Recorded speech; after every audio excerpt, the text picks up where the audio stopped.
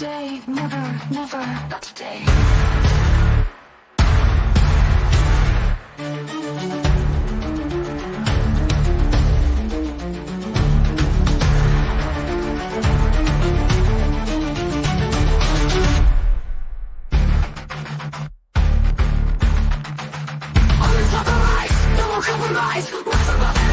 Not gonna fall. Step by step I go, faster than the flow. Broke through every chain, I will not be contained. Good evening, good evening, good evening. We are here today. Did you leave your laugh back here? Good to see you, Cynthia Firefighter. You good to see you, Debbie Webb. Rosalind Duke. Did I leave my laugh track here? I can't find it anywhere. Did I leave my laugh track here? I can't find it anywhere. Rosalind, good to see you. Good to see you. Oh my God, Debbie Webb. Good to see you. Daniel Berry Sports Highlights. Hey everyone, happy Tuesday. Oh, here we go. Hey, S&M 39. Good to see you. How you doing? Good to see everyone. It is one of those days. I've got so much going on. Of course, we've got some time before the actual debate starts. So we've got some news. We've got all kinds of interesting things, and we're just going to chat with you guys for a little bit and probably start the drinking early, as this is going to be a mess. Good. Excellent. SM&N, that's really good. We love it that you're able to make it. So what I've been doing is I've been covering a bit of the cerebellum. That right there is going to be some of the stuff that actually starts coming up next week. So that's going to be coming really soon. Hey, Taz, good to see you, and the people in the chat throwing out the purple hearts. It's wonderful. I've got some pretty cool stuff that I've been working on.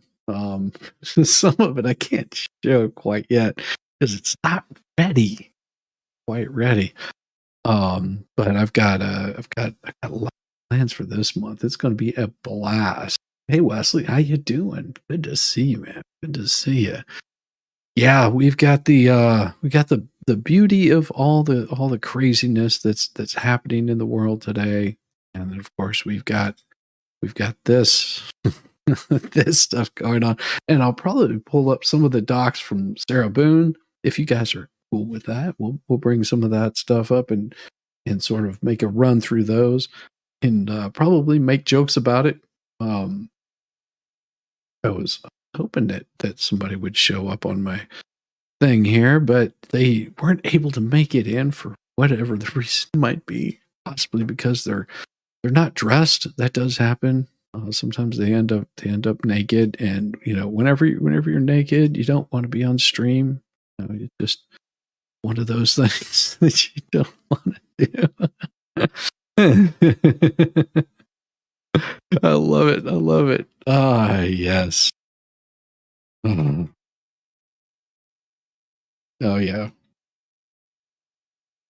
Star. I love it. Oh yes. And then of course the wonderful Tom Gillis sent a link. I guess you didn't realize I was streaming. See, that's what you do. You attention to those.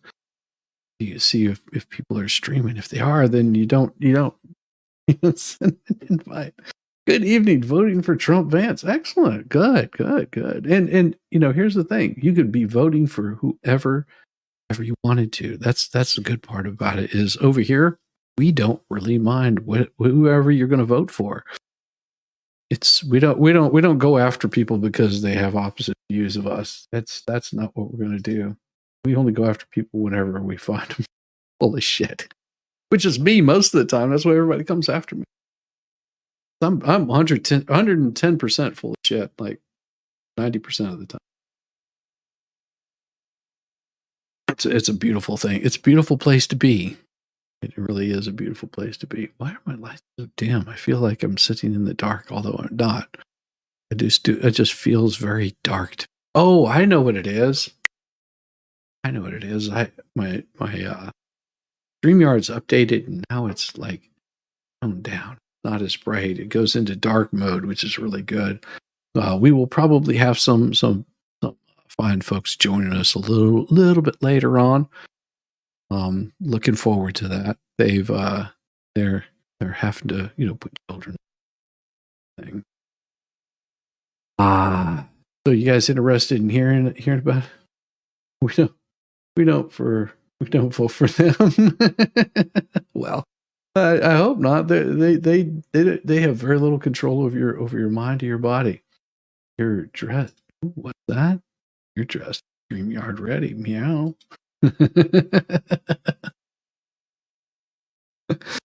Awesome. Having leftover rain from Helene up here now across the border north. Man. Yeah, it's South Carolina's about to never get out of your PGAs today. Hey, there's nothing wrong with that. The rain from Helene. Well, the worst part of a lot of that is the water that's going to be heading down. It's going to be getting into. It's going to be getting much worse in the southern border. It's going to get pretty nasty to South Carolina, and you're going to see a lot of flooding, a lot of moisture, a lot of wetness, and I mean, you're going to get a lot of wetness. And what better thing? Dry, baby. I knew you were leading that up. I knew you were. You could feel it. You could feel it. Good. I was like, why is he talking about moist so much? So moist. Don't let it be dry. Don't let it be dry, baby. It's like a dry roast. You don't want a dry roast. Roast. It needs to be good and juicy. Yes. I talked with Ballstorm. What was it last night? Yeah. He was just like, if I get really bored, I might, but I'll just make fun of you from the sidelines. I was like, that's fine. That's normally what he does, isn't it? Yeah. Yeah, exactly. He's good at that. I am not. I take things too literally. Or I'm afraid I'll hurt somebody's feelings. I don't worry about it. Like, I don't even worry. Like, my feelings, if they get hurt, it's okay. I'll get over it. I don't want to hurt anyone. I don't want to cause anyone any pain. So it will be really hard for me to watch these debates tonight. Oh, yeah. Well, there's no pain involved here. Hey, Fast Group, how you doing? I was just thinking about Tony today. I don't know what it was. I was just, man, what is Tony up to? He's in Birmingham. Damn it, I keep saying Birmingham. Jesus Christ Almighty, he's in Brunswick. Sorry, he's in Brunswick, Georgia. Oh, Georgia. Oh yeah, Georgia. I thought maybe you were talking about England. Isn't there a Brunswick, England? Brunswick stew. Well, yeah, that's the right way is from Brunswick, Georgia. Unless you're from Virginia, then the right way is from Brunswick, Virginia. There's always debate about that. I don't know. I don't argue it. I just go, I don't care. It's still good. Do you like Brunswick stew? What does it matter where it comes from? I don't even know if I've even really had it. But I sure do. Yeah. Lots of meat recipes on my mind today. Oh, sorry to hear that, brother. He got some damage, just got power back. I figured that would probably happen. Yeah. Welcome from Alberta. Good to see you. I have a friend that's he's either in Alberta or he goes to Alberta to do his track days. Like he goes motorcycle riding. Oh, fun. Yeah, he retired from FedEx and was just like, he worked there for years and years and years and years. Yeah, like, I'm done. So now I'm just spending my time retired and chopping wood and going to race day and just having fun. Sounds like a fun retirement. Well, he's happy. Yeah. No, I mean, I would love that. Like, go to the races, split some firewood. Yeah. Yeah. Yeah, I know you. You'd be like Captain America, just grabbing it. I would. Yeah, totally. Even with the Hulk smash. Oh, yeah. Ash, help destroy. So, Yeah. how bad did the rains affect you guys? So in this area, it wasn't that bad. What about the black site? Black site was fine, oddly enough, but it just didn't get that heavy degree of rain like they did up in the Asheville area. Yeah, the Asheville, Greene County, Tennessee was hit so hard. Cocke County, like it's devastating.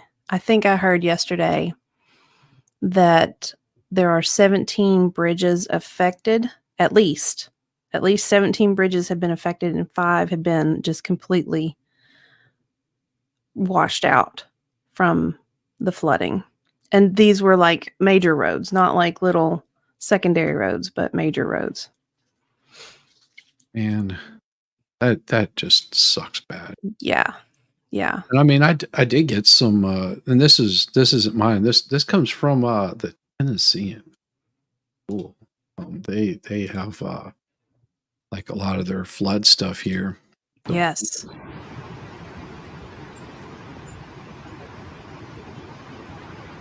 as much water as they possibly can is overflowing. I need to try to find you some footage. There is, I cannot remember the name of the dam, but it was flowing at 2 times the cubic volume of Niagara Falls. They were back-to-back hurricanes. Yeah. Yeah. It is. I saw the I saw quite a bit. NB stew. Traditionally it calls for small game meat like squirrel, rat, possum. No thanks for squirrel and possum. Ooh, I would eat the squirrel. And possum. Yeah, possum. I may pass on the possum. I'd pass on that. Can't get. They come up through the Gulf Stream, and of course that's when we get the rain. I've crossed this actual bridge. Yeah, so I'm just muting it so we can have that running in the background because it's crazy. The amount of rain that these places were getting. I showed one last night from Asheville, like before, during and after. I mean, the effects of it are just devastating. Yeah. Like I have a family member that was staying in a campground right on the Nolichucky River. Mm-hmm. Beautiful little campground. In fact, that's the river we happened to be on the day Trump was first assassinated. And attempted assassination. Yeah, Yes. he was shot in the head. Yeah, attempted. Anyway, so that river had exceeded its embankment by 3 times. 3 times. So the campground that my family member was on is no longer there. It is gone. Yeah. For now, waters will recede. Yeah. But still, it's just crazy. The trees, and not little trees, just huge, big, old growth trees that got hit and pulled down. Well, and imagine back in the there you go. Just drive right into that electrical cable. Yeah, back in the day when it was you didn't have any sort of weather service reporting. This would have been even more devastating. Yeah. Because you're not if you're out there in the woods, imagine you're in the Asheville area, you see some storms rolling in, you're like, oh, it looks like we're going to get some storms.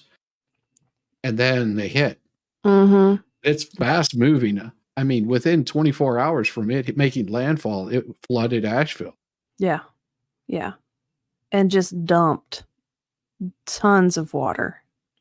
More than tons. It was 30, I think it was 37,000 tons or some crap like that. Trillion tons. 30 trillion tons of water got dumped over that whole area. That's usually like Army Corps of Engineers if they're doing something like that. That's usually bringing those temporary bridges. They only deployed 50 of the Tennessee National Guard, Army Corps of Engineer service units. Yep.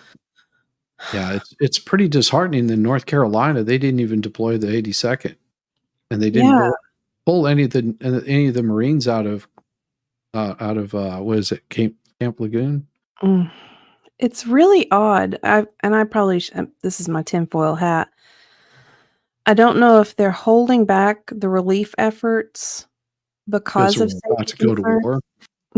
Because we're about to go to war.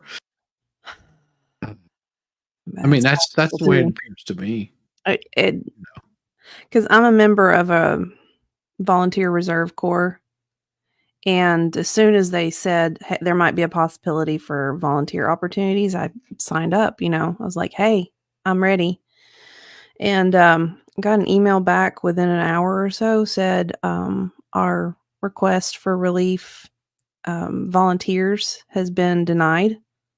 I was like, that's odd. Weird. Yeah.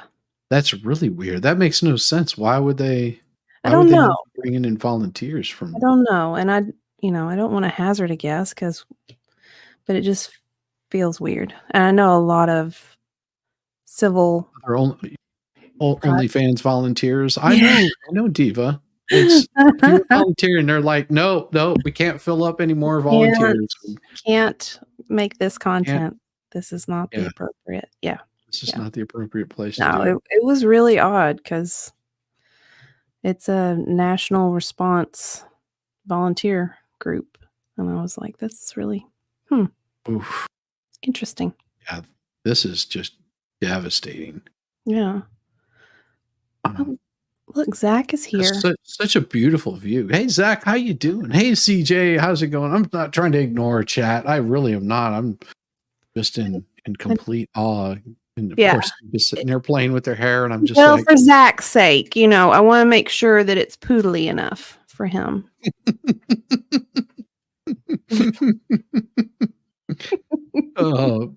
Biden was at a gay beach. What are you talking about? You didn't drop any balls.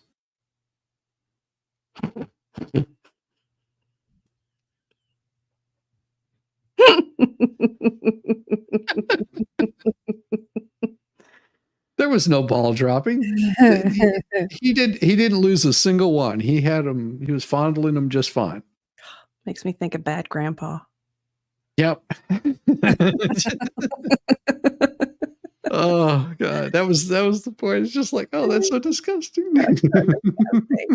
Can you imagine the chafing? Oh. CJ is like, damn it. Zach, my little poodle diva.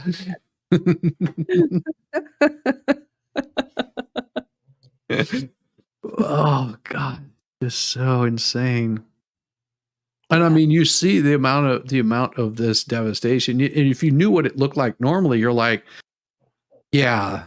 Well, we saw this one yesterday. Mm-hmm. I think Expert was showing this where the van was stuck in the water, and they were pulling out, and the water was barely up to the door. No way. And then she got stuck in, and within like 5 minutes, it was completely overtaken. Mm. Have you seen the one where there's it's a metal freight container that's floating down the river, and then it hits a power pole and then just bends around the Yeah. Those things are not very strong either. No, it makes me rethink my off-grid plan of getting a shipping container. Oh, sweetheart, don't do it. Because one, chemicals have been in there. Number two, you have to install electrical. You have to install insulation. Like spray foam is the only insulation that you're going to be able to put.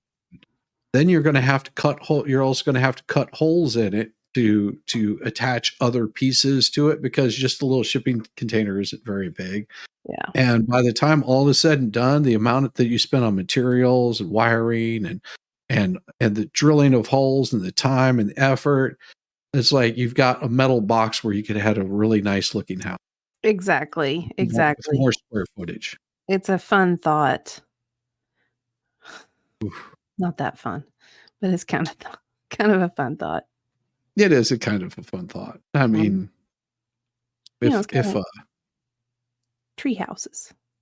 Yeah. That's a fun thought. Like, yeah, I'd love to live in a tree house till, you get that high wind and the tree just sort of goes There after goes. the storm. You go, yeah, I'm rethinking my living in a tree house. There she blows. Mm. I have seen Have the you pop-up ever? house, yes, Yeah, on Amazon. yeah. Yeah. But there's these, shed places everywhere Mhm. where I live, and there's one that's about 320 square feet, and it looks like a little house, has a little porch, little dormer. Mhm. I'm like, "That would work." It's Well, and ma that's 10 all you have to do is get the you can buy the storage sheds for nothing. Then you Mhm. just add on to them. That's all you have to do. Yeah, yeah, I mean, but if you're really thinking about that, all you have to do is just design what you want and buy the material, and you pretty much are going to end up cheaper in the long run. yeah, yeah. If you only need 300 square feet, I mean, that's what 200 square feet's like 20 by 20, I think, something like that. That's about So 400 square feet, 20 by 20. Yeah, it was like I yeah, don't know what it was, but I would be fine with that. It's oh, the other pumpers. members of the family that would not be fine with that. Well, that's why you have the treehouse. Yeah. Put them in I'm the not crawling treehouse. up in the treehouse. I'm not doing that this time again, Diva. Last time I just about broke my hip. Just like, well, that's why we got the pulley system. So you just pull Yeah. yourself up. Have you ever done Just don't that? let go of the rope because it'll come back down really fast and you'll break both your hips.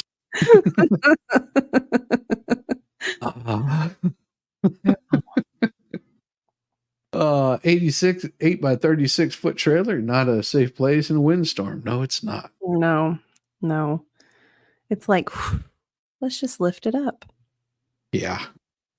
I wonder No, I what mean, Cherokee, North Carolina looked like, 'cause there's a beautiful I river that runs through it. well, they were doing that damn rain dance, and they would have been doing that. You wouldn't have had to worry about no damn water. I am curious because I haven't seen any footage from Cherokee. They may be keeping it quiet. Just they don't need another Trail of Tears. Oh my gosh, Shizzy. You were so wrong. Oh, I'm sorry. This is their revenge. Damn it! They said no. We did a rain dance to get you white people in the South for making us walk so far. Hmm. This Just is making jokes. amazing. You're so funny. I'm looking at the I know footage. it. I am too. I'm just like, oh, God. Imagine looking out on your front porch like that, seeing that. Well, where the Going, black site yeah. is. Yeah, like, the black site is where I grew up, and, there is the little creek that runs through it. So I remember every year we'd have a bad flood, and we couldn't, of course, leave the house because you couldn't cross the creek. And, there would be some years it'd be right up to the front steps. You just watch it. Yeah. We didn't Yeah. freak out. I mean, but that was just a little creek. It wasn't this. That right there is a propane tank. Yeah. Newport Fire Department. Newport. Little Scott old County. That's Scott Scott County County. Fire Department. Yeah. Like, wow. And that town wasn't really in the best shape economically anyway. This is Well, the now you know where to buy some cheap property. Yeah. Like all these people are complaining. No, it's like I can't find housing. There you go. Look at that. You go right there. You've got a place. All you got to do is clean it up, and I guarantee you, people want to move out of there Yeah. if they could. That's You can get Greene it for County right there. oh, wow. Yeah, you can Mhm. get it under 100,000. One of these like really nice places. Hell, you can even run your business from down below if you wanted to. OnlyFans is like pretty happening right there. Oh my gosh. Look at that. The poops Muddy feet bubbling up. picture. Yeah. Muddy feet. Yeah. Oh, puppers. Yeah. Have you seen some of the rescue videos with the horses and some of the livestock and whatnot? Yeah, I've seen some of those. Yeah. And I've seen some of these helicopters coming in. People like, I mean, this looks like just mainly pet rescue. Oh no, she's just happy to be out of there. Like, and what do you think? A lot of these people, they weren't expecting this was going to happen, were they? There this was no way completely- they would have expected this. No way. Especially I mean, this they were hospital in Irwin. Look at that. right. I mean, they were expecting rain, But not but this. not on this level. No. Flash floods, all that kind of stuff. It's just like, yeah, but this is like, This is it has never been seen before. At yeah, least it's not in hard to our know. modern era. We're just taking a look at what's oh damn, there goes the bridge. Jump. Yeah. Oh yeah, we're just sort of watching some of this footage and sort of getting an idea of where the debate might be leading, because I imagine that the questions on the top of a lot of people's mind, and how would a vice president handle this situation might be one of the questions that they would want to talk about in their debate. Yeah. Yeah, because Because, Vance, he makes that proclamation that he is Appalachian, so I'll Yes. be curious to see what he says about this. Well, and I mean, and I would think that anybody that's concerned about their state, about their country, would see this and see, say, well, if the president is in the middle of doing something and we have something as devastating as this, how is a vice president going to be able to come in and sort of take the lead, take the role, and also realize that if we have a loss of a president or mental capacity, that the vice president is the one that's going to be taking over. And if they're taking over, you need to know how they're going to respond to something like how they're going to respond to a war in a foreign country. Are they just going to go and press the button and say, well, hell with it, or are they going to have they're going to try to go for world peace, or are they doing something that's like a little more interesting? Yeah. I'm just curious. It is very curious. Aw, you guys are awesome. That guy's pulling a wedgie out. Oh no, he's got a pizza. Pizza sounds good. Dang it. Every time I'm on the stream, What I happened? get hungry. Am I making you hungry? Yeah, every time. Every time, Shizzy. Well, I'll show you my sausage. Give me a second. It's okay. Now I'm not so hungry anymore. Put that away. Unless you've got some venison summer sausage, I will pass. Oh, that's venison sausage. Mhm. It's Now, why'd you yummy. have to do that? Now you're making me hungry, and I just ate dinner. I I made did too. fajitas. Oh, see, I made like steak tips and some cream corn and au gratin potatoes. Nice. It was nice. pretty good. Pretty good. Yeah, last night. What did I make last night? Oh, I did wings last night. Made Oh, that some, sounds good. I just grabbed some wings, throw them in the air fryer, and then throw a little bit of lemon pepper on them. Give them a little toss and some celery and carrots. And wife looks like she's starving or something like that. But I don't unhandcuff her until I'm done eating. She's welcome to gnaw on the bones. Starving. No. I mean, we usually eat like light dinner, light lunch. I hardly ever eat breakfast anymore. Yeah. Just they have more bathrooms certain people with flooding. Good job, Keister. Oh God. Oh, that would be right. That would be right. Oh, yeah. You have areas of Virginia that are underwater and in the dark still. Yeah. Yeah. Yeah. This is oof. This is crazy. Let me go back. I want to see what that last one was that they were saying. That was one right here. Got a Columbia hat. Looks like an advertisement to me. Yeah, There we go. that is an advertisement. Looks like. Yeah, that looks like See, Georgia, but it's not. Nothing It's happens. to Buc-ee's! Yeah, this is the big Buc-ee's and Pigeon Forge. There was no damage, Gatlinburg area, unless you start going up 441, and then the road's closed, going down into Awesome. Cherokee. Mo sent us. Oh, you know what? sweet. I Hey. should probably send Mo an invite. She You wants to come should. by and harass us for a little bit. Doggone it. Let me go find my thing. Now she might be super busy or just not want to deal with the politics, which it happens. There's a lot of people like I'd rather what did someone say? I'd rather gouge my eyes out with hot forks in a turtle purgatory than watch a debate. I was like, hey, I understand. Yeah.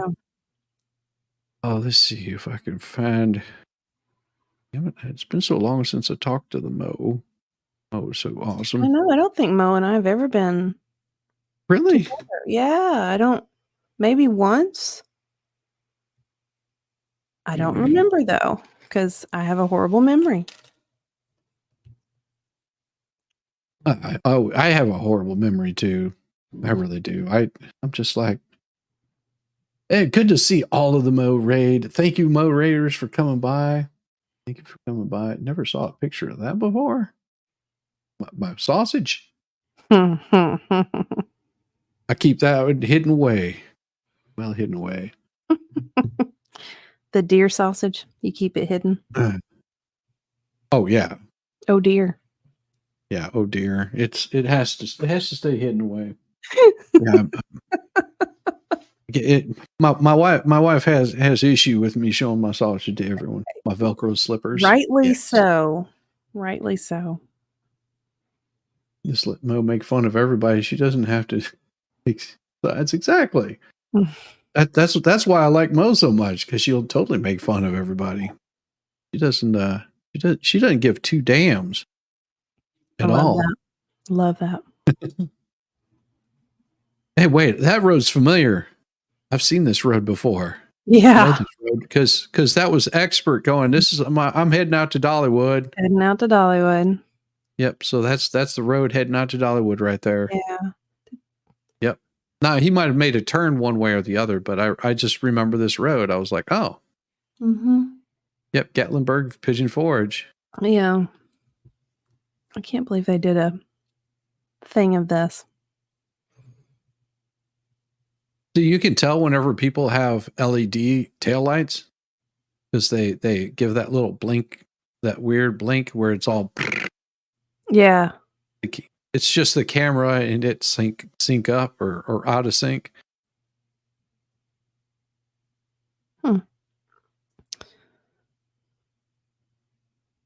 Crazy. Uh-oh, Popo. Slow down. He's going the long way. There's a I back don't know way. why they're driving around. Yeah, they're going the long way. Yeah, this makes no sense. They're just driving around. Yeah, trying to get clicks. Yeah. Like, okay, there's nothing to see here. Why don't you give us something good, man? Yeah. Like we were literally up in Gatlinburg this weekend and there was no damage.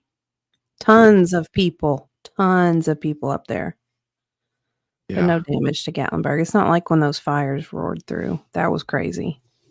Well, let's see what we got. You said Cherokee? Yeah, see if there's anything for Cherokee, North Carolina. They said that there is. Cherokee, North Carolina. It had to have been hit. It had to have been. Oh, God. Maggie Valley. Chimney Rock. Sevierville's fine. Texas number 10. Sevierville's fine. Hardly any damage. You could see the French Broad River was like creeping up, but it wasn't flood stage or anything. And that's only because Douglas Dam was releasing all of its spillways. Yeah, I'm not seeing it. They showed the mudslide that shut down I-40. Oh yeah, that one right there. That's what shut down I-40. Man, that's a lot. Oh, dude, could you imagine being in that car just like, oh, No. Hey, I'm gonna have to pop off for just a second. I'll be right yeah, back on. yeah, do your thing. Do your thing. Hey, Stephen Fenner, it's me. Good to see you. Wife wrote it out in Cherokee Casino. Well, excellent. That's good to hear. That's good to hear. I said it was them. That's making road trips are crazy. Oh yeah. I'm watching you, Shissy, because of your responses to Bubble Salt on Tug's channel. I haven't laughed that hard in a long time. Well, excellent. Well, thank you. Yeah, I appreciate you. Yeah, sometimes I'm somewhat smart. I try. The goal was to find humor in a really weird situation. You know, it's like walking into a bathroom thinking that you're about to, you know, meet the love of your life, and turns out it was your aunt, and you're just like, wait a second, I'm naked and this is awkward. So you have to just sort of look at it and make light of the situation. No, that's never happened to me, but it sounds funny. Vance has his German Shepherd as his number one. Timmy has his wife. One uses his sense of smell for everything. The other uses her sense of smell to pretend she's part of the rock. Hyatt's. Your 26th birthday, went to see Pulp Fiction in Gatlinburg, Tennessee. Was stuck there for 3 months on a project. Had nothing to go do. Pulp Fiction had just come out days earlier. Wow. Oh, that's crazy. That's crazy. The devastation of this is just insane. Just like, I mean, the mud coming up to the edge of the house and everything. Oh, look, that poor house right on the edge of it. Oh, look, there's a flat screen TV that was still operating. This is just more devastation, like just washing out. Makes you wonder how this house managed to survive, or did it get completely submerged? Because I mean, you see what it did to the bridges. Vermont looked like this last year, yeah. Reminds you of the St. Helens mudslides during the eruption. Yeah, that's true. That's true. That was pretty dangerous. Yeah,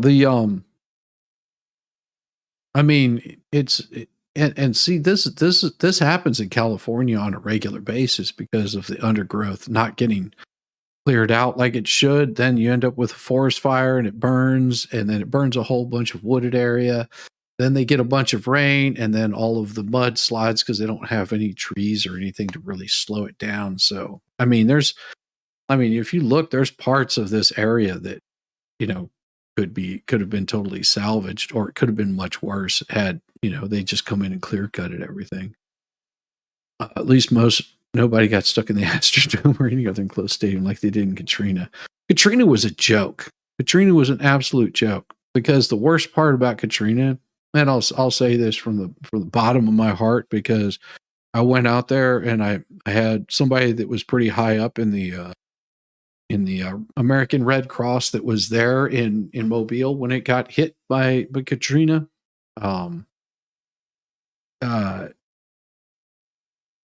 New Orleans didn't get hit by Katrina, and a lot of people forget that New Orleans did not get hit by Katrina. It got hit by the outer bands, and because of poor city management, they only had 30% of their pumps operating to pump water out.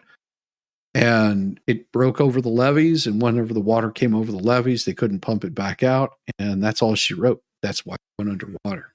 There were parts of Katrina or parts of New Orleans that were unaffected. But the low-lying areas, yeah, they were completely underwater. Thing I'll never forget about Katrina, the quote from Chocolate City. Yeah, that was crazy.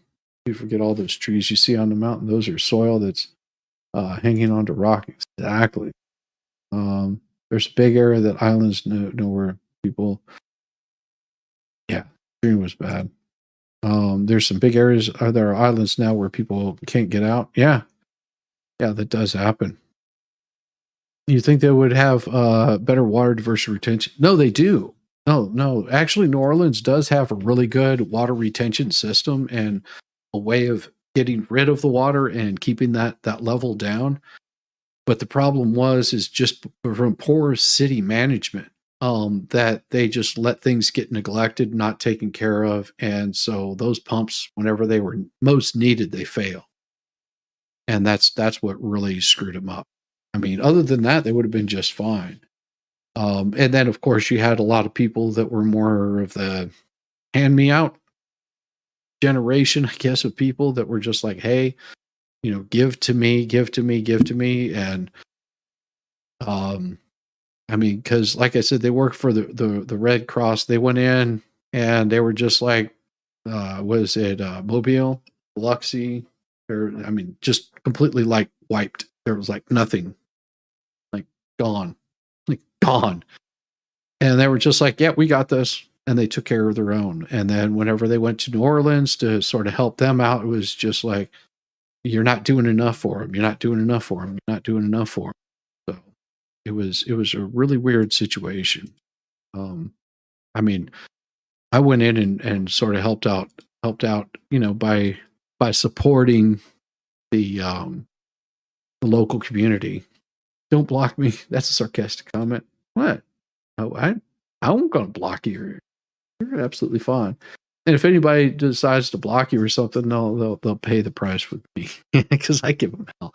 No, I've got good chat here. We don't block people unless they cause problems. I don't see you cause any problems. Real estate broke all those people with homes that were destroyed. It's going to take years to repair. So never. Yeah. Welcome to Texas. Be happy to get them into a home. That's awesome. I'm glad you're a real estate broker in Texas. That's pretty cool. Love it. And I'm back. Welcome back. Yeah, thank you. Back, Sorry about that. back, I actually had somebody call to make sure I was okay. I'm like, yeah. Yeah, I saw where you went. I caught it on video. Stop. Okay, sorry.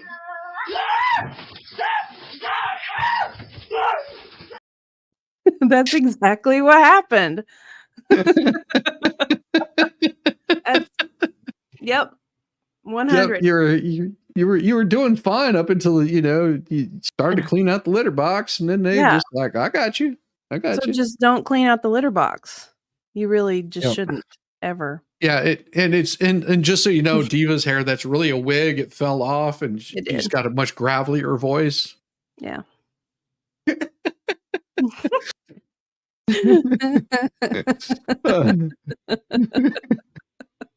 you seen the cats? There's the cats that poop in the toilet. I want my cat to do that. Oh, well, it's easy.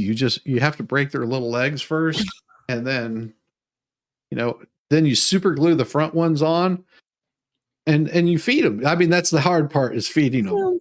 Well, maybe the breaking of the legs is a hard part too, but at least they'll sit right there, and then whenever they're healed up, like they'll just do that from then on. No, either that or they'll like run away. No, that is don't do that. Is that a bad idea? That's a very bad idea. I wondered if FHA Loans still has their loan program that they created for Katrina survivors.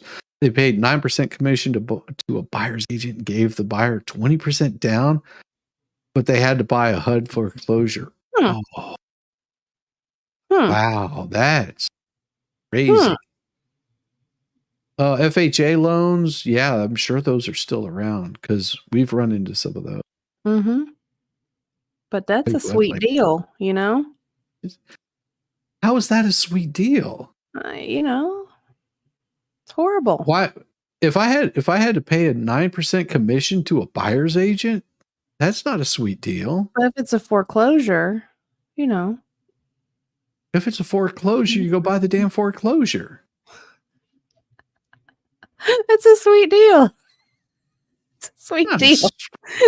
That's a sweet deal. It's a sweet deal.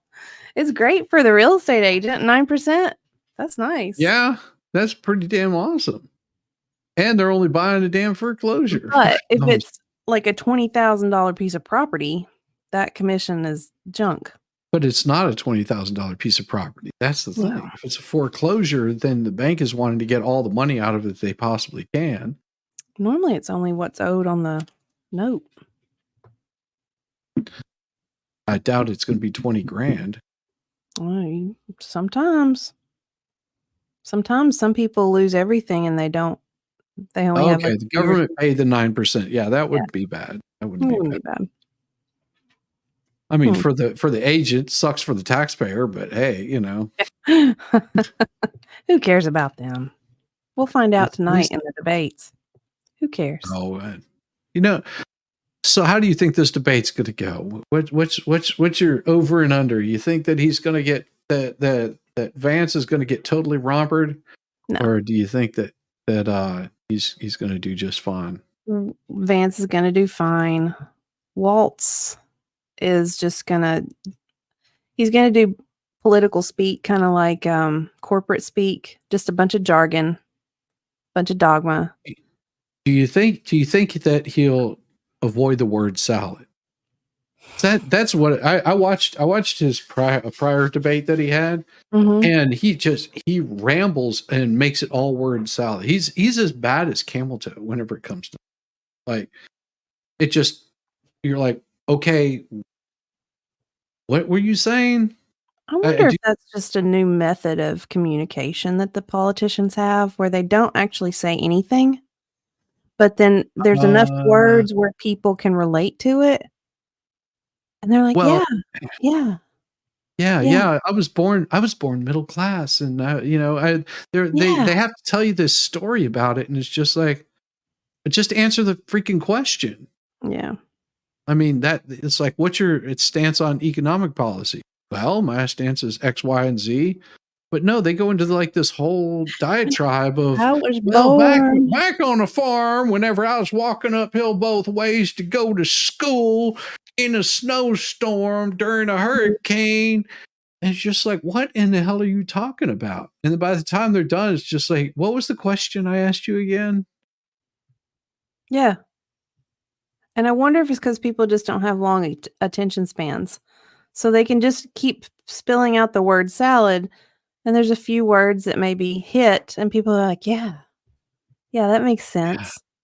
Yeah.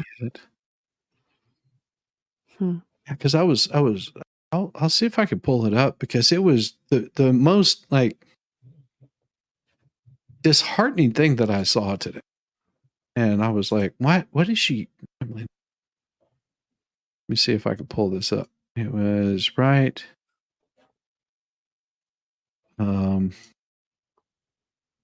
See if I've got it. Give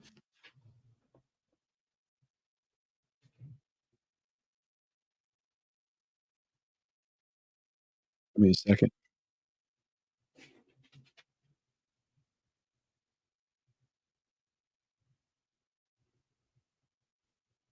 I gotta get it in the right spot. Well, get it where it here we needs to go. be, Shizzy. Gosh, why are you diddling with it? There we go.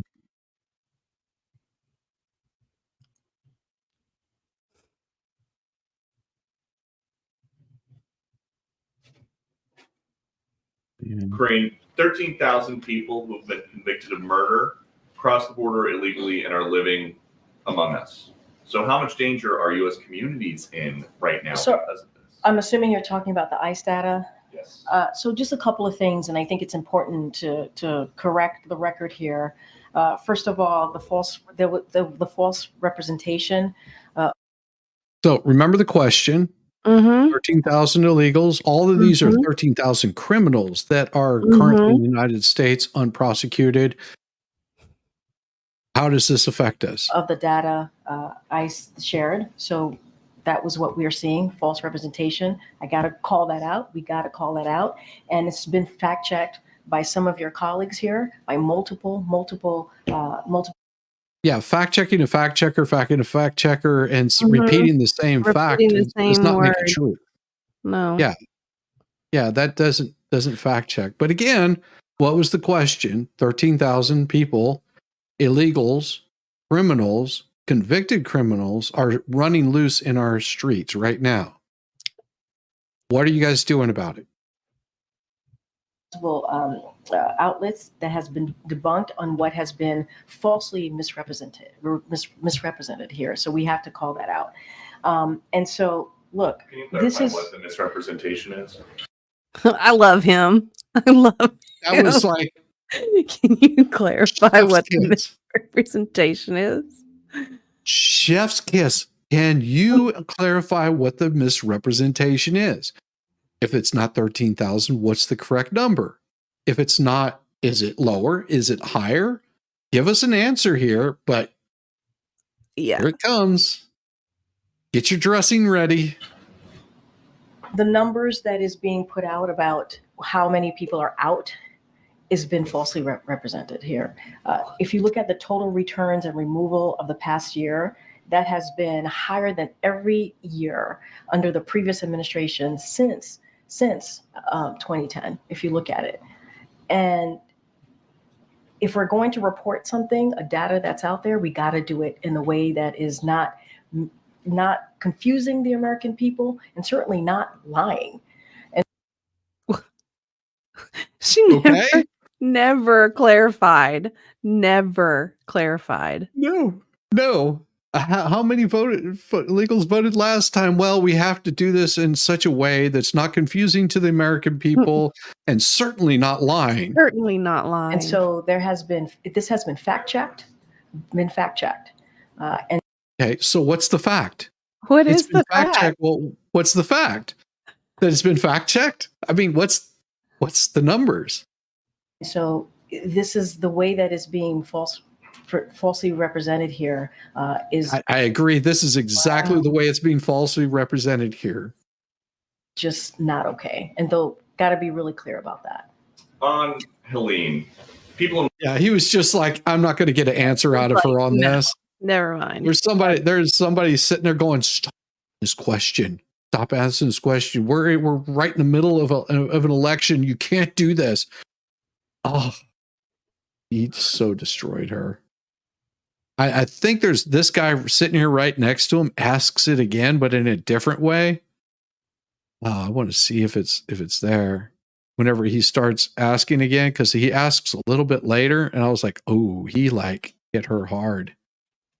How long are we allowed to go on? Then they talk about like the flooding. It's I understand ceasefire in Lebanon. Yeah, that you know. Puddle Town. What did you say? Oh no, it's not okay for you to falsely represent a number that's clearly low. Hey, Aaron. Accurate. Puddletown's awesome. I get a I kick out of know. him. He just like comes up with those so quick. No other president has visited the country, Hezbollah, and that's going to be their big talking point. That was what their big talking point was Israel and Taiwan and Ukraine and then whenever you're just like, yeah, what about all the illegals that are here in the country? Oh, let's talk about these floods that are happening in North Carolina. The president's going to be there Wednesday, like the day after, like because they've got to find something else on Wednesday to talk about what's going to happen tonight and how bad JD Vance is going to trample Walz. I know. This is going to carry this. I get a kick out of her face. Look at her face. Looks like someone just took a dump in my cereal and I don't want to eat it. So if the administration Like, stands please, that this should save continue me. for the months ahead, Yes. basically effectively curtailing asylum in ways we have not seen. When it comes to this announcement that we just had about the final rule, it was a 2-month process. Let's not forget when the president made the announcement in June.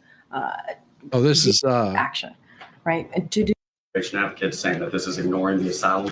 Okay, was he also saying that asking Congress to intervene and stop a potential strike This was is off about the the- table? I mean, look, strike. Congress does what Congress is going to do. Oh, by the way, in case people don't know, the eastern seaboard, they're not taking in any more product. The Gulf of Mexico, they're not taking any more product in. The longshoremen are on a strike. I was gonna say, are you Okay. talking about the longshoremen? Yeah, so Yeah. if you don't have bananas now, you're shit out of luck. There's no more coming in. They'll sit on those boats and rot, or they'll find their way back around to some port that'll take it. But right now, the whole eastern seaboard is shut down. It's estimated it's costing 3.6 million a day or billion. I can't remember. It's one of those large numbers that I can't comprehend in my head because it's so small. Big numbers. Yeah. And it's big numbers per day. This is what it's costing. Yeah. I have half a banana. Should you sell it? Yes. Hang on. What you do is you freeze it,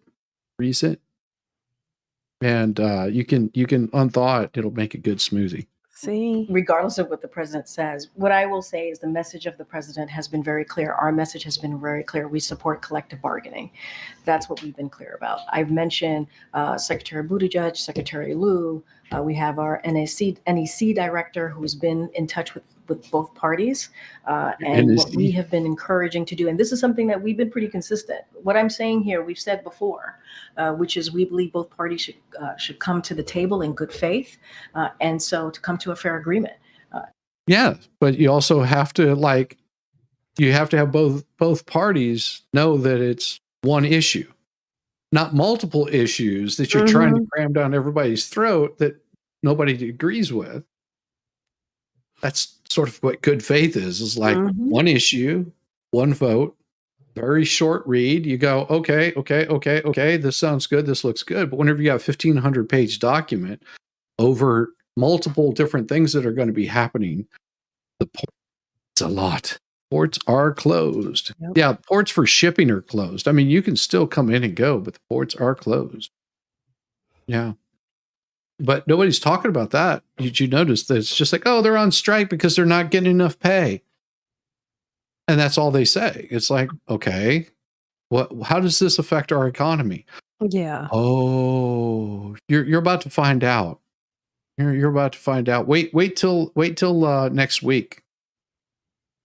Just wait till next week. Mm-hmm. It's very odd. Very odd.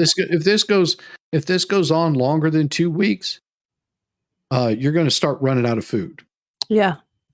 You're not going to have avocados. You're not going to have avocado toast. You're not going to have grapes, strawberries, asparagus, watermelons, chicken, beef. You're going to start seeing things that are not coming in because it's going to have to be shipped all the way across the country from California. Now, if Biden had any brain cells left in his head, he would start getting this shit arranged with California, where they would start getting things starting on their way being shipped from the West Coast over to the East Coast. But they're not going to do that because it's easier to have a crisis because then they can say, look, this would have been so much worse if Trump was in charge. Yeah. Yeah, they will try to make that argument. Avocados, yeah, seriously. Like almost all the food that you're getting on the East Coast, if you just go look, it's coming from other countries. I mean, you're getting a lot of your chicken and beef and stuff like that from the United States, but a lot of your food is being shipped over it can be easily shipped over from Mexico, a lot cheaper. It can be shipped over from China. A lot of your fruits, your vegetables, your corn, peas, carrots, it's being shipped over from China. I should have done the garden this year, and I did not do the garden. My wife did. Oh my God, she has so many beans this year. Tomatoes. Yeah, I think she froze up probably about 50 gallons of tomatoes, something like that. And what she's going to do is can them all at once and, do some sauces and steamed tomatoes and all that kind of stuff. Yeah. Speaking of food, I'll be right back. I'm making her hungry again. And when I say it's a team, not just her alone. Yeah. The future Mrs. is a purchasing agent for large plastic manufacturers. She's already begun changing product that hasn't shipped yet to coming in via the Pacific. Yeah. This is a great video to stop her face at. Yes, it's true. That's true. Like I said, we'll get to the debate whenever the debate comes up. We got about another half hour. There's really not a whole lot going on with this stuff. I mean, it's a lot of it. And I was going to bring up a whole bunch of stuff in here about Sarah Boone, but hey, Diva came in and gave more entertainment than I can with any part of my body. And she just shows up. That's all. You'll be deer hunting? Yeah, that's good luck with that. If you don't have any bullets, how are you gonna hunt? It's dove season in Texas. That's right, it is. It's quail and dove season. It should be. Yeah. Or does dove season start and then quail season sort of overlaps around Thanksgiving, if I'm not mistaken, is what dove and quail season is. And then you got pheasant. And I mean, jackrabbits, they're sort of more of a nuisance, but I mean, you can skin the meat off of a prairie dog. It's pretty interesting. Bow and arrow. Yeah, but what happens if you can't get wood? Well, you get the blue pill and you'll be good to go. Got that, didn't you? You're gonna make beef tallow for the first time? Oh, dude, it's pretty cool. Do it outside. I'm telling you right now. Do it outside. Yeah, so you take that meat, cut that off, and cook it outside. I've done that on brisket because that's a really good way of getting that tallow. Is you take the brisket, you trim the fat off of a brisket because it's a really dense fat, and then you heat that stuff up in a pan. And I recommend doing it like outside. Don't do tallow inside because it stinks. Well, that's what I'm doing right now. I literally have some bones and fat on the stove right now that I'm kind of just stewing down to get. Well, that's a little different. Some of the collagen. You get like a good smell of it, but if you're just doing the straight up tallow itself, cook it outside because it will leave some rank in the house. Is it disgusting? Yeah, I did that with the first time. Yeah, but yeah, get the damn blue pill. I told you. Yeah, I mean the way that I did it was I cooked it over the grill, like the gas grill, in a pot. While I was cooking the meat, and then that was awesome. And then I added the tallow back into the meat.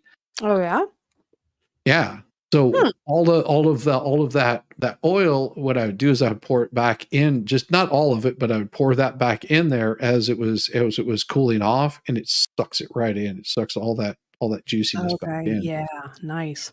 Like, oh, stay away from wood. Not a good track record. Yeah, I still probably have a scar. I have not shaved since I cut my lip open. You remember that? I do. That was what, 2 months ago? 3? Yeah, 2-3 months ago. Yeah, everybody was just like, it's healed up already. I was like, yeah, because you healed up really fast. Yeah, my wife, she scratched her leg, and she still has like a little red mark where she scratched her leg. When I was a kid, we only bought meat. Well, I hope so. We grew everything else and made bread. Yeah. We were lucky. We had a farmer that we would get like fresh meat and vegetables and all kinds of stuff from. Yeah. As a kid. Yeah. Got a crossbow. You just it's bow hunting season. Yeah. Yep. I don't know about hunting dove with a bow though. I've seen people do it. Oh, I'm sure you can. I just like by the time you hit it with a bow, I mean, I'd just use a pellet gun. That'd be easier. Yeah, it would. What, you hit it with a shotgun, it blasted all the little pieces, or you get like a whole bunch of pellets in it. Yeah, just use a pellet gun and hit it in its head whenever it's just chilling out, just sitting there. And you just go, okay. And then you can get his buddy too, because he's like, what happened to Fred? He was here a second ago, and now he's not. He's laying on the ground, flopping around. Fred, you okay? By the time he's got that thought through his head, well, that's the last thought that went through his head before the pellet hit him. Poor Fred.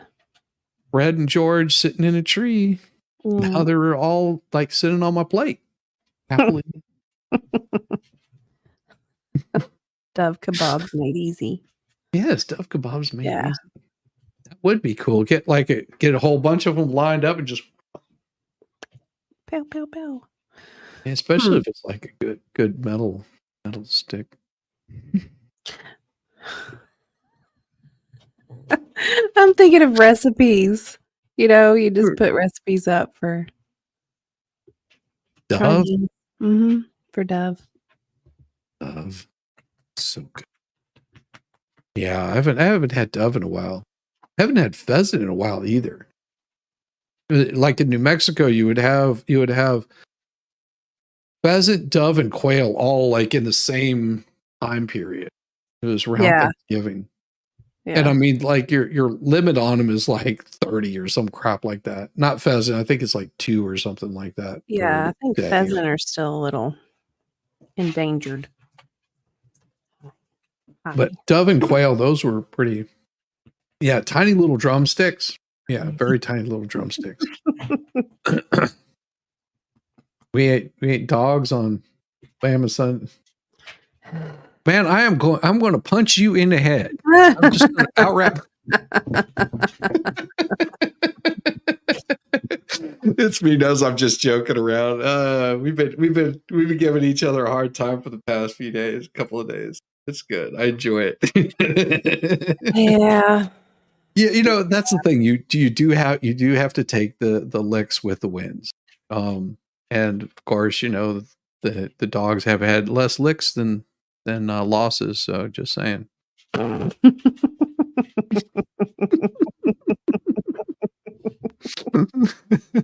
Was kind of disappointed. I kind of wanted Georgia to win, but I was disappointed the first quarter. I was like, no, this is no. Yeah, they couldn't get any traction. Yeah. Well, and then they fire it up the second quarter, and it's just like, okay, there they go. Like, where was this? Like the first half of the game. I mean, did you go in the locker room, pull your head out of your ass, or was it? No. Yeah. Strange. Very strange. It was. You guys had a good game though, right? Oh, we had a bye week last week. So yeah, it was a great game. It was the week before that you had a good one. Yeah, against Oklahoma. Yeah, it was a good game. It was a good game. There were a lot of people complaining because we didn't run the score up, but he was playing conservative and tight. And I mean, it was a 2-score game. What do you complain about with that? But there were a lot of fans because they'd had those easy nothing burgers in the beginning of the season where we ran the score up 50s, 60s. So people had an expectation that wasn't quite realistic. Yeah, you shouldn't have to do that. No. You shouldn't. No. Like give it, you know, play conservatively and play well, and don't let any of your teammates get injured. That's the biggest part of it. Critical. Yeah, because you really don't want to lose a critical player at this point in the season. There's too much. Well, no, it's not about running it up, and it's not about being nice, but if you like wear your team out to the point where they're injuring themselves, that's not good. Yeah. I mean, we're talking about, you know, athletes. We're not talking about, you know, like kids baseball where they're not competing on this level. Right. These guys, this is their career. Some of these guys, this is their career. They'll go on to become pro players. Yeah. And just all it takes is one pulled hamstring, and next thing you know, you look like MG on a Friday night. Just I've gotten so old. So old, honey. I know it. Izzy's gonna time you out. I don't time anybody out. You will see a big score of the third Saturday of October. Well, and if I'm not mistaken, Alabama's beat Georgia a few times. I mean, I think they're one of the better rivals that Georgia's had. Of course, Georgia usually comes back and stomps the ever living crap out of them, but well, it's a good back and forth. I feel like it's a good back and forth. You know. Yeah. but Georgia's had some rough years. They've Yeah. had some Oh rough God, years. yeah. Yeah, like I liked Mark Richt, and that was what, 2 decades ago that Mark Richt was out there. Was it 2 decades? No, it wasn't 2 decades It ago. feels like it was. I mean, he started 2 decades ago, but it's only been what, 3-4 seasons, something like I that. don't know. It feels like it's been forever. Feels like it's been a long time. So, there were some rough Tennessee is seasons next for out there. Alabama. No. Tennessee Nah. is gonna beat Bama. Well, looky there. Yeah. Hey, Fall Storm. Who's this chick? She's hot. You single? I don't know. I mean, I would say, stay away from her. I'll sick her husband on you. But That's right. of course, she's a little. She's not quite she's- right herself. I think she's enough feisty that she can handle it. Yeah, I'd be really sweet I've seen at I've first. seen her at work, and I could see you right now. Diva saying, you coming in there, and Diva says, "Oh, I got something for you," and you, Yes. yeah, Yeah. see it. Exactly. I could see it. That's what happens. Yeah, I've seen that Volstorm guy. This is him.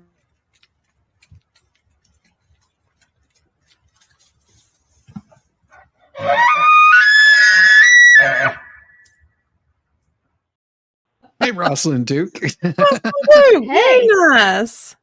How are Hey, girl. you? Good. How are Good, you? good. I'm good. I got the link and I'm popping in while I can. Just wanted to say hi. I love Thank it. you, girl. Yeah. You seen what she's been covering? Why don't you tell people what you've been covering? Yeah. What have you been covering? Oh, I've been digging into the J13 attempt on Trump. Mm. It's kind of fun. I mean, it's what I consider fun. I like doing research, and so this has been fun for me. But expert came on with me this afternoon, and we read through some transcripts from the Secret Service. This counter sniper, one of the counter sniper guys from the Secret Service, his testimony before Senate. So I've got quite a few. There's like hundreds of pages of testimony from the Secret Service to cover, which so far has been pretty illuminating. Interesting. Very interesting. It is interesting. I think it is. Other people, I don't know. It's not very popular for whatever reason. I think a lot of people think it's political. It's not, but I just like to find. I want to hear what people have to say and connect the dots. But I've done a lot of research on JFK, and so it kind of crosses that same. I don't know what you call it, that little fire inside. Yeah. Yeah, it's Well, it's none of it. real life. Yeah. And all of it smells fishy. All of it smells fishy. Yeah. It definitely does not pass the sniff test too well. No. There's so many tendrils, and what's crazy to me is there's a lot of tendrils with JFK, and that's easy to for a lot of people it's not easy to understand. It's easier to understand since I've been doing it for so long, but there's a lot of the same kind of tendrils happening here, and that's why I don't think it's a political. I don't consider it political. I think it's historic, and where it's happening right now. Yeah. I would agree. It is historic. Yeah. I- Just holding people accountable, putting their feet to the fire a little bit, and still trying to be objective. I don't want to consider it a conspiracy. I don't. I know a lot of people think I am a conspiracy person. I'm actually not. I'm trying not to be. No, she's not. They make it so hard. Well, it's because they don't want to answer the question, or they want to avoid answering the question. Whenever you do that, you're just like, okay, I can't trust what you're saying, because you're doing everything you can, but answer the question. If you answer the question, there would be no doubt in our mind. Yeah. So far in his his testimony, the things that stand out to me are that he says that J-13 was the first time that there's ever been a counter sniper presence at a Trump rally, ever. I got to show you That's not something true. because this is really cool to me. I just noticed it. So I haven't heard this person talking. Okay, I honestly have not heard them talking. I just saw their facial reactions, and I think they're on some sort of drugs. I mean, she's cute, but I think she's on some sort of like drugs or drunk or something. Give me just a second. I'll pull it up. It's something. I haven't heard her speak, but whenever you see her facial reactions, you're going to agree. Yeah, you'll see what I'm talking about. It's just I'm waiting for the debate to start. I just have to get past the news like thing. All right. So this was 14 minutes 11 seconds ago. Whatever. It's not her. The next one coming up, and I haven't pulled up her voice. But they're talking about feeling better about the economic climate. Yeah, that's not her. But the next one that comes up after her, because I was just sort of I have this going in the background, so I'm not boring you guys with like bullshit. Oh, this chick over here on the left or on the right. Plans to tackle these high prices. Just watch her facial expressions. It's like she's on drugs.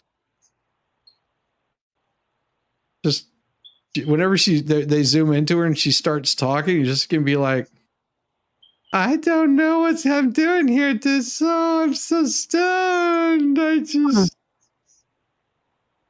does it not look like it? I think whoever built that model, they didn't make it symmetrical. See, I like the oddities that are not symmetrical. I'm fine with that. I just got to hear. I got to hear her voice now because it just makes me think that she's like on drugs. Cecilia, great to see you. Get ready to hear a lot about the economy and the cost of. She sounds drunk. She does. She sounds like, good to see you. Yeah, like I just had the best Chardonnay, and I've really got to tell you about it. It's so good. It's awesome. Living. You can expect Senator Vance to continue to hammer Harris and Walz on inflation. And our math using government data shows that grocery prices are up She's hammered 21% since Biden and Harris took office. Did she say Senator Vance? Yes, I think she's stoned. She's like a drunk kindergarten teacher. Hammer Harris and Walz on inflation. And our math using government data shows that grocery prices are up 21% since Biden and Harris took office, even though they have leveled out lately and wage growth has been keeping pace with inflation. So it's leveled out. Vance to hit on Trump's proposed 20% tariff on imported goods, even though economists estimate that the Trump tariff proposals would cost the typical middle-income household at least $1,700 more a year. And Walz will likely play up Harris's federal ban on price gouging, though keep in mind, neither campaign has really offered much specifics on how they're...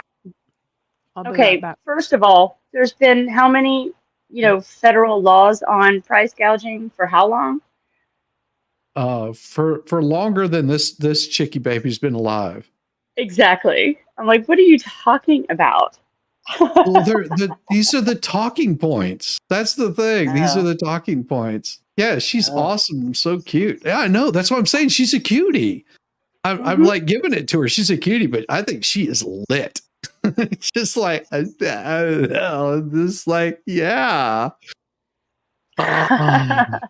This is the picture that gets taken of her too at the bar, after she's had like 5 too many. I will have to say, Shizzy, your freeze frame game is it's next level. I mean, you have the ability to freeze people in the worst possible way. I do it all the time, and I do. I know.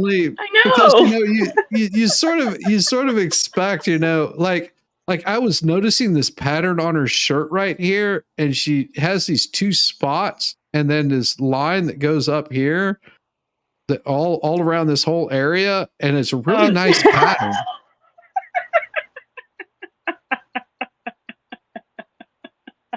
I'm so bad. I shouldn't do that. You are naughty. But the weather guy last night was really funny with his little drawing that looked like, somebody taking a leak. Over here and right there and there. And I'm just like, oh no. Oh no. He froze frame the sign language lady, and she looks like she was saying, help me, I can't do this without this woman. Oh. It's good. It's good stuff. It's good stuff. She's making a nice mug shot. I know. Like she's like I said, she's cute, but I think she's stoned or out of it. She's been drinking something probably more than I have tonight. Some gummies. Well, she hit some gummies. If she's smart, she's doing some Xanax with wine. Yes. Because it makes you like extra chill. Extra chill. In the green room on the casting couch, whatever it is. Yeah, for sure. That's the way I would do it. Yeah, on the casting couch in the green room. No, not on a casting couch. Oh, then what use are you? Damn it! Well, not it. But if that's her thing, that's her thing. Oh no, I'm kidding. No, this is but yeah, her. I want to Google her OnlyFans. What's her name? I don't. Oh my does it matter? Does it matter? She might have cute feet. She might. She probably does have cute feet. Yeah, she probably does. Like she has like she has that imperfections that I'm like, oh, I like that. That just makes her more adorable. Okay. Like, see, I'm telling you, women don't have to drink for me to find them like worthwhile or intelligent or something. They just have to be lit. Yeah. No, just a little loose. No. They're actually going to implement. I've got the pudding pops and carry out these proposed policies, Cecilia. Yeah, still She waiting went for a lot straight of into the details big on eyes. that one. As we were talking. See, now like Cecilia reminds me of that chick that's at the bar that's like she wants to tell you everything about her and how much she wants to like, do dirty things to you and break you in more ways than one. That's what she looks like. Cecilia looks like the dangerous kind.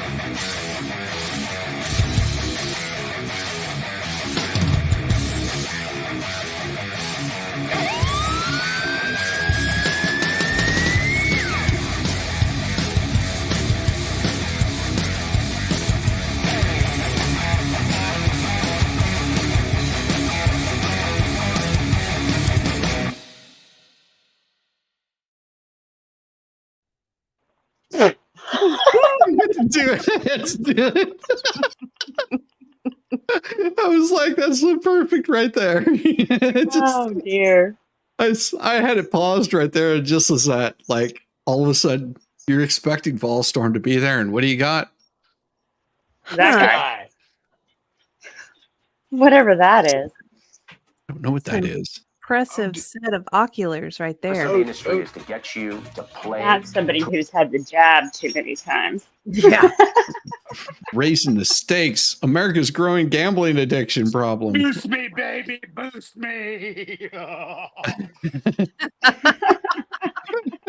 Look at that guy. It's like, where is that coming from? Those glasses are too small. Look, I could literally just play freeze frame with Shizzy all night. Like, just freeze him. You want me to freeze him at a perfect time? Yeah, freeze him. Yeah, freeze him. There you go. Like right now, I have put my pants. No, he almost looks Asian. Where you expect him to just you expect him to say, you go down, you buy my Chinese dinner now. What about you? No, he looks like his boyfriend just shot all over his face. See, that's not what I'm seeing. I'm seeing he just had a really good noodle, and he's enjoying it. That's what Volstorm was saying. He just had a really good noodle. I literally just said that. Clearly. Yeah. That's what he said. Oh my gosh, he does look like Kim Jong Kissinger. Yes. Holy cow. Huddle Town. Oh, I'm sorry. Just No, do you're some good. gray hair. I'm working on a respiratory thing. my- Sorry. This Kim Jong Uh-oh. Huddle Down. Stephen Carell. Paul Storm sounds like he's in the bathroom. He Well, is. he might be. Oh my You God. know, Are you? Who knows? sometimes man's got to do what a man's got to do. This definitely don't do what this man's doing. Just working I'm it out. live on location, wherever that may be. Yep. This guy looks like he puts on way too much makeup, and he has. This guy a looks like he unibrow that gets angry the minute he wakes up. No, Oh, he does. Look at those angry eyebrows. No, that's because he's got a unibrow and he's shaved it and trimmed it all back. So that he's got a very hairy unibrow, but he's trimmed it all off. He has a very hairy what? Unibrow. Unibrow.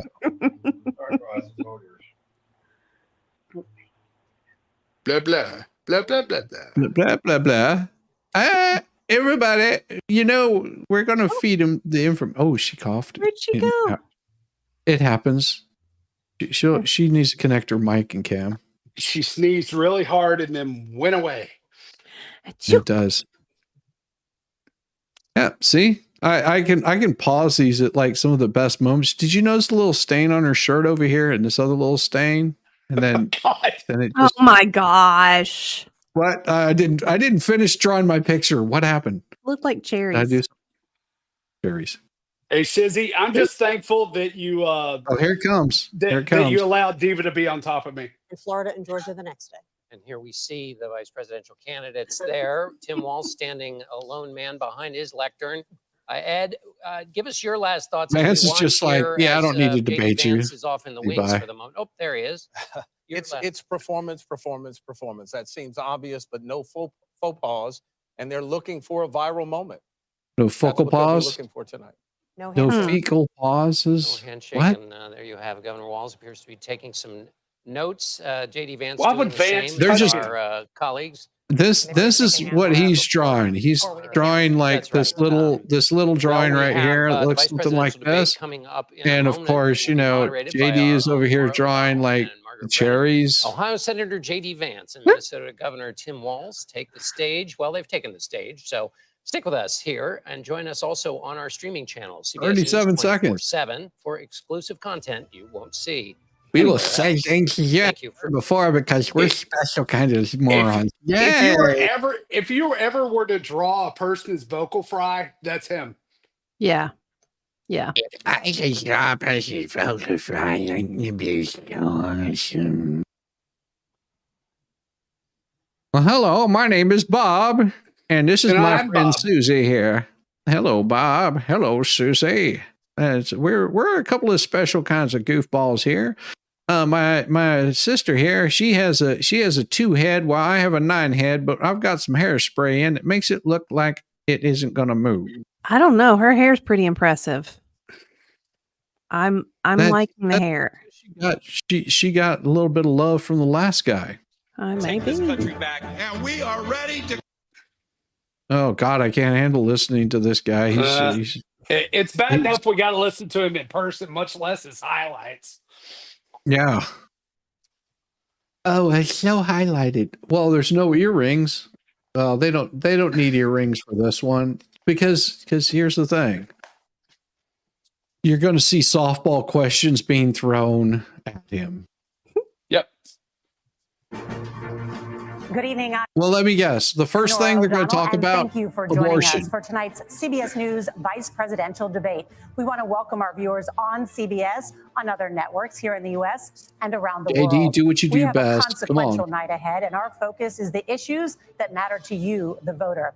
Let's Their introduce eyes the are very candidates. spaced Minnesota's apart. Democratic They Governor Tim are. Walz And they're both, Ohio's Republican Senator J.D. Vance posing themselves. tonight meeting for the Yes. first time.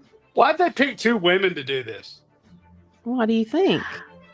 I'm Margaret Brennan. In order to have a 'Cause they got two women on stage. They might as well get 2. I mean, they got 2 men on stage. They might as well get 2 women on stage. thoughtful and civil debate, these are the rules that both There campaigns we go. have She's agreed back. to. Questions Yay. will be directed at one candidate who will Again, have 2 four minutes to thumbs respond. down. The other candidate will be allowed 2 minutes for rebuttal. Then each candidate will get another minute to make further points, with an additional I was 1 just minute coming back to each say at the that I've discretion got of the moderator. sound, The primary role. You I'm gonna be you got a lurking. vibe. What was that about the vibrator? No, not that. No, that's fine. That's Oh, later. not that one. That's Ooh. later. Gotcha. I was gonna say, was this going to be show and tell? I'm not prepared. I'm not prepared either. It's not that. It's like, let me stand up for a minute. Hang out with the dude. I don't show, but Okay, I do Rosalind. tell. Oh, It was so good seeing you, Rosalind. You I take care of know. I miss having another female with me in the middle of these sausage fests. But you know, I may Hey. pop back on later. Okay. okay, Ooh, come I back, like that. come back, All right. Yeah, Rosalind. come back. Guys. Come back, show shoulder.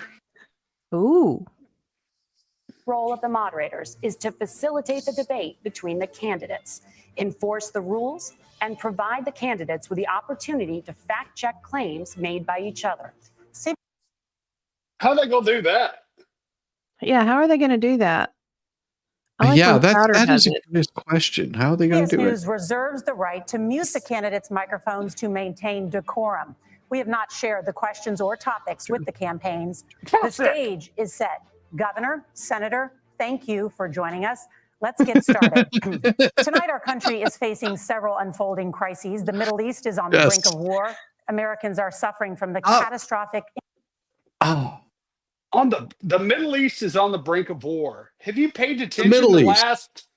Yeah, have you paid attention the past like 5,000 years? no,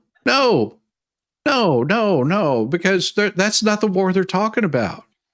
We're talking about the one, where they call them Asians. That's, India and China, Taiwan. Oh yes. No, yes. or maybe they're talking about the one that's over in Ukraine or Russia or something like that. It's they can't figure out which war they want to fight. Gotcha. Which one do they want to send your men under 35 to? You decide which one do you want to go fight. Impact of Hurricane Helene. And now a labor strike as 25,000 dock workers from Maine to Texas are picketing. It's more than We're gonna begin tonight 25. with the Middle East. Margaret. Thank you, Nora. Earlier today, Iran launched its largest attack yet on Israel, but that attack. Is this a fucking news story or a question? Stop holding your nose when you talk. She's got a lot of tension right in here. Well, that's But you know how to let that out? Yeah, you bust a jaw. You just crack that jaw to one side really quick, and I guarantee that tension goes away. I was thinking of something else, but okay. You were thinking other jaw cracking. Yes, I was. Well, I know that she doesn't look like she has boa constrictor. She's more of a she dives for clams. Let's put it that way. Thanks to joint U.S. and Israeli defensive action. President Biden has deployed more than 40,000 U.S. military personnel and assets to that region over the past year to try to prevent a regional war.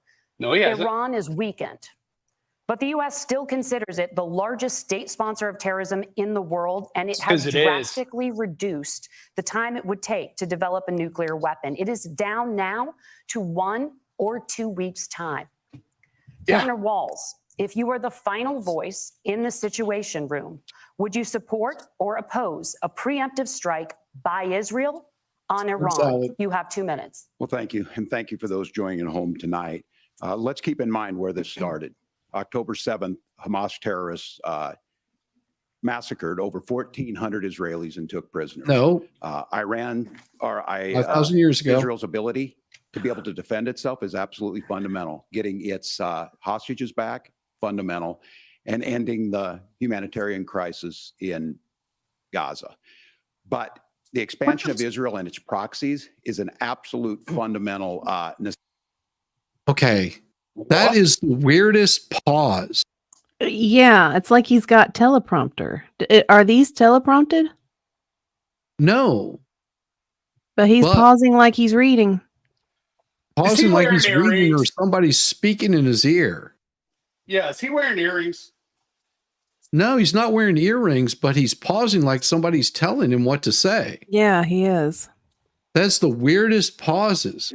And he's not answering the question at all. No. Necessity for the United States to have the steady leadership there. You saw it experienced today, where along with our Israeli partners and our coalition, able to stop the incoming attack. But what's fundamental here is that steady leadership is going to matter. It's clear, and the world saw it on that debate stage a few weeks ago.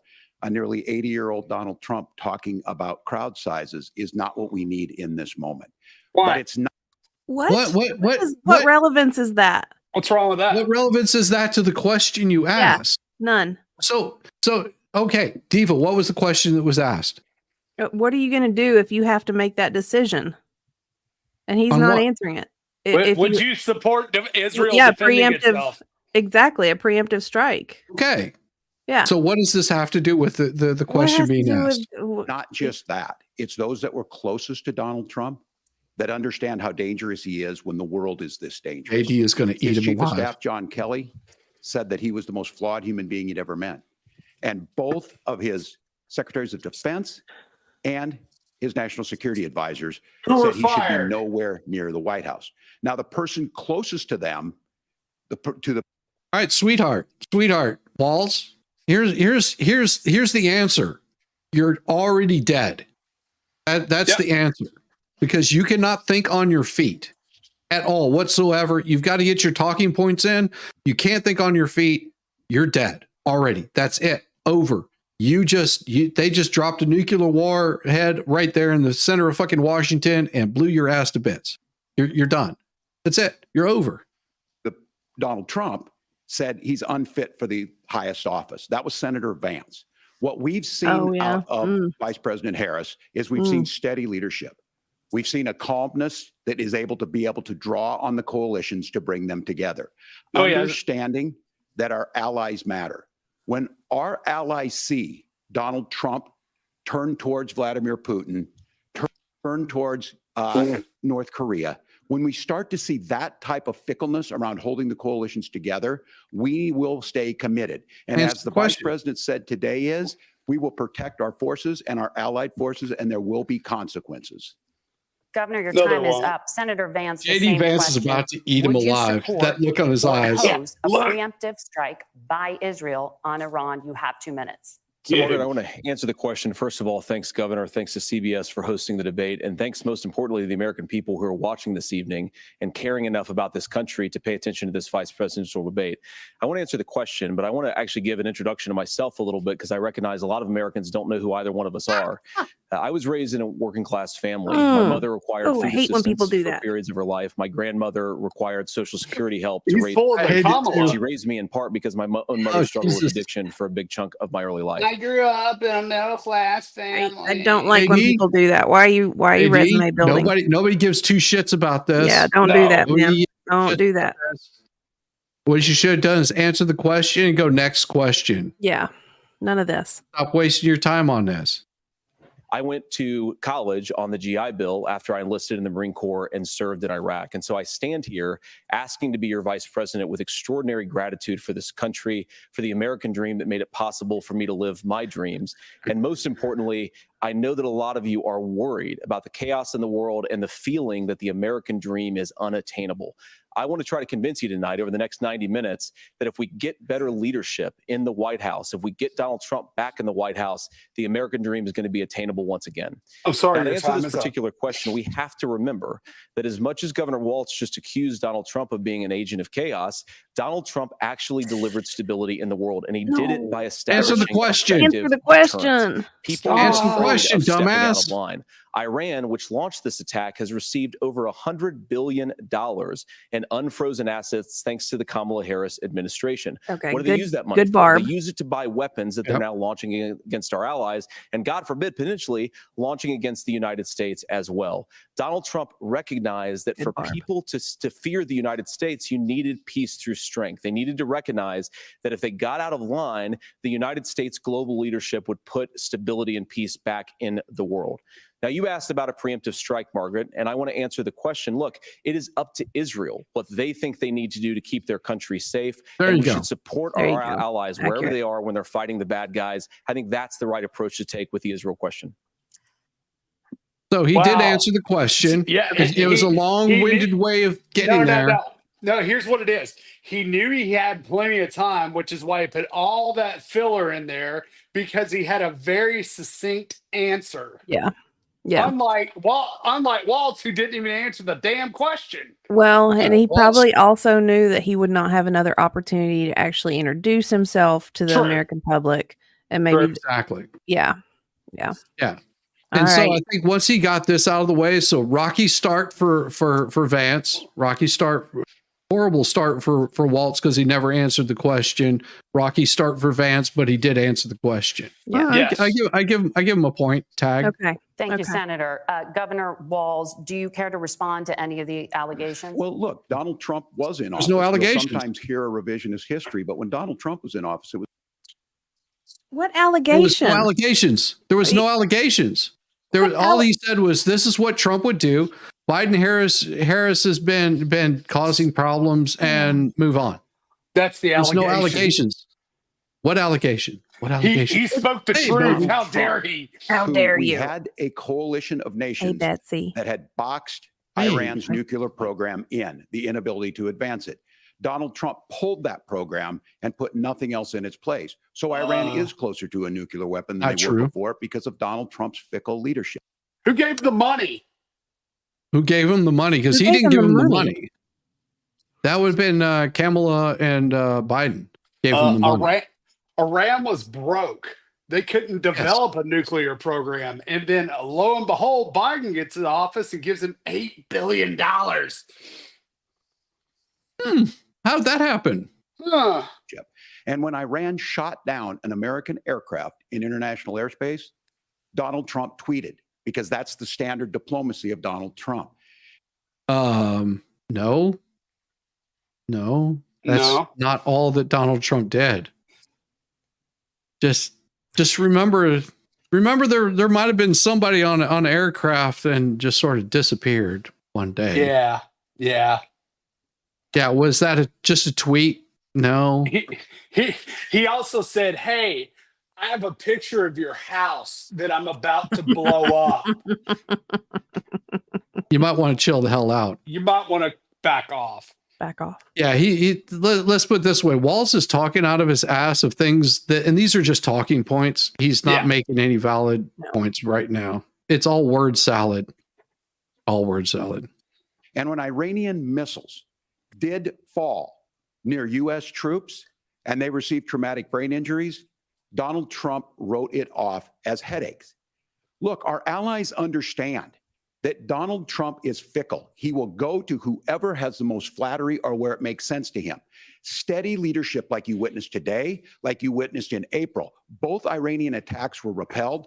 Our coalition is strong, and we need the steady leadership that Kamala Harris is providing. Senator Vance. What steady leadership is she providing? I went to the border. Puddle Town's like, I'm already sick of these people. Yeah. Right? What has been and what will become against what has been We are. and what will become. Well, we're also early on in the debate. You can see how nervous that Walz was, and Vance is pretty much just like, yeah, I've got this guy without a problem. He's grinning. Yeah. The U.S. did have a diplomatic deal with Iran to temporarily pause parts of its nuclear program, and President Trump did exit that deal. He recently said, just 5 days. So wait a second. Didn't they say that the job was to fact check each other? Right. They said that they would not be fact checking the vice presidential candidates, either one of them. That was the agreement going in. Oh, that Yeah. they won't be? Oh, okay. Yeah, Yeah. that they wouldn't be doing that like they did last debate. Days ago, the U.S. must now make a diplomatic deal with Iran because the consequences are impossible. No. Did he make a mistake? You have 1 minute. Well, first of all, Margaret, diplomacy is not a dirty word, but I think that's something that Governor Walz just said is quite extraordinary. You yourself just said Iran is as close to a nuclear weapon today as they have ever been. And Governor Walz, you blame Donald Trump.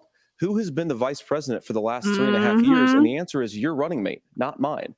Donald Trump consistently made the world more secure. Now, we talk about what the sequence of events that led us to where we are right now, and you can't ignore October the 7th, which I appreciate Governor Walz bringing up. But when did Iran and Hamas and their proxies attack Israel? It was during the administration of Kamala Harris. So Governor Walz can criticize Donald Trump's tweets, but effective, smart diplomacy and peace through strength is how you bring stability back to a very broken world. Donald Trump has already done it once before. Ask yourself at home, when was the last time, I'm 40 years old, when was the last time that an American president didn't have a major conflict break out? The only answer is during the 4 years that Donald Trump was president. Gentlemen, we have a lot to get to. Nora? Parker, thank you. Let's turn now to Hurricane Helene. The storm could become one of the deadliest on record. More than 100. Could become? I think it is. They're going to make me mad. I just know they are. But please continue. Because they're asking stupid questions. 60 people are dead and hundreds more are missing. Scientists say climate change makes these hurricanes larger, stronger, and more deadly because of the historic rainfall. Senator Vance, according to CBS News polling, 7 in 10 Americans and more than 60% of Republicans under the age of 45 favor the U.S. taking steps to try and reduce climate change. No, they can go screw themselves with that climate change and go shove it up your ass. And if you answer this any other way, except for we'll see how it all works out. We have another 600 years before we have to worry about that. Go fuck off. Bitch, it's hurricane season. Well, it's hurricane season.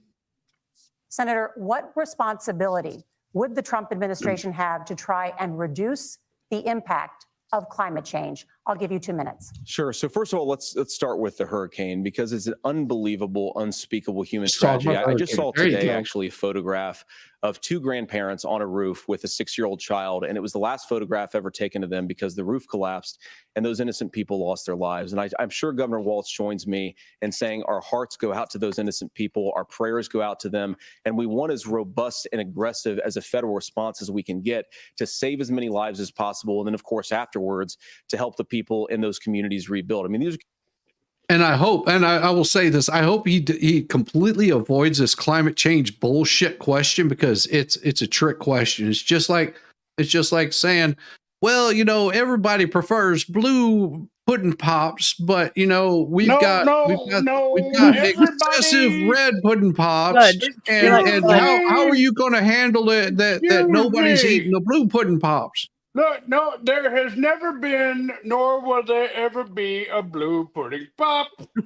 You only get them in chocolate, vanilla, or the swirl. That's all that you get. Damn it. I'm corrected again. Puddletown's right. Like, climate change has been happening for eons. It just happens to be occurring during our era, and we're freaking out about it. You know, it's gonna happen. 100% of second graders want climate change to stop. And here's the thing, folks. Here's the thing. If you really want to address the issue of pollution, try starting with the world's 2 biggest polluters, India and China, first. Mm-hmm. Yes. We're not even close. No, we're like way down on the list of polluters. Hell, even France is worse than we are. Yes. And they're supposed to be all green. You want to know who was doing really well until they got rid of nuclear power? Germany. Yes. Mm-hmm. Mm-hmm. Germany was the top of carbon of the least amount of carbon emissions until they got rid of nuclear energy. So don't even answer this question about climate change because it'll beat you in the ass. I hope he doesn't. I hope he doesn't. them I know very personally in Appalachia, all across the Southeast. They need their government to do their job. And I commit that when Donald Trump is president again, the government will put the citizens of this country first when they suffer from a disaster. Now, Nora, you asked about climate change. I think this is a very important issue. Look, a lot of people are justifiably worried about all these crazy weather patterns. I think it's important for us, first of all, to say, Donald Trump and I support clean air, clean water. We want the environment to be cleaner and safer. But one of the things that I've noticed some of our Democratic friends talking a lot about is a concern about carbon emissions, this idea that carbon emissions drives all of the climate change. Well, let's just say that's true, just for the sake of argument, so we're not arguing about weird science. Let's just say that's true. Well, if you believe that, what would you want to do? The answer is that you'd want to reshore as much American manufacturing as possible, and you'd want to produce as much energy as possible in the United States of America, because we're the cleanest economy in the entire world. What have Kamala Harris's policies actually led to? More energy production in China, more manufacturing overseas, more doing business in some of the dirtiest parts of the entire world. And when I say that, I mean the amount of carbon emissions they're doing per unit of economic output. So if we actually care about getting cleaner air and cleaner water, the best thing to do is to double down and invest in American workers and the American people. And unfortunately, Kamala Harris has done exactly the opposite. Oh, beautiful. Walz, you have 2 minutes. To Beautiful We're answer. close to an agreement because all those things are happening. Look, first of all, it is a horrific tragedy with this hurricane, and my heart goes out to the folks that are down there. Watch the in contact with the governors. I serve as you could care less co-chair of the Council of Governors as we work together on these emergency managements. Governors know no partisanship; they work together. To all of the governors and the emergency responders are on the ground. Those happen on the front end. The federal government comes in, makes sure they're there to that we recover, but we're still in that phase where we need to make sure that they're staying there, staying focused. Now, look, coming back to the climate change issue, there's no doubt this thing roared onto the scene faster and stronger than anything we've seen. Senator Vance has said that there's a climate problem in the past. Donald Trump called it a hoax and then joked that these things would make more. He's not answering the question, is he? Nope. Avoiding the question again. And he's doubling down on climate change, climate change, climate change, climate change, climate change, climate change, climate change. And he's just like, dude, you missed it. Want property to be able to invest in. It's good to see that Walz and Harris have the same advisors telling them not to answer the question. Yes. Because they don't have a plan. Their plan is basically business as usual. We will screw you. We will take your money. And he just looks like a sad clown. He just, I can see it now. Just a sad clown. He's just got a little teardrop. Oh, he's so special. He is so special. I can see it. He's got his makeup on all messed up, and he's just he's a happy clown. Don't choke. Clown. I'm trying not to. I'm imagining a rodeo clown that got hit by the bull too hard. Right, he got hit pretty damn hard. Senator Vance has said that there's a climate problem in the past. Donald Trump called it a hoax and then joked that these things would make more beachfront property to be able to invest in. What we've seen out of the Harris administration now, the Biden-Harris administration. When did he ever say it was a hoax? We've seen this investment. We've seen massive investments, the biggest in global history that we've seen in the Inflation Reduction Act, has created jobs all across the country. 2,000 in Jeffersonville, Ohio, taking the EV technology that we invented and making it here. 200,000 jobs across the country. Wait, who Where are you getting the lithium from? Did the EV technology? Because EV technology has been around for hundreds of fucking years, okay? Long before Elon got involved, EV technology, electric vehicles have been around for a long freaking time. Remember cable cars? All that Elon did was capitalize on it and create something that was completely different. And I swear to God, if you're in one of these oceanside areas and you got your Tesla, you're freaking hating it right now because your shit probably done burst up into flames. Yep. Just saying. The largest solar manufacturing plant in North America sits in Minnesota. But my farmers know climate change is real. They've seen 500-year droughts, 500-year floods back to back. Wait, Wait, let me see. How long has the United States been around? Less than 300 years. Yeah. How have these farmers seen? So how are they having a 500-year drought?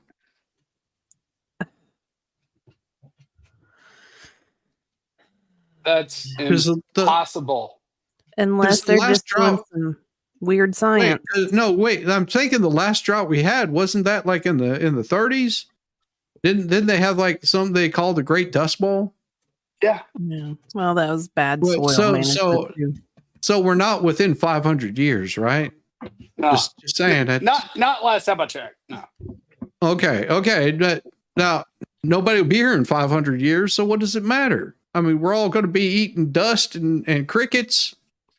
Maybe eating the roaches, because you can't kill those damn things. You can stick them in a microwave and they'll just look at you like, what happened?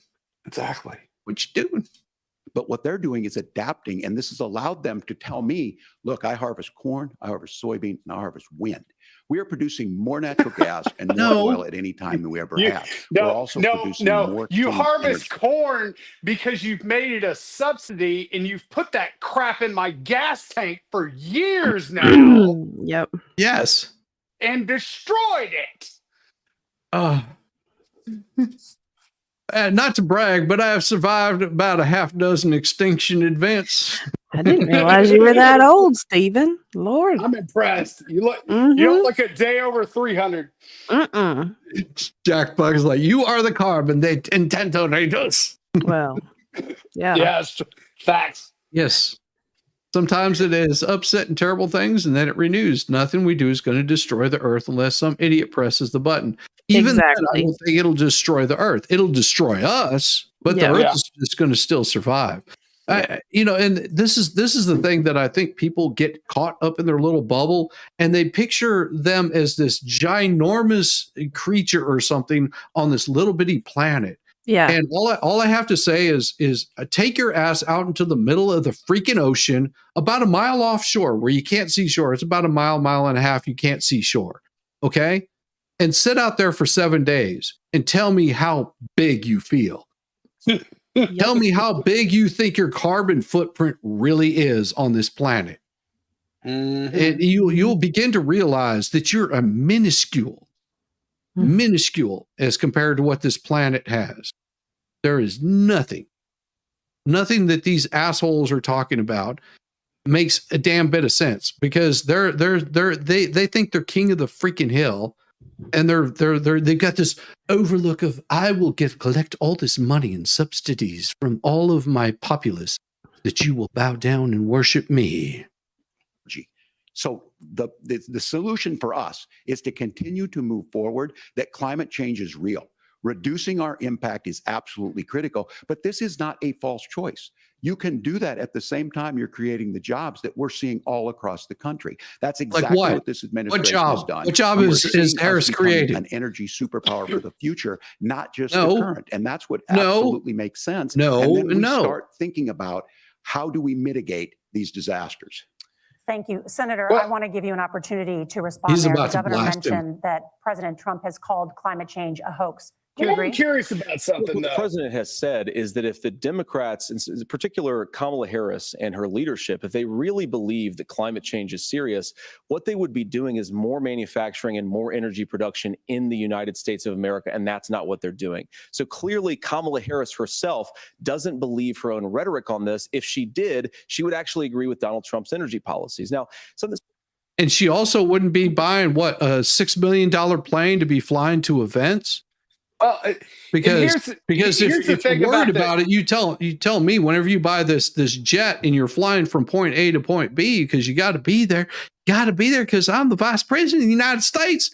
Son, don't you know that I got to get there? I got to make me my collard greens. What you doing, son? Here's the problem, though. They've talked about all these jobs they've created, these EV jobs. Tell me the jobs that they've created for the private sector and not government jobs. Name one. One. Yeah. One. Yeah. One. All the jobs they've created is more government jobs. Yes. They have not created private sector jobs. Shut the up. Exactly. Illegal alien jobs. Yeah, there you go. Something Governor Walz said I think is important to touch upon, because when we talk about clean energy, I think that's a slogan that often the Democrats will use here. I'm talking, of course, about the Democratic leadership. And the real issue is that if you're spending hundreds of millions or even billions of dollars of American taxpayer money on solar panels that are made in China, number one, you're going to make the economy dirtier. We should be making more of those solar panels here in the United States of America. Yes. Some of them are, Tim, but a lot of them are being made overseas in China, especially the components that go into those solar panels. So if you really want to make the environment cleaner, you've got to invest in more energy production. We haven't built a nuclear facility, I think, one in the past 40 years. Natural gas, we got to invest more in it. Kamala Harris has done the opposite. That's raised energy prices and also meant that we're doing Senator, worse by your the time climate. is up. Governor, would you like to respond?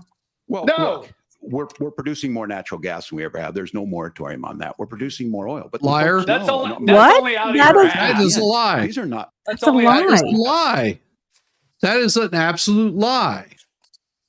You are not producing more natural gas, because if you let's put it this way, sweet cheeks, if you think you were producing more natural gas, then that little bit of stock that I hold and plug would be fucking booming.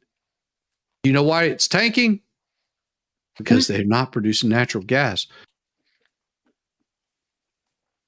Is what plug does, and I looked into them. That's why I looked into them, because I was like, oh, these people are actually producing natural gas, and what they're doing is they're compacting it to produce engines that will run off of natural gas, run off of it's a long, difficult procedure.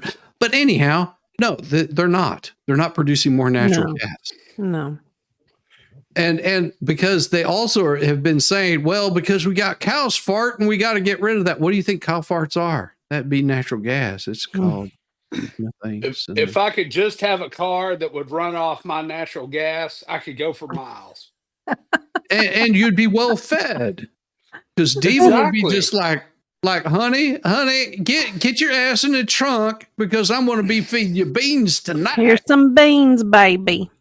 All right. Just might be comfy. All right. Mate, give me some pork and beans and I'm good to go, son. The mental image in my head. A tube. Liberal folks. These are not folks that are Green New Deal folks. These are farmers. Yes, that they have been are. Drought one year, massive flooding the next year. They understand that it makes sense. Look, our number one export cannot be topsoil from erosion from these massive storms. We saw it in Minnesota. No, the erosion is caused from massive farming. Okay, Exactly. Whenever you strip the land of everything, yes, because you were not. Here's the thing. My wife and I went to Belize. Okay, and in Belize, a lot of people don't realize that's where this wonderful little group called the Mayans lived. Okay, and the Mayans, they figured out really early on that we farm this plot of land and then it goes to shit. Yep. So we're going to go across the lagoon and we're going to plot that. We're going to work on that land. And then they would rotate back and forth, and then they would rotate crops. And then of course you had the Americans that came, well, not the Americans, but you had the English that came in, and they just were like, oh, okay, we see what you're doing. Hey, you guys want to make some trades? We'll make some trades with you, and you trade with us. We're happy. And they're all good. And then, of course, the Spaniards came in, and that screwed them up, because what the Spaniards did is the Spaniards brought in a bunch of slaves, and they stripped all the land and they started planting sugar cane. And whenever they planted sugar cane, they did so much of that planting that they basically eroded the soil and destroyed it where they couldn't grow anything, until the rainforest basically came back. But everybody left the cities because they were just like, you done turned my house into a ghetto. I'm out of here.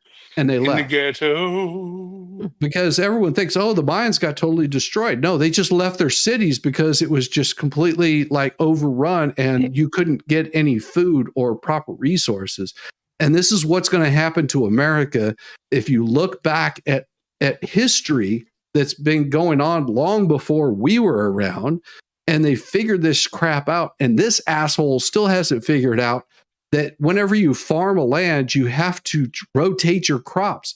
You can't just keep keep destroying the soil and then expecting that you can throw pesticides on it and all kinds of like shit that isn't natural to the environment and think that you're going to be able to grow good things. There's a reason why they inject cows with steroids. It's because, oh hell, we need to get some more beef out of this damn thing. Let's be honest though.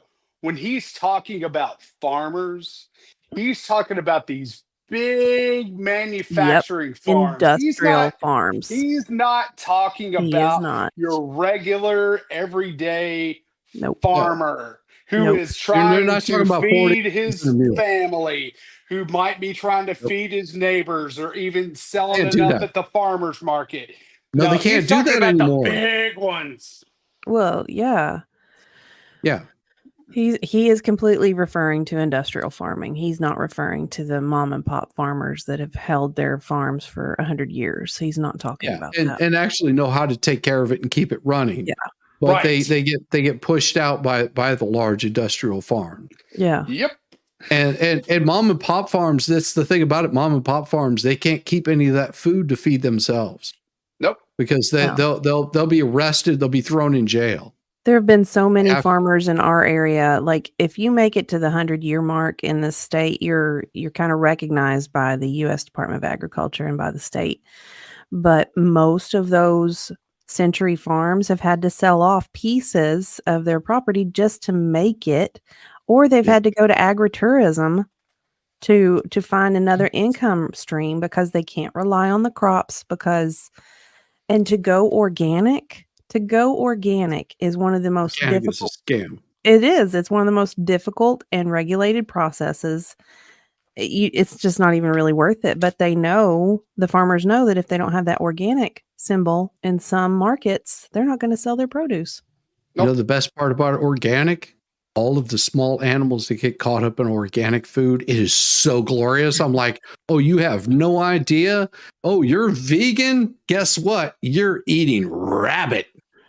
You're eating deer. You're eating that baby doe that got caught up in the combine that you never even noticed. Oh, yeah, you are completely organic. I love it. I'm just like, yeah, just eat as much organic as you can because it is total organ meat for you bitches. Hey, bugs are full of protein. This summer. And thinking about how do we respond to that, we're thinking ahead on this. And what Kamala Harris has been able to do in Minnesota, we're starting to weatherproof some of these things. The infrastructure law that was passed allows us to think about mitigation in the future. How do we make sure that we're protecting by burying our power lines? How do we make sure that we're protecting lakefronts and things that we're seeing more and more of? But to call it a hoax and to take the oil company executives, that's not what he said. Say, give me money for my campaign and I'll let you do whatever you want. We can be smarter just like about Kamala. that. And an all above energy policy is exactly what she's doing, creating those jobs right here. Governor, your time is up. The overwhelming consensus among scientists is that the Earth's climate is warming at an unprecedented rate. Margaret, thank you, Noah. How long are we going to stay on this? Climate change sucks because whenever it's hot, it gets hot. Whenever it gets cold, it gets cold. And they'll constantly say that it's your fault. There you go. We're going to turn now to immigration. The crisis at the U.S.-Mexico border consistently ranks as one of the top issues for American voters. You think? Senator Vance, has been. your campaign is pledging to carry out the largest mass deportation plan in American history. Yes, please. Thank you. I know where they can start. Yes. Please start immediately. And to use the U.S. military to do so. Could you be more specific about exactly how this will work? For example, would you deport parents who have entered the U.S. illegally and separate them from any of their children who were born on U.S. soil? No, send their kids too. No, you send their kids along with them. This is really simple. You send their kids along with them. Yeah. And if their kids don't like it, tough shit. You can blame mom and dad for their bad decisions. How's that? We've got Toy and Lesko in our chat now. Hey, Toy, let's go. I just went full nuclear. I can't stand these fucking people. Amen. Amen, brother. Coming to you live from the doghouse. Somebody's got to be there. Oh yeah. Hey, we have air conditioning and a couch in the doghouse. Oh yeah. Minutes. So first of all, Margaret, before we talk about deportations, we have to stop the bleeding. We have a historic immigration crisis because Kamala Harris started and said that she wanted to undo all of Donald Trump's border policies.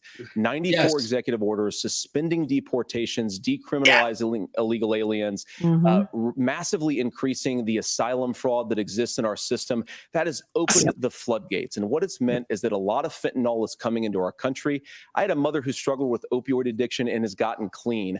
I don't want people who are struggling with addiction to be deprived of their second chance because Kamala Harris let in fentanyl into our communities at record levels. So you've got to stop the bleeding. You've got to re-implement Donald Trump's border policies, build the wall, re-implement deportations. And that gets me to your point, Margaret, about what do we actually do? So we've got 25 million illegal aliens who are here in the country. What do we do with them? I think the first thing that we do is we start with the criminal migrants. About 1 million of those people have committed some form of crime in addition to crossing the border illegally. I think you start with deportations on those folks. And then I think you make it harder for illegal aliens to undercut the wages of American workers. A lot of people will go home if they can't work for less than minimum wage in our own country. And by the way, that'll be really good for our workers who just want to earn a fair wage for doing a good day's work. And the final point, Margaret, is you ask about family separation. Right now in this country, Margaret, we have 320,000 children that the Department of Homeland Security has effectively lost. Some of them have been sex trafficked. Some of them hopefully are at homes with their families. Some of them have been used as drug trafficking mules. The real family separation policy in this country is unfortunately Kamala Harris's wide open southern border. And I'd ask my fellow Americans to remember when she came into office, she said she was going to do this. Real leadership would be saying, you know what? I screwed up. We're going to go back to Donald Trump's border policies. I wish that she would do that. It would be good for all of us. Beautiful. Yep, that was well answered. And he didn't say fucking migrants. Fuck you. There is. He said illegal immigrants is exactly what they are.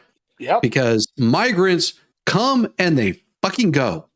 Look, I'm going to call them what they are. They're illegal aliens. That's what they've always been until we decided to, let's change the words around so we don't hurt their feelings. They're here illegally. I don't give a shit about their feelings.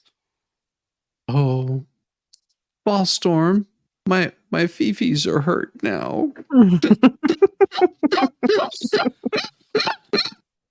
Chizzy, I don't give a fuck. Governor, do you care to respond to any of those specific allegations, including that the vice president is, quote, letting in fentanyl? And That's not what he said. Oh my God. Why are you fact checking right now? That's not what he said. Why are you helping? That is not what he said. He said the outcome of this is fentanyl is being brought into the United States because they have not stopped it. Yeah. Holy fucking cow. Fentanyl is bad. It's bad. Changing the goddamn question. Changing the fucking question. Answer the goddamn question or respond to it. Don't change the goddamn question. Yep. Fucking whore. Sorry. using kids as drug mules, among other. Check your ear. Check your ear. Did you lose your mic feed? Did you What lose your happened? earpiece? What happened there, buddy? Things Yeah, regarding well, children. the drug. Uh-huh. Yeah, he's being fed shit. Oh my fucking God. Can you back that up just slightly? I want to see that motion again.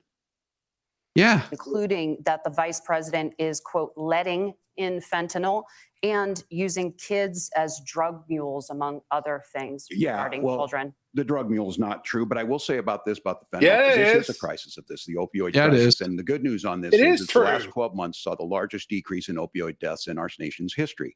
No, you didn't. No, you didn't. No. That's a No, you didn't. That's a lie.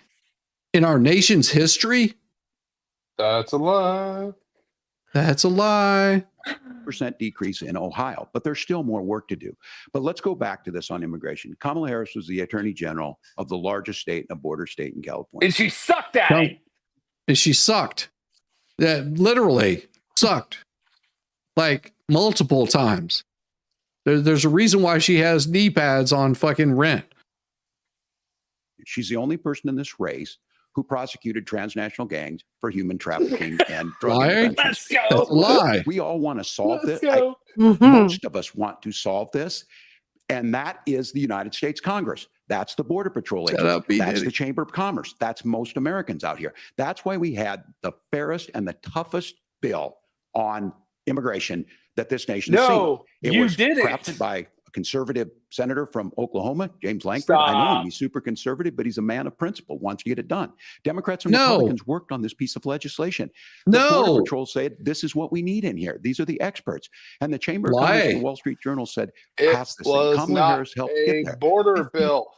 It was full of. It was not a border bill. It was a Ukraine funding bill. It was not a border bill. Stop. Yeah, because if you read what that border bill that they were talking about was sending money to Israel and sending money to Palestine and sending money to Ukraine, and just a small portion of it was going to go to what was happening on the border. And what were they going to use the money for? The money wasn't going to be used to secure the border. The money was going to be used to process people coming into the United States to give them the ability to be able to claim asylum and then send them out into the United States. That's what the funding was for. That's what their border bill was for.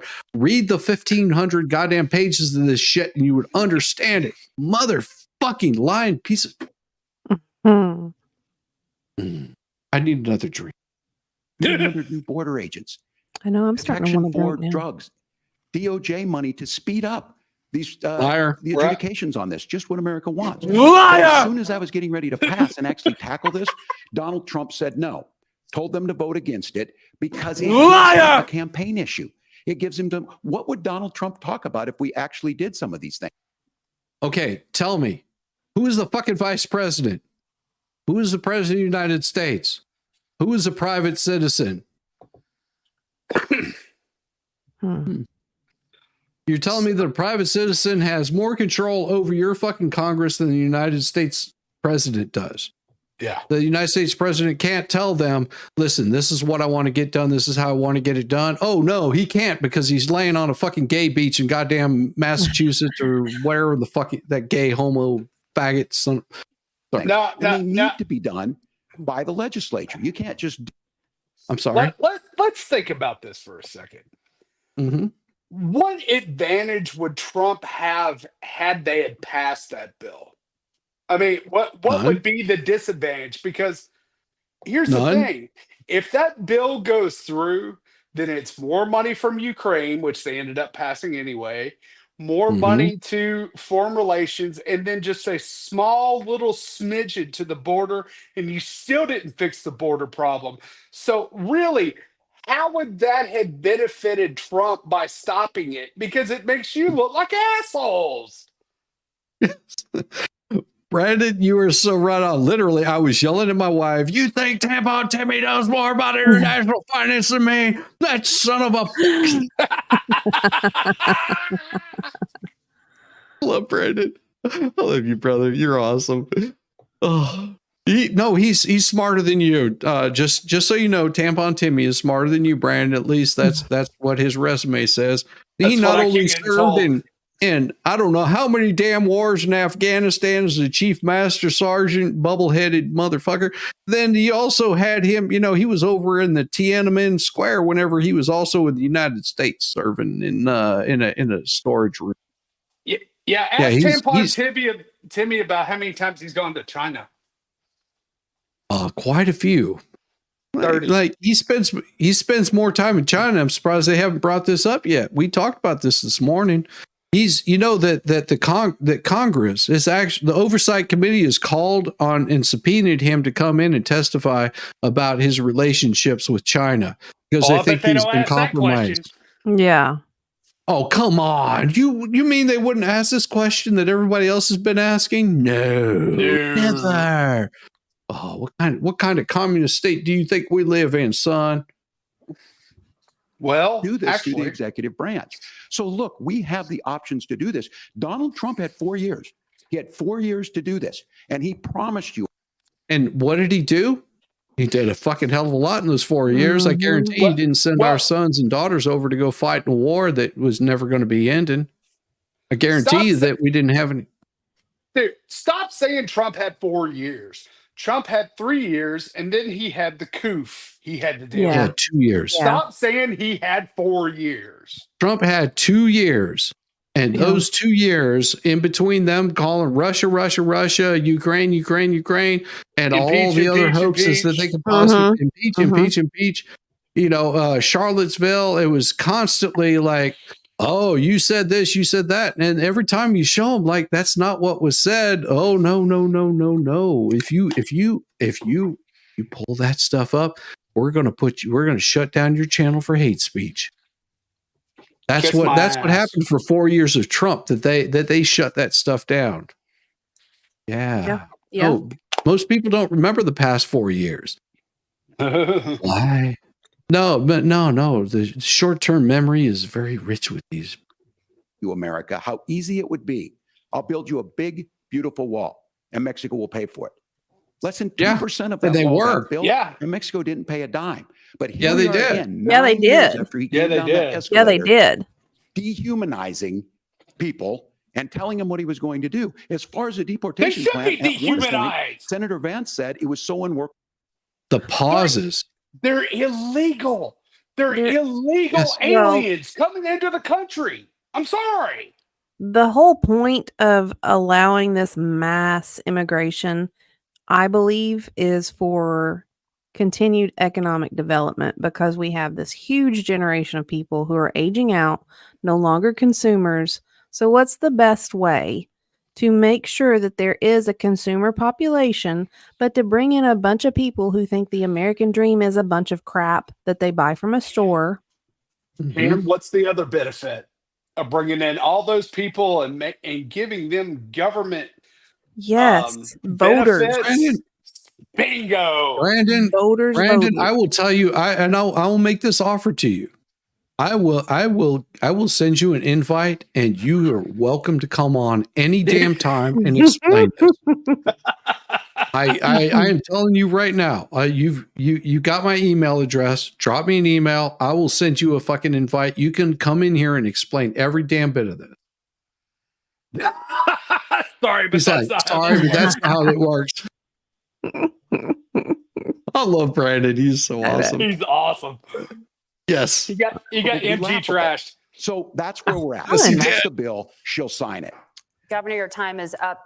Senator, the question was, will you separate parents from their children, even if they're...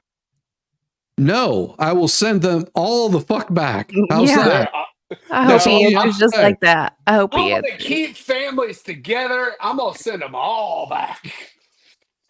Or kids are U.S. citizens? You have 1 minute. Margaret. But they're not U.S. citizens. If they were born here. Do they have a social security number?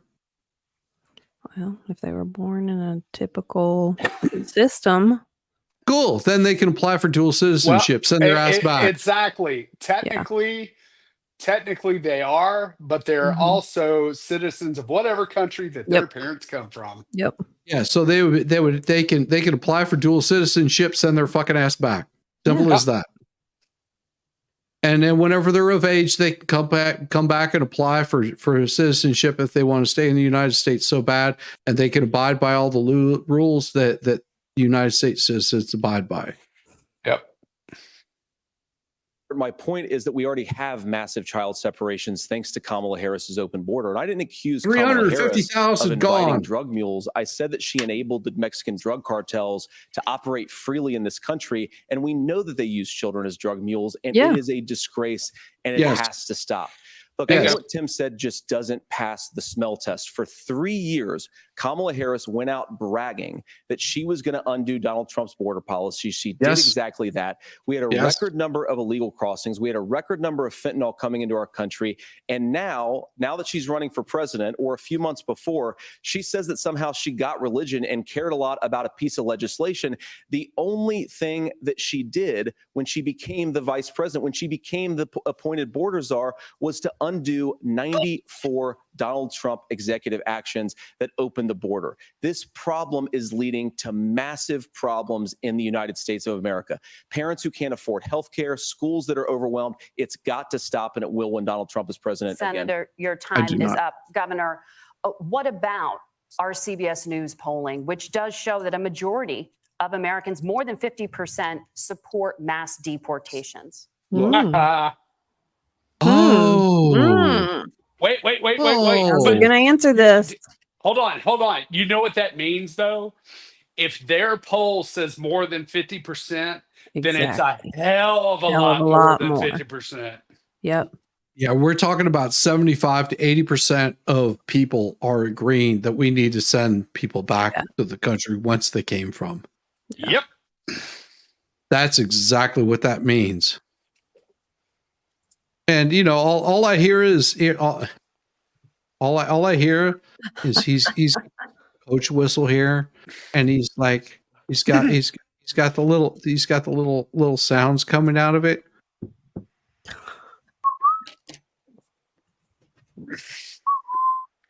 That's it. He's just like, oh. We fix this issue with a bill that is necessary, but the issue on this is this. What? A bill that's necessary? Like billions of dollars spent. I just pulled up the bill and looked through it, and it's billions of dollars. Just money being poured to salaries, to pension. It's just money being spent. There is no plan. It's just money being spent. Yeah. And it goes round and round. The wheels on the bus go round and round like Kamala told us toes. This is what happens when you don't want to solve it. You demonize it. No, that's what they've been doing, is demonizing it, you dumbass. I am sorry, Tim. I have to do it again because you're such a fucking clown. Just like, sorry. Sorry, buddy. You're just such a fucking clown. I can't help it. I don't know. I don't know what's come over me. Oh, Tim. What happened? Oh, wait, what's going on? Oh my God, Tim, what did you do? Tim, I don't understand. What happened? What happened, Tim? Did you figure it out? Oh, sorry, Tim. He's on cloud 9 though. Wah, wah, wah, wah, wah, wah, wah. I'm so happy. And we saw this, and Senator Vance, and it surprises me on this, talking about and saying, I will create stories to bring attention to this. That vilified a large number of people who were here legally in the community of Springfield. They're not here legally. The people who are here legally, they cannot stand this mass influx of people coming in. They're so frustrated because they came in, they put money down, they did it the right way. They went through the entire process. They cannot stand this happening. Is he referring to the thousands of Haitians that they just shipped over to Springfield? Well, I mean, illegal. I mean, somebody likes to eat pussy, at least. Just saying. Republican governor said it's not true. Don't do it. There's consequences for this. There's consequences. We could come together. Senator Langford did it. You want to talk about consequences?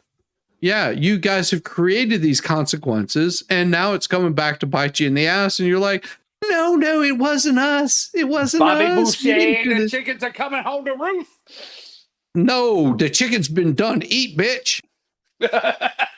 We could come together and solve this if we didn't let Donald Trump continue to make it an issue. And the consequences in Springfield were the governor had to send state law enforcement to escort kindergartners to school. I believe Senator Vance wants to solve this, but by standing with Where is Donald this Trump story? and not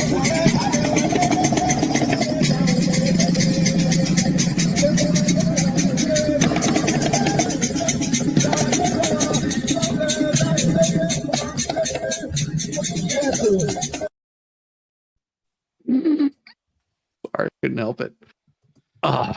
What is this story? Oh, this is typical fucking lies. This is made up shit by the Harris administration. I believe Senator Vance wants to solve this, but by standing with Donald Trump and not working together to find a solution, it becomes a talking point. And when it becomes a talking point like this, we dehumanize and villainize other human beings. They should be. Tim, Governor, your here time is up. illegally. Senator, I'll give you 1 minute, but let me just ask you the question first. The governor has made the point, and I think Stop this with this fact-checking bullshit. as a sitting lawmaker, you know that Congress controls the purse strings and any funding. So you have said repeatedly that Donald Trump would, through executive action, solve this. Do you disagree that Congress controls the purse strings and would need to support many of the changes that you would actually want to implement? You have 1 minute. Look, Margaret, first of all, the gross majority of what we need to do at the southern border. Boys could not jump this ravine that she just created. Yes. The Duke boys could not jump this logic leap that she just created. It's a jump to conclusions, Matt. I'm sorry, we're going to rewind this, but this is awesome. Okay, I calmed down, but my wife is a liberal whore. I love you, Brandon. That just makes my heart sing. Okay, let's rewind it to her question. All right. The sitting lawmaker, you know that Congress controls the purse strings and any funding. So you have said repeatedly that Donald Trump would, through executive action, solve this. Do you disagree that Congress controls the purse strings and would need to support many of the changes that you would actually want to implement? You have 1 minute. Which question are you asking? So tell me, what is the gap that she created? Because I'm not smart, so you have to explain this to me. So on the one hand, she's talking about Congress and the purse strings, and then she's saying, so what's Donald Trump going to do? Okay, are you asking about Congress, or are you asking about what Donald Trump's going to do? Okay, that makes sense. And do you think he's going to navigate this well? I think he will. Of course he is. He's smarter than her. Look, Margaret, first of all, the gross majority of what we need to do at the southern border is just empowering law enforcement to do their job. I've been to the southern border more than our borders are. Kamala Harris has been. And it's actually heartbreaking because the Border Patrol agents, they just want to be empowered to do their job. Of course, additional resources would help, but most of this is about the president and the vice president empowering our law enforcement to say, if you try to come across the border illegally, you've got to stay in Mexico. You've got to go back through proper channels. Now, Governor Walz brought up the community of Springfield, and he's very worried about the things that I've said in Springfield. Look, in Springfield, Ohio, and in communities all across this country, you've got schools that are overwhelmed. You've got hospitals that are overwhelmed. You have got housing that is totally unaffordable because we brought in millions of illegal immigrants to compete with Americans for scarce homes. The people that I'm most worried about in Springfield, Ohio, are the American citizens who have had their lives destroyed by Kamala Harris's open border. It is a disgrace, Tim. And I actually think, I agree with you. I think you want to solve this problem, but I don't think that Kamala Harris does. Senator, your time is up. Governor, you have 1 minute to respond. Yeah, well, that was less than a minute. That was less than a minute. Beautiful. He was so spot on. He was so spot on. I love it. Whenever he is just like nailing this guy to the wall, it just makes me happy. Sorry, I can't help but do it because every time Diva, thank you for bringing that up because the only reason the kids were being escorted to school was they were getting boom boom threats, Yep. which were actually coming from foreign entities. Yep. It had nothing to do with nope. Worrying about somebody trying to beat up a Haitian. Yep. It wasn't that at all. So that's Nope. bullshit. Yeah, that was. I'm gonna try to do these fact checks when I catch them. Yeah. And by the way, if you guys like Dictionary Diva and Volstorm, you make sure that you check out their channel at Caliban. Hi. Because they've got the stuff that you're not expecting. They're like on top of it. That's right. You all expect me to be me, and sometimes I am smart. So there.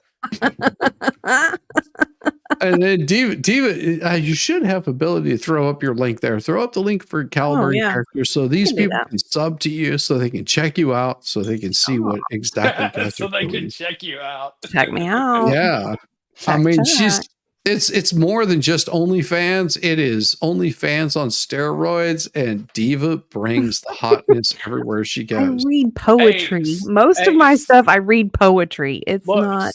Speaking of OnlyFans, where's that check? I'm working on it, baby. I'm working on it. Come on, we're working on it. Bitch better have my money. Mm-hmm. I'm working on it, baby. Boy, this is Volstorm on a regular night. You have to understand that Volstorm, whenever we do Sunday nights, with Diva and Kaiser, and I have a story in Yamaha. I mean, it is chill. We don't do politics. We don't discuss these kinds of things. This is my goddamn channel. And whenever we want to talk politics, we talk politics. And if you disagree with us, that's okay. We don't care because it's beautiful. And you have to understand that Volstorm is as addled as he might be. You know, it might be from, all of the damn, what do they call that blue pill again? I can't forget. I can't remember. It's called cocaine. Because Diva is very demanding of that man, and she was like, "You will tonight. I don't care. I'm going to wear you out." I'm like, "Yes, ma'am." Oh, you're funny. You're funny. You're so funny. It is law enforcement that asked for the bill. They helped. No, it craft isn't. it. They're the ones that supported it. That's because they know we need to do this. Look, this issue of continuing to bring this up, of not dealing with it, of blaming migrants for everything. No, we blame you. No, we don't blame migrants for anything. We blame the people that are here illegally that you've allowed into the country. That's what we're blaming for the problem. And let me tell you something. Yeah, the Border Patrol was so behind that bill that they have pinned on their Twitter page, "We are not supporting Kamala Harris." Yeah, exactly. It's pinned on their Twitter page. Yes. But they're not getting it. They're entirely not getting. They're not getting the memo. And housing, we could talk a little bit about Wall Street speculators buying up housing and making them less affordable. But you mean BlackRock? Blame. You mean BlackRock? You mean the people that are supporting Kamala? The ones that are funding Kamala's campaign donations? Look, this bill also gives the money necessary to adjudicate. I agree. It should not take 7 years for an asylum claim to be done. This bill gets it done in 90 days. Then you start to make a difference in this, and you start to adhere to what we know. Throwing money at it. Look, I don't talk about my faith a lot, but Matthew 25:40 talks about, "To the least amongst us, you do unto me." I think that's true of most Americans. They simply want order to it. This bill does it. It's funded. It's supported by the people. Oh my God. Wow. Oh my God. They really wow. You know how you can change that to where it's 90 days? The executive branch controls that. Yep. More executive branch control. You stop letting the people through, and then you process those who have their 90 days, and you can even put them in a nice little, detention center. In New York hotel. Yeah. Holy crap. They are really out to get me. They really want to get me. So our derailed show got me a copyright strike. You're kidding me. For what? Medical disinformation. Uh-oh. What medical disinformation were you spreading, Shizzy? I don't know. I told them that you know, if you suck lots of beans, that it'll take care of like all those headaches. So that's not true. I mean, I don't have any headaches after I'm done. Oh dear Lord. Medical disinformation. What'd y'all talk about yesterday? What did we talk about yesterday? I don't remember. See, I wasn't paying attention. I disputed it. I'm like, go F yourself, you little sons of bitches. Exactly. Horse dewormer, probably. Wait, the horseman just attempted to quote scripture, lightning incoming. Yeah, horse dewormer. They use it when it's convenient. Well, how about the one about thou shalt not kill? Or I knew you in the womb. No. Or Eva, killing babies is acceptable if they haven't been born those? yet. Right? Golly, Come on, Diva. Come on. You know better than this. You know, just as long as it hasn't been popped out that their womb, you know, it's still fair game. You know, you just kick it a few times. It's like a football, right? Diva's about to smack the ever living shit out of him. He's just like, this works, you son of a bitch. To the least amongst us, you do unto me. I think that's true of most Americans. They simply want order to it. This bill does it. It's funded. It's supported by the people who do it. And it lets us keep our dignity about how we treat other people. Thank you, Governor. And just to clarify for our viewers, Springfield, Ohio does have a large number of Haitian migrants. Wait a second. Well, didn't they say that they're not supposed to be fact checking real time? Did they fact check themselves with that question? Yeah, they're fact checking. They're fact checking right now. They are. Because they knew what the response was going to be. They're like, oh, no, we've got this fact check for you right now. Let's fact check count. Who have legal status, temporary. Senator, we have so much to get to. Margaret, I think it's important. Oh. And they're cutting him off. Oh, yeah. Yeah. No, they have protected status because the U.S. government shipped them up there. Which is why they're getting away with so much. Because they're legally shipped up there. By They're the like, government. oh, we have protected status. Okay. Tell that to the veterans that you've kicked off the rolls to make way for these people. Yeah, don't even get us Or started. just don't even add them to the rolls because you make the bureaucracy so hard to get any benefits through the VA that you can't obtain necessary. You started trusting the VA? Well, I'm just saying. No. When it's have you a government trusted the system, VA? but just to even get on the rolls and get what you need is difficult. And anyway. Here's the thing. The VA. I'm eligible for VA benefit, and I've never fought in a war. I've never had to see the horrible things that other people have had to see. I've never had to miss losing limbs or losing, my comrades in arms. I've never had to suffer any of those issues. Do you know how much that I go to the VA? I have never been to the VA except for delivering pizzas. And you know why? Because I don't deserve that.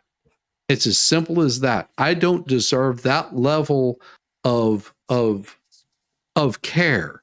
And the VA does so much for a lot of people. It does. It does depend on what location you're in. If you're in a major city, you're going to get screwed. Sorry. The VA absolutely sucks in that. I am telling you that the VA does a hell of a lot of really good stuff, and there's a lot of really good fucking doctors there. And that's one of the reasons why I'm like, I won't take anything from the VA because I feel like it's taking from people that have actually suffered through a lot of shit. There's an That I- interesting trend where the Korean and Vietnam era vets, they would not sign up for their service related benefits. They just didn't do it. They did their time and they never signed up. But then there are, those who need it. Yep. Sometimes it's an extremely difficult process to be able to get any of their VA benefits. And I thought, and to me, I thought that it would be a disservice to every single one of those VA veterans, every single one of those veterans that served, for me to take any sort of benefit from it. Yeah, I can understand that. I'd much rather like make my own way. I didn't have that kind of. There's a lot of the Korean Vietnam era. Those fellas, they're kind of like, I'm not taking anything from the government. They had because they just were like, nope, not taking because it. they knew they were turning. They already gave me enough bullshit. I don't want any more. They were kind of like, I did my time. I'm done. Not going to do anything. All right, let's carry on with these. Turn out of the economy. Thank Margaret, you. the rules were that The you guys weren't economy- going to we're- fact check, and since you're fact checking me, I think it's important to say what's actually going on. So there's Good job. Good job. Temporary protected well, status. Margaret, Nora? but Thank you, Senator. We have so much to get to. Margaret, Thank you, I think it's Nora. important We're because going to turn out of the debate- economy. Thank Margaret, you. the rules were that The you guys economy, weren't going to we're- fact check, and since you're fact checking me, I think it's important to say what's actually going on. So there's an application called the CBP One app, where you can go on as an illegal migrant, apply for asylum or apply for parole, and be granted legal status at the wave of a Kamala Harris open border wand. That is not a person coming in, applying for a green card and waiting for 10 years. That Thank is you, the Senator. facilitation of illegal immigration, Margaret, by Thank our you, own Senator, for leadership. describing Beautiful. the legal process. Kamala We have Harris so opened much up to get that to, pathway. Senator. Those We have laws so have been much. Way to Beautiful. fucking go, Vance. Good Fuck job, yeah. Vance. Good job. Good job, Vance. You said, and I called that out too. I was like, why are the fuck are they fact checking him whenever they said they weren't going to? And he called it out. Good for him. Damn right. Call them out every damn time. Oh, you can tell they're pissed off too, because they're just like, wait, But look you're at not those supposed to eyebrows do that. arched. Yes. Yes. been on the book since 1990. Thank you, gentlemen. The We CBP want to have. One app has not been on the books since 1990. It's something Oh. that Kamala Harris created. They muted him. They Wow. fucking muted him. And he's still shouting. Muted What? him. They fucking muted him because they were just like, they fucking called him out and they did not like that. This is bitches on fucking patrol. Oh, I am putting this up as a goddamn banner. Oh, I don't give two shits. Fuck those.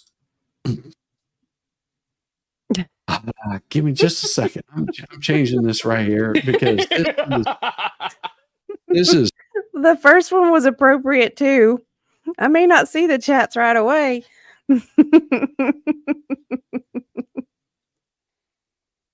bitches come out on patrol, lying, effing. Well, let's see. I could say coons. There we go.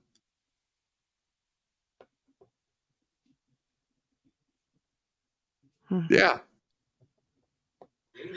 Gentlemen, the audience can't hear you because your mics are cut. We have so much we want to get to. We Thank heard you for it. explaining Yeah, we heard it. the legal process. Nora. Thank you, Margaret. The economy is a top concern for voters. Each of your campaigns.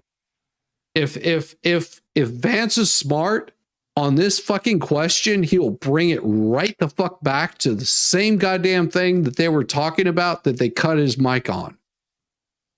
Every bit of it. Has released an economic plan. So let's talk about the specifics. Governor Walz, Vice President Harris unveiled a plan that includes billions in tax credits for manufacturing, housing, and a renewed child tax credit. The Wharton School says your proposals will increase the nation's deficit by $1.2 trillion. How would you pay for that without? Well, I would get some more tampons in the boys' bathrooms and make sure that, we got a we got a bunch more guys hanging out on Biden's beach. Maybe we'll get some of that money from Ukraine after all this war is done. I think there's a song about it. Governor, I'll give you 2 minutes. Yeah, thank you. And Kamala Harris and I do believe in the middle class because that's where we come from. We both grew up in that. We understand. God, so those of stop you out that there listening shit. tonight, you're hearing a lot of stuff back and forth, and it's good. It's healthy. That's what this is supposed to happen. You should be listening. How's this going to impact me? The bold forward plan that Kamala Harris put out there is talking about this housing issue. The one thing is there's 3 million new houses proposed under this plan with down payment assistance on the front end to get you in a house. Tiny A house houses. is much more than just an asset to be traded somewhere. It's foundational to where you're at. And then making sure that the things you buy every day, whether they be prescription drugs or other things, that there's fairness in that. Look, the $35 insulin is a good thing, but it costs $5 to make insulin.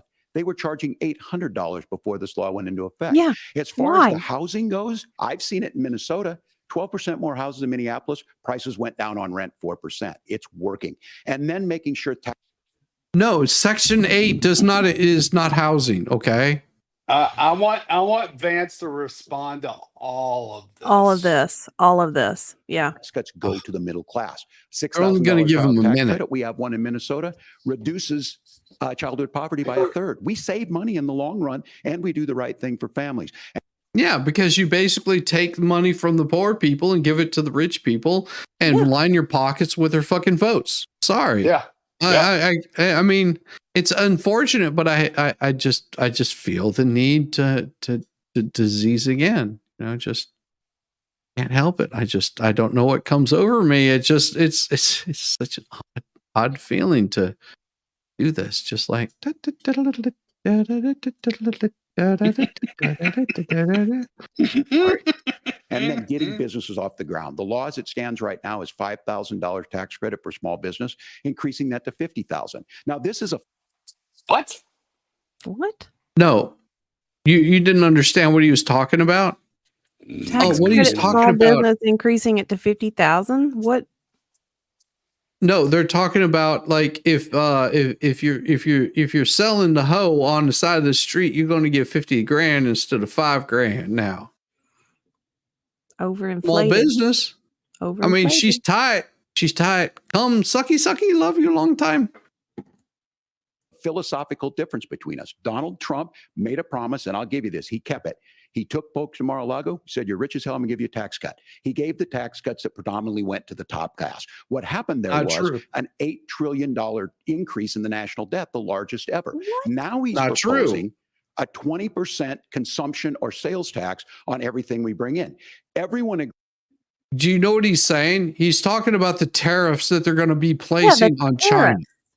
Tariffs.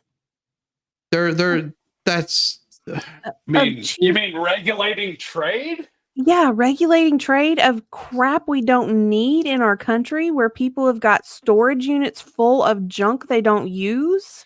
Hey, I told you I bought those. Leave me alone.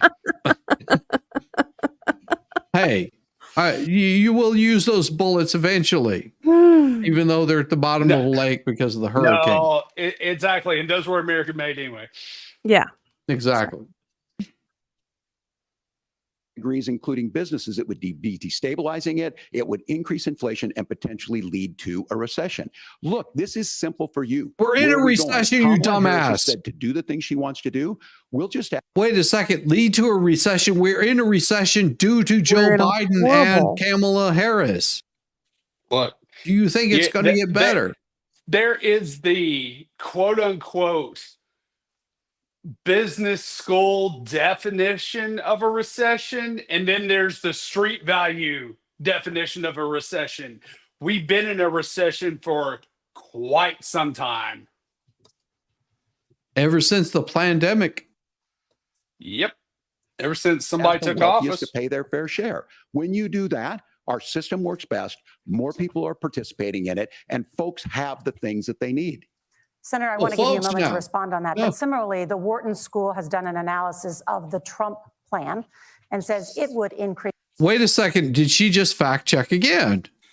Yep. I thought they said they weren't going to be fact checking. The nation's deficit by $5.8 trillion. My question is the same for you. How do you pay for all that without ballooning the deficit? I'll give you 2 minutes. Well, first of all, you're going to hear a lot from Tim Walz this evening, and you just heard it in the answer, a lot of what Kamala Harris proposes to do. And some of it, I'll be honest with you, it even sounds pretty good. Here's what you won't hear, is that Kamala Harris has already done it. Because she's been the vice president for 3.5 years. She had the opportunity to enact all of these great policies. And what she's actually done instead is drive the cost of food higher by 25%, drive the cost of housing higher by about 60%. Open the American southern border and make middle-class life unaffordable for a large number of Americans. If Kamala Harris has such great plans for how to address middle-class problems, then she ought to do them now. Not when asking for a promotion, but in the job the American people gave her 3.5 years ago. And the fact that she isn't tells you a lot about how much you can trust her actual plans. Now, Donald Trump's economic plan is not just a plan, but it's also a record. A lot of those same economists attack Donald Trump's plans, and they have PhDs, but they don't have common sense and they don't have wisdom, because Donald Trump's economic policies delivered the highest take-home pay in a generation in this country. Yes, it's true. 1.5% inflation, and to boot, peace and security all over the world. So when people say that Donald Trump's economic plan doesn't make sense, I say, look at the record. He delivered rising take-home pay for American workers. Now, Tim admirably admits that they want to undo the Trump tax cuts. But if you look at what was so different about Donald Trump's tax cuts, even from previous Republican tax cut plans, is that a lot of those resources went to giving more take-home pay to middle class and working class Americans. It was passed in 2017, and you saw an American economic boom unlike we've seen in a generation in this country. That is a record that I'm proud to run on, and we're going to get back to that common sense wisdom so that you can afford to live the American dream again. I know a lot of you are struggling. I know a lot of you are worried about paying the bills. It's going to stop when Donald Trump brings back common sense to this country. Governor, do you want to respond to that? What has Kamala Harris done for the middle class? Yeah, well, Kamala Harris. Two things. Number one, they keep quoting this Wharton Business School plan, and the information they're giving out is absolutely incorrect. Actually, what the plan said is that under Kamala Harris's plan, the economy would shrink. Under Trump's plan, it would grow. So continue to tell me how much worse the Trump plan is. Number two, they keep going back to, we lowered the price of insulin. Yes, you lowered the price of insulin after Trump had done it, and then you undid what he had done. Trump had already lowered the price of insulin. Yes, he had. So stop taking credit for it. But come on, that's what we're supposed to do, right? Because, you know, we take credit for being like a high school coach, and we take credit for being like we fought in Afghanistan, we were dodging bullets and all kinds of crap like that. But he was an assistant coach. That's even worse than stolen valor. He wasn't a coach, he was an assistant coach. But now the Dems cap the max price of insulin, not the same as lowering. Yes. Yep. Yes. Absolutely. Yes. Exactly. Yes. Because it's not expensive to manufacture, but they sure do market the heck out of it and overpackage it and use that as an R&D funnel for all the other drugs they're in development with right now. Yep. Yes, that is true. So damn true. Yep. Since day one was Donald Trump's failure on COVID that led to the collapse of our economy. We were already before COVID Wait. I think it had more to do with the Democratic governors and mayors wanting to keep their cities closed, which shut down a lot of small business. Yes. And mainly in Minnesota and Michigan and Wisconsin and Ohio. All of those states. And you couldn't go have Thanksgiving with grandma, but you're allowed to go out there and do a damn protest. Or have an orgy at a highfalutin party. Oh, come on. And I wasn't invited. No, disappointed. No, I'm so disappointed. You know, here we are, you know, a bunch of old men. We got saggy balls, and you're telling me I can't come to an orgy? I know. It What's wasn't wrong with fair. free In love, fact, man? it was kind of discriminatory. That It was. I know. I Yeah. need to get my tea bags in, damn it, and I wasn't able to. God, more bad grandpa references. Ew.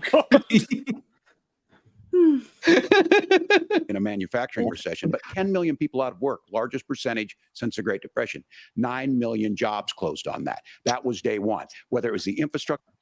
And why were they closed? Why were Why? those jobs lost and businesses closed? Were they lost due to the fact that the Dems kept pushing that if you don't get your jab, you don't have a job? Oh, Or they were financially incentivizing people to get the jab at their employer. And if they didn't, they wouldn't get their extra $60 a week or however much it would be. Yep. If they didn't get the shot. yes. It was like And you couldn't- blackmail for some Wait, you mean I couldn't manufacturing get areas. I couldn't get my cheeseburger and fries? Nope. No, let me tell you what I did get from the jab is I got like not being able to walk for 3.5 weeks. A heart attack? How about that? No, I couldn't fucking walk. Oh, did you get it? Yeah. Oh shit, Shizzy. Seriously. Yeah. I didn't know that. Seriously. So whenever these assholes are sitting there going, they want to claim medical disinformation, I'm talking about like real life fucking situations where I went and got that shit because, of course, they locked down our government and said, oh, you can't travel outside the United States for vacation. It was already planned. Yes. Oh, and guess what happened the day after we started to head out to France? They said, oh, guess what? We've released that because we found that it's completely unnecessary. It's not going to do any fucking good. Oh, You YouTube and your medical disinformation, you shove it up your ass, and you can suck my big fat sausage. Yeah. I have That's Town. what happened to me. I haven't seen many people who have not had a side effect of some sort following. And you know what? For the past 30 plus years after I got out of the military, I never got a flu shot. I never got any sort of like a booster shot or crap like that. And guess what? Hey, I fucking survived. Fucking amazing. It's amazing. You've never had a flu shot? I was like, why would I get a flu shot? There's no need for me to get a flu shot. Why would I get a flu shot? She was just like, well, because you might get sick. I was like, okay, I get sick like maybe once every couple of years. Yeah. And then I'm like sick for a fucking weekend and I crawl into a fucking hole. I drink a bunch of fluids. I put ice packs if I get too hot and I move on with my fucking life. And guess what? I did just goddamn fine. And then all of a sudden I take a fucking jab and guess what? I've had the coof 4 times since I've had the fucking jab. No freaking way. Yeah. Dude. Yeah. That's crazy. That is crazy. I don't want you to get another medical misinformation ding again. They can suck my dick for medical misinformation because this isn't medical misinformation. This is me telling you what happened to me. Exactly. So they can go suck my dick. Trust me, at this point, they're going to strike us for much more different things than medical misinformation. Maybe I should show more cleavage. What do you think that would? No, it's feet pics they want. They're sickos over there at YouTube. Honey, we're live. This isn't FaceTime. Oh, you're right. Later, I'll leave you guys in a private room. Economists can't be trusted. Science can't be trusted. National security folks can't be trusted. Look, if you're going to be now he's talking truth. Is he talking the truth? What's he doing? Yeah, I think he's speaking truth. It's your own party that doesn't trust the science that's been around for thousands of years. Thousands of years. Natural immunity. Oh, it's weird how that works. He does. My pro tip of the day is this. If you need heart surgery, listen to the people at the Mayo Clinic in Rochester, Minnesota, not Donald Trump. And oh, wait, you talking about the same Mayo Clinic? You talking about the same Mayo Clinic that likes to separate parents from their children and then cause all kinds of other problems. Wait, wasn't there somebody that was talking about the Mayo Clinic not too long ago about how they were removing like the child from the parents, and then they were like committing atrocities on this child, like sexual abuse on a fucking child, and you expect us to trust the Mayo Clinic? Yes. Wait. Why would I trust a clinic named after a condiment? Well, because mustard clinic, it was a little too close to World War I for them. The ketchup clinic sounds much cooler. Well, they're still catching up. What can I say? Same thing goes with this. And I ask you out there, teachers, nurses, truck drivers, or whatever, how is it fair that you're paying your taxes every year and Donald Trump hasn't paid any federal tax in the last 15 years? This is a lie. What? That's bullshit. That's bullshit. Let me see if I can fact. Here. How about this? Take this into consideration. Balls to the wall, dumbass. That Donald Trump, his entire 4 years, he never took a paycheck from the United States government. Do you know what he did with his paycheck? He donated his entire paycheck. Every 4 years, he donated his entire paycheck. Do you know why he did that? Because I owe the government. I owe my country. You don't owe me. You don't need to pay me. I'm wealthy on my own. I'm good to go. And every single paycheck he donated out. By the way, He never took a paycheck. The presidential salary is about $400,000 a year. He never took a single penny of it. He donated every single paycheck out. Look it up. Don't believe me? Look it up. He did. Years. And the last year as president. That's what's wrong with the system. There's a way around it, and he's bragged about that. We're just asking for fairness in it, and that's all you want. No, he didn't brag about it. He exploited your system that you created. He totally, and he's very candid about it. He's like, these are tax breaks that are in this system. Yes. You're so worried about the wealthy paying their fair share, then rewrite the tax code. Exactly. Yeah, because he had that really good line where he said, yeah, I took advantage of it, and so did she. And he points over to Hillary. Yeah. Yeah. He's like, it's just, this is how it is. If you want it to change, then let's change it. Yes. But you got to change it. I can't change it. You can't change these things by executive action. That's not how those kinds of things work. The way that you can shut down the border is by executive action. And guess what? Camel toe, Biden.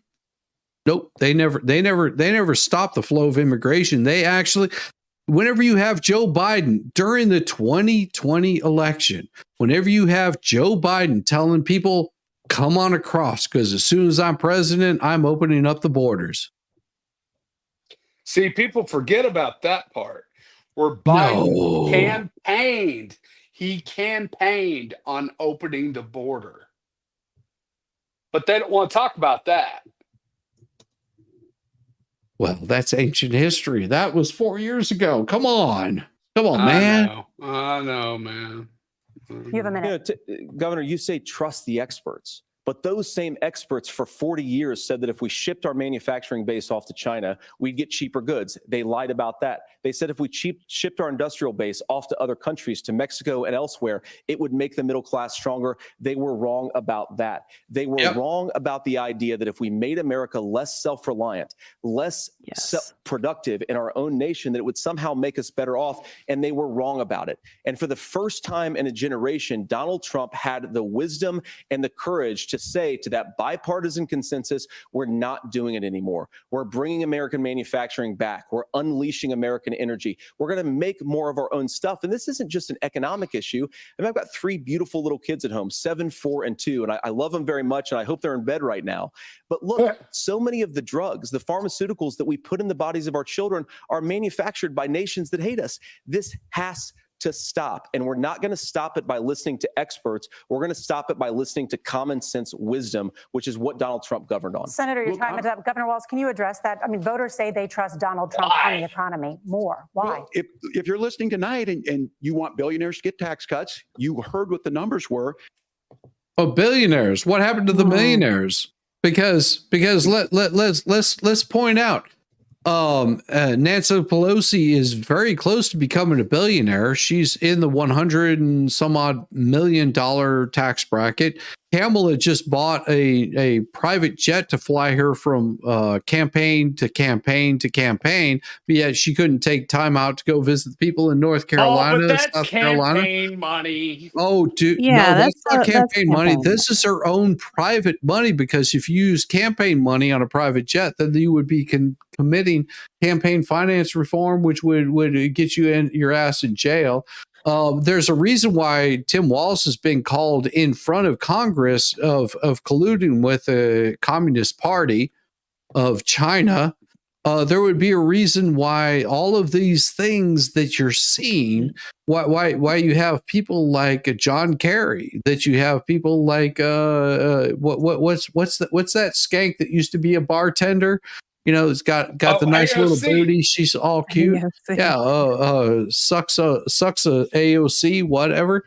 You know, there's a reason why this woman right here went from working at a bar to now being valued over how many million does she make? How many million does she make off of her little stock trades? Well, why don't you dig into your politicians? Whenever you see that your politicians, these politicians that are supporting your country, that are supposed to be working for you, and I will tell you what, if you want to see these politicians work for you, make their salary the same median that their states are making. Okay, so you got a state that's doing crappy, and let's see, that state's median income might be like 50 grand, 20 grand. Well, I'll tell you what, why don't you pay your politician that? Oh, no, wait. Your politician votes themselves their own raises. And how much is that politician making? I guarantee he's making more than 4 family units in a goddamn year. So why don't you take these people to task? Oh, yeah. And I say that the same as Vance, the same as Walz over here. These guys are making millions of dollars a year. Millions. And I joke not whenever I say this. Both of these politicians right here are making millions of dollars a year while their states are not making shit. Yeah.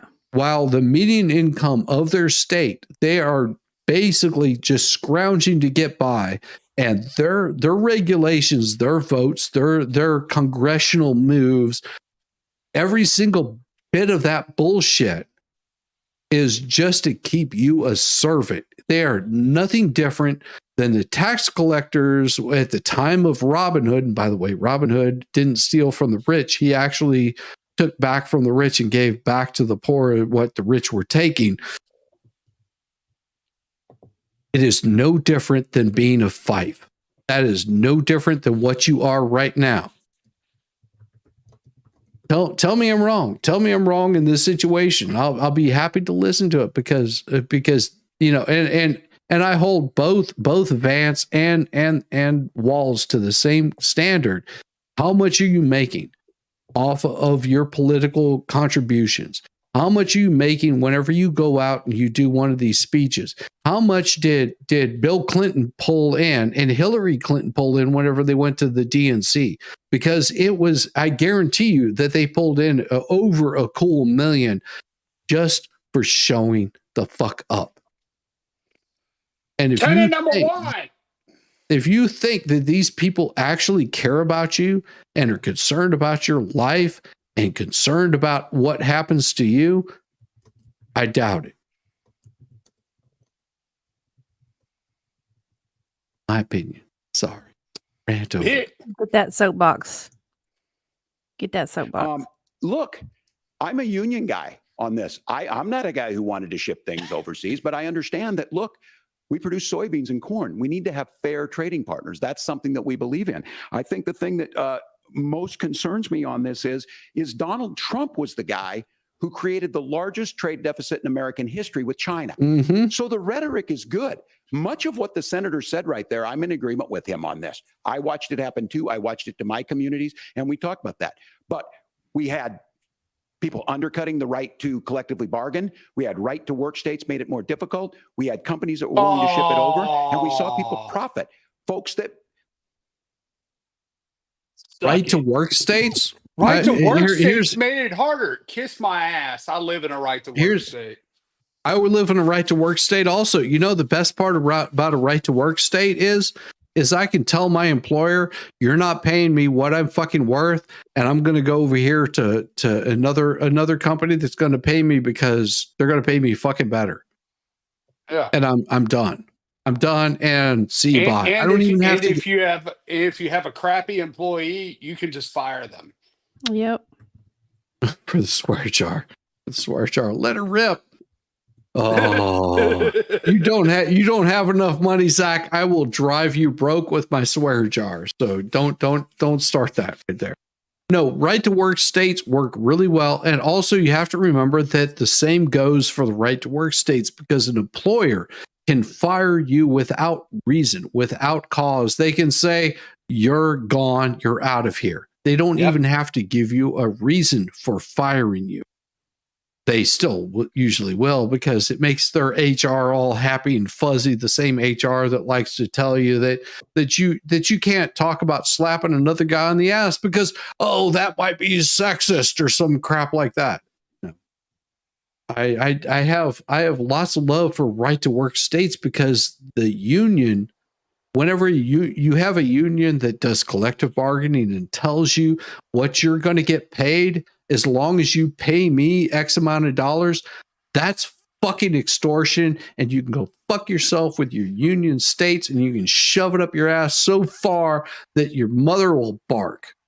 Because here's the dirty little secrets about these little trade negotiations, is that once these workers get their raise, the unions raise their dues, and then they're not making any more than they already were. And that is a fact. I've seen it. Bingo. But nobody wants to acknowledge that. Nope. So go ahead and shut the fuck down out of Savannah.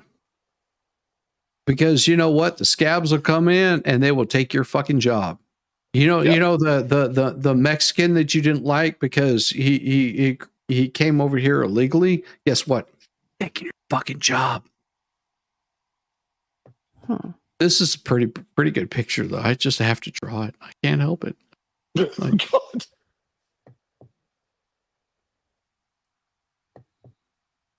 We're doing picture pages with Shizzy. Just can't help it. Folks that are venture capital in some cases, putting money into companies that were overseas. We're in agreement that we bring those home. The issue is Donald Trump is talking about it. Kamala Harris has a record, 250,000 more manufacturing jobs.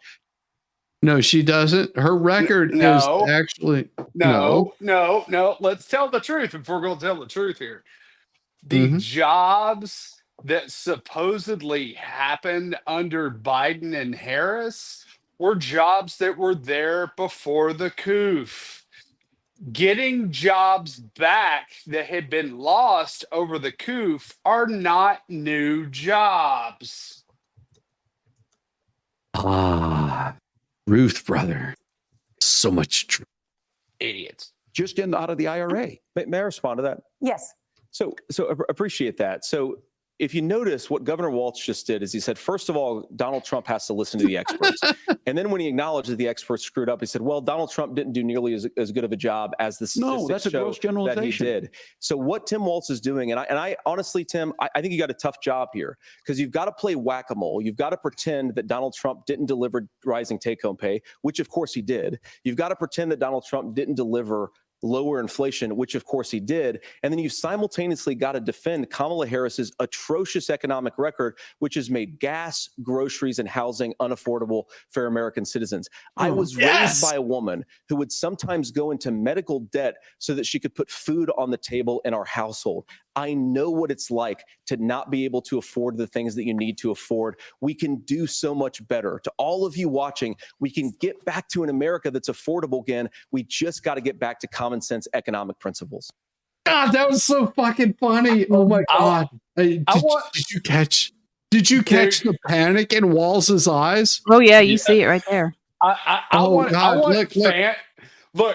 Vance to start one-upping them. You know how Kamala always talks about that I grew up in a middle-class family. Well, JD Vance grew up in a poor-ass family. Yeah, we're not talking about middle class. We're talking like broke ass motherfuckers. We're talking about one step up above fucking living in a trailer on a van down by the river. But watch the panic in Vance's face as he's just like turning. Oh my God, it's glorious. This is just the panic in his eyes. Food on the table in our household. I know what it's like to not be able to afford the things that you need to afford. We can do so much better. To all of you watching, we can get back to an America that's affordable again. We just got to get back to common sense economic. Are you going to interrupt? I hope we have a conversation on healthcare then. Senator, Governor. Please. Thank you. Margaret? We have a lot to get to ahead, gentlemen. He was looking to them to bail him out. Yeah, he was like, we're going to touch on this next, right? We're going to touch on this. We're going to talk about help me here. Healthcare, right? Healthcare, so I can open the door to the controversial topics. Let's do it. Oh yeah, because they want to talk about killing children next. Yeah, they are. I guarantee. Probably one of the last topics they will cover will be abortion, so he can get his talking points in. I think Heidi was just telling me, and I looked up probably the biggest talking point they're going to have, which I've got it ready to go for fact check. Yeah, because I know exactly what she's talking about. Oh yeah, you guys, you have the floor. You have the floor. No, we'll wait till they get there. We'll wait till they get there. Yeah. On many topics, but right now I want to talk about personal qualifications. The vice president is often the last voice the president hears before making consequential decisions. We want to ask you about your leadership qualities. Governor Walz, you said you were in Hong Kong during the deadly Tiananmen Square protests in the spring of 1989. But Minnesota Public Radio and other media outlets are reporting that you actually didn't travel to Asia until August of that year. Oops. Ooh. Big pause, because I covered this morning. Like, oh shit. I was like, this will just wind me up. Brandon, I will tell you what. I'll do a shot on your behalf. Cheers, brother. Because don't get wound up. This is for you, brother. I'll take a bio break on your behalf. Can I watch? No, I'm just kidding. No, I'm just kidding. No. Oh, wait, hold on. Let me take this camera with me. No, you don't want to do that. Don't do it. You want to do that? Stop. Do it. Don't do it. Don't do it. All of a sudden, it's just like Diva's just sitting there going in the bathroom, just like, I'm right here, asshole. And then like turns me off. Like, let's go. Brandon's like, wow. No, we're just having fun, dude. We are having fun. You have to understand that both Dictionary Diva and Volstorm are husband and wife. And if I said anything inappropriate to Dictionary Diva, that Volstorm he knows where I live. He would hunt me down. He would cut my balls off. Just so you know. No, I just mail your ass to Conyers.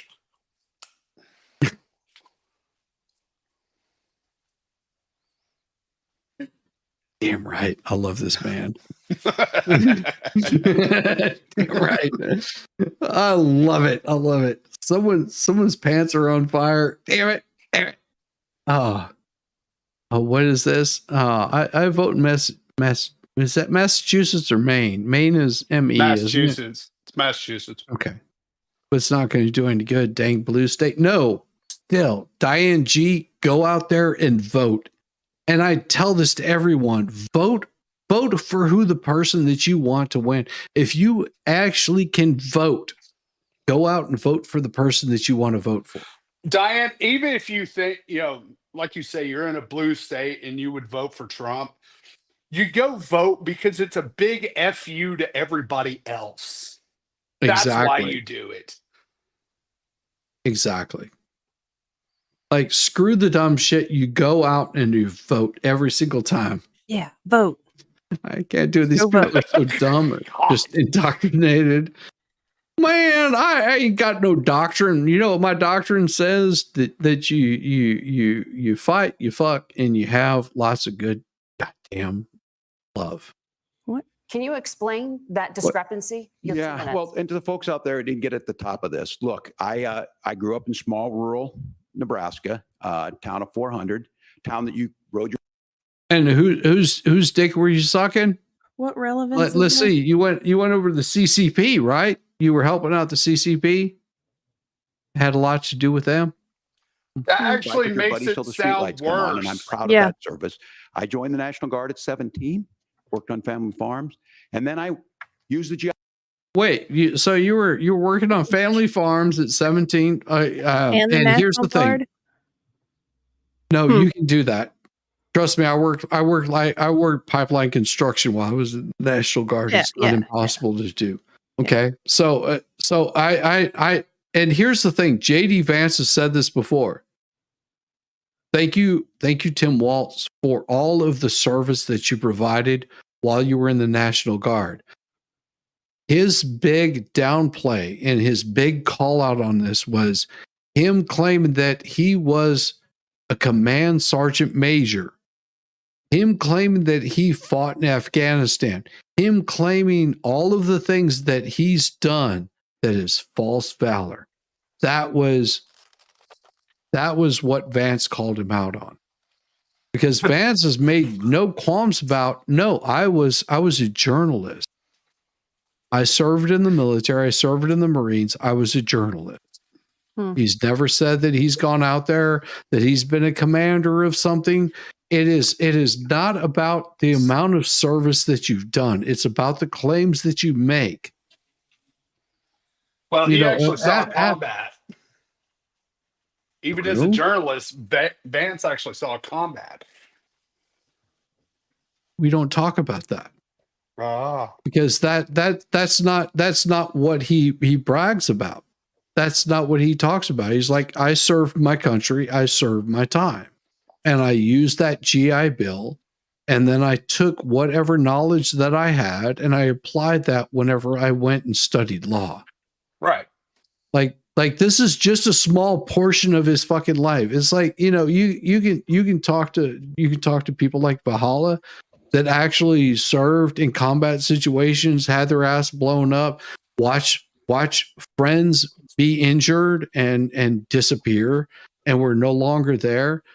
And he doesn't brag about that because it's not some sort of fucking bragging right whenever you see this shit happen. It's like, I was there, I did my time, and now I raise fucking goats because it calms me the fuck down and I'm not stressed out.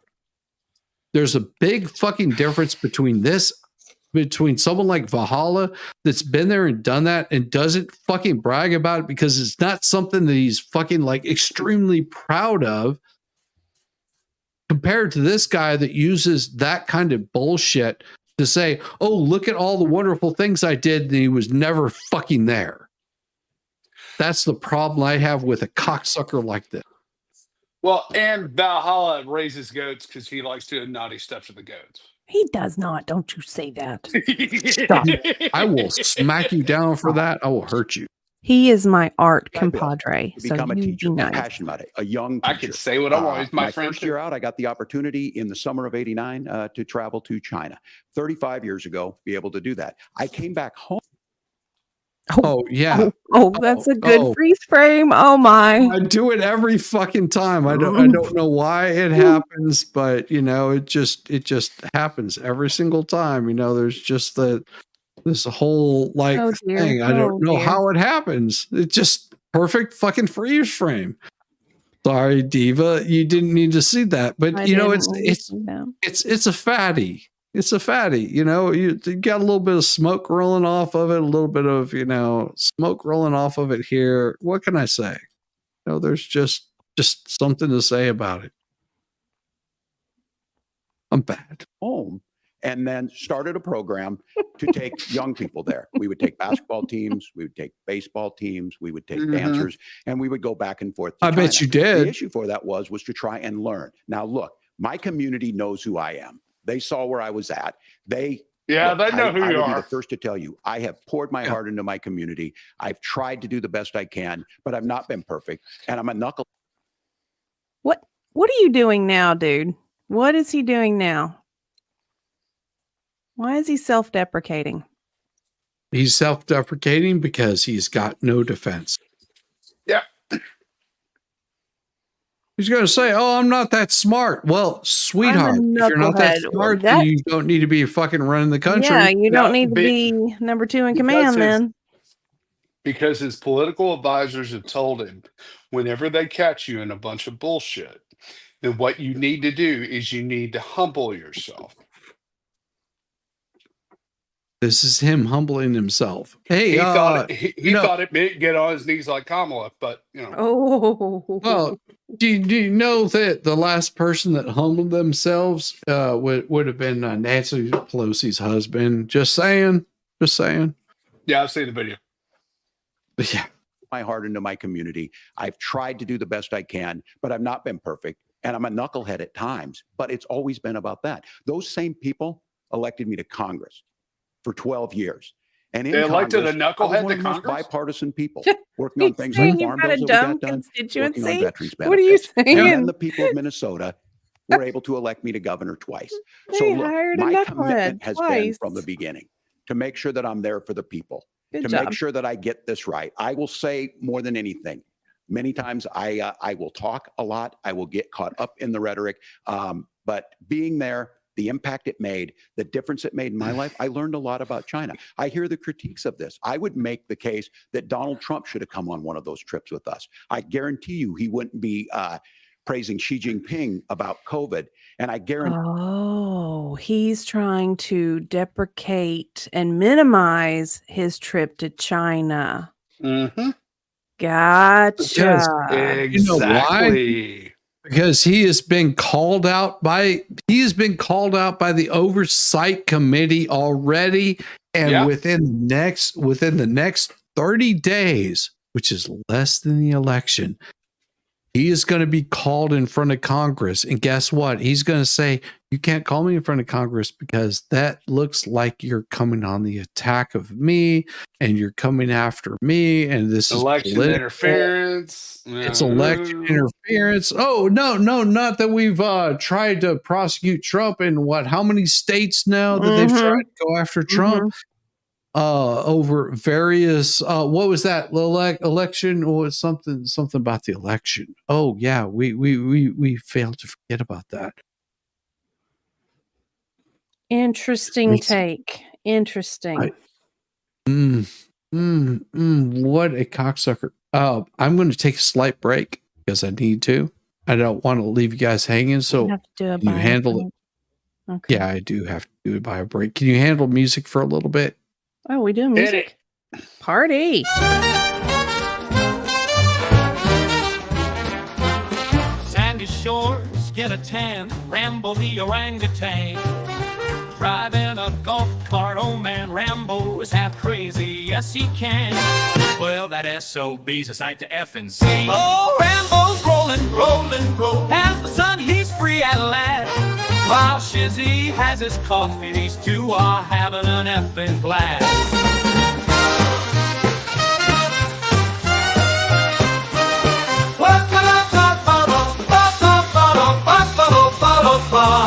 Whoa, Rambo's rolling, as the sun he's free at last. While Shizzy has his coffee, these two are having an effing blast. Shizzy on the dunes, coffee in hand, Rambo is a loon, and Shizzy is, well, that is too dirty to say here.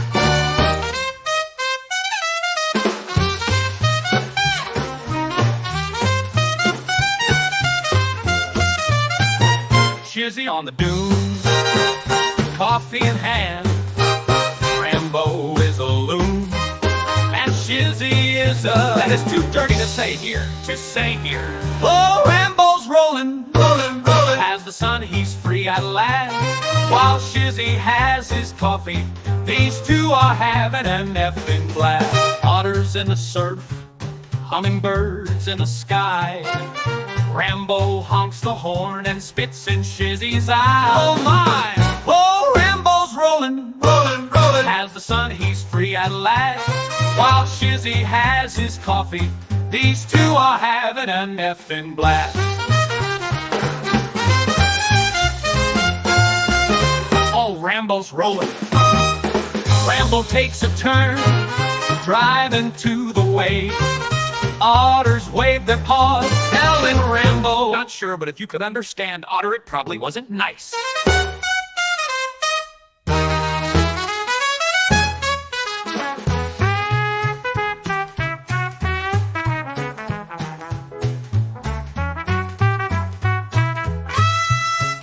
Rambo takes a turn, driving to the waves. Otters wave their paws, telling Rambo, not sure, but if you could understand, Otter, it probably wasn't nice.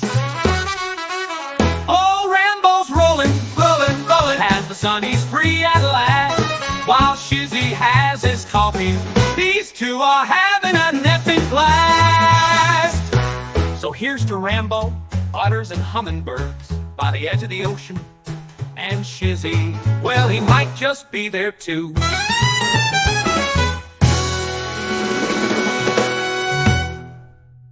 Well, here's to Rambo, otters and hummingbirds by the edge of the ocean, and Shizzy, well, he might just be there too.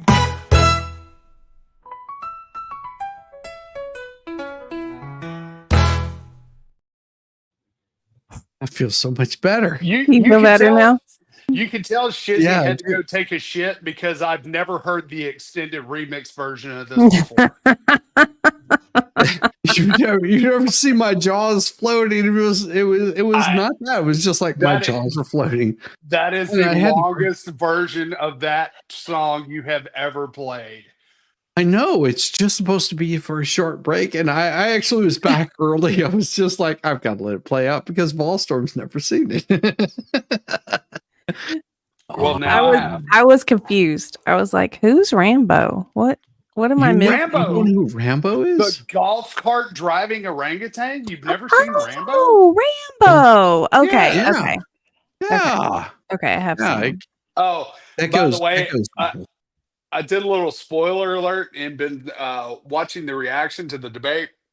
I'll Yeah. bring it up afterward. Okay. Yeah. Whoever shots over the best pair gets a G. What does that mean? What best pair of what? Best pair of what? I'm curious. Please elaborate. Need context. What pairs are we showing? I don't know. I think that Brandon's been hit the sauce again, son. Let me tell you, just lay off for a little bit. It's okay.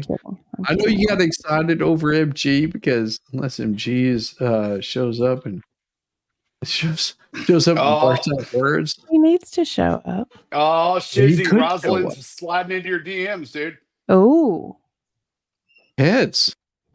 I am not. I have no tits. I have no tits. I don't either. Sorry. come here, puppy. Come here, puppy. Somebody wants to see your teats. Come on, honey. Somebody wants to see your titties. Come on over Come here. on. There's I know you're an old girl, but let's go Pico train. Guarantee you he wouldn't start a trade war that he ends up losing. So this is about trying to understand the world. Oh, it's right. about trying to do the best Trade you can war. for your community. And then it's putting yourself out there and letting your folks understand what it is. My commitment Hey, over there in what, Michigan, Minnesota, where, you know, that Midwestern state, what do you fucking know about trade wars? How do trade wars affect you? We trade.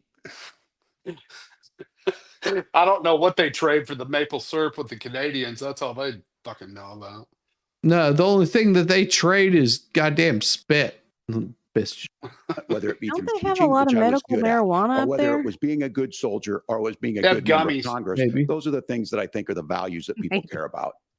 Maybe. Governor, just to follow up on that, the question was, can you explain the No, just discrepancy? all I said on this was is I got there that summer and misspoke on this. So I will just. Oh. That's what I said. Oh. So you won't clarify. Oh yeah. Fascinating. Yeah, you won't Fascinating. clarify that you're a lying piece of shit. Oh, sorry. So I was in It's okay, Susie. Hong Kong and China during the democracy protest went in. And from that, I learned a lot of what needed to be in governance. Yeah, you're a liar. Really? Thank you, Did Governor. you? Senator Vance. That right there should be the fucking headline for the next goddamn 2 weeks. But you know what the headline's going to be for the next 2 weeks? What? Nothing about him. No, nothing about No, this. no, he's gonna quietly go away for a couple weeks. Yep. And if people don't remember certain presidential race where he had to caucus, Yes.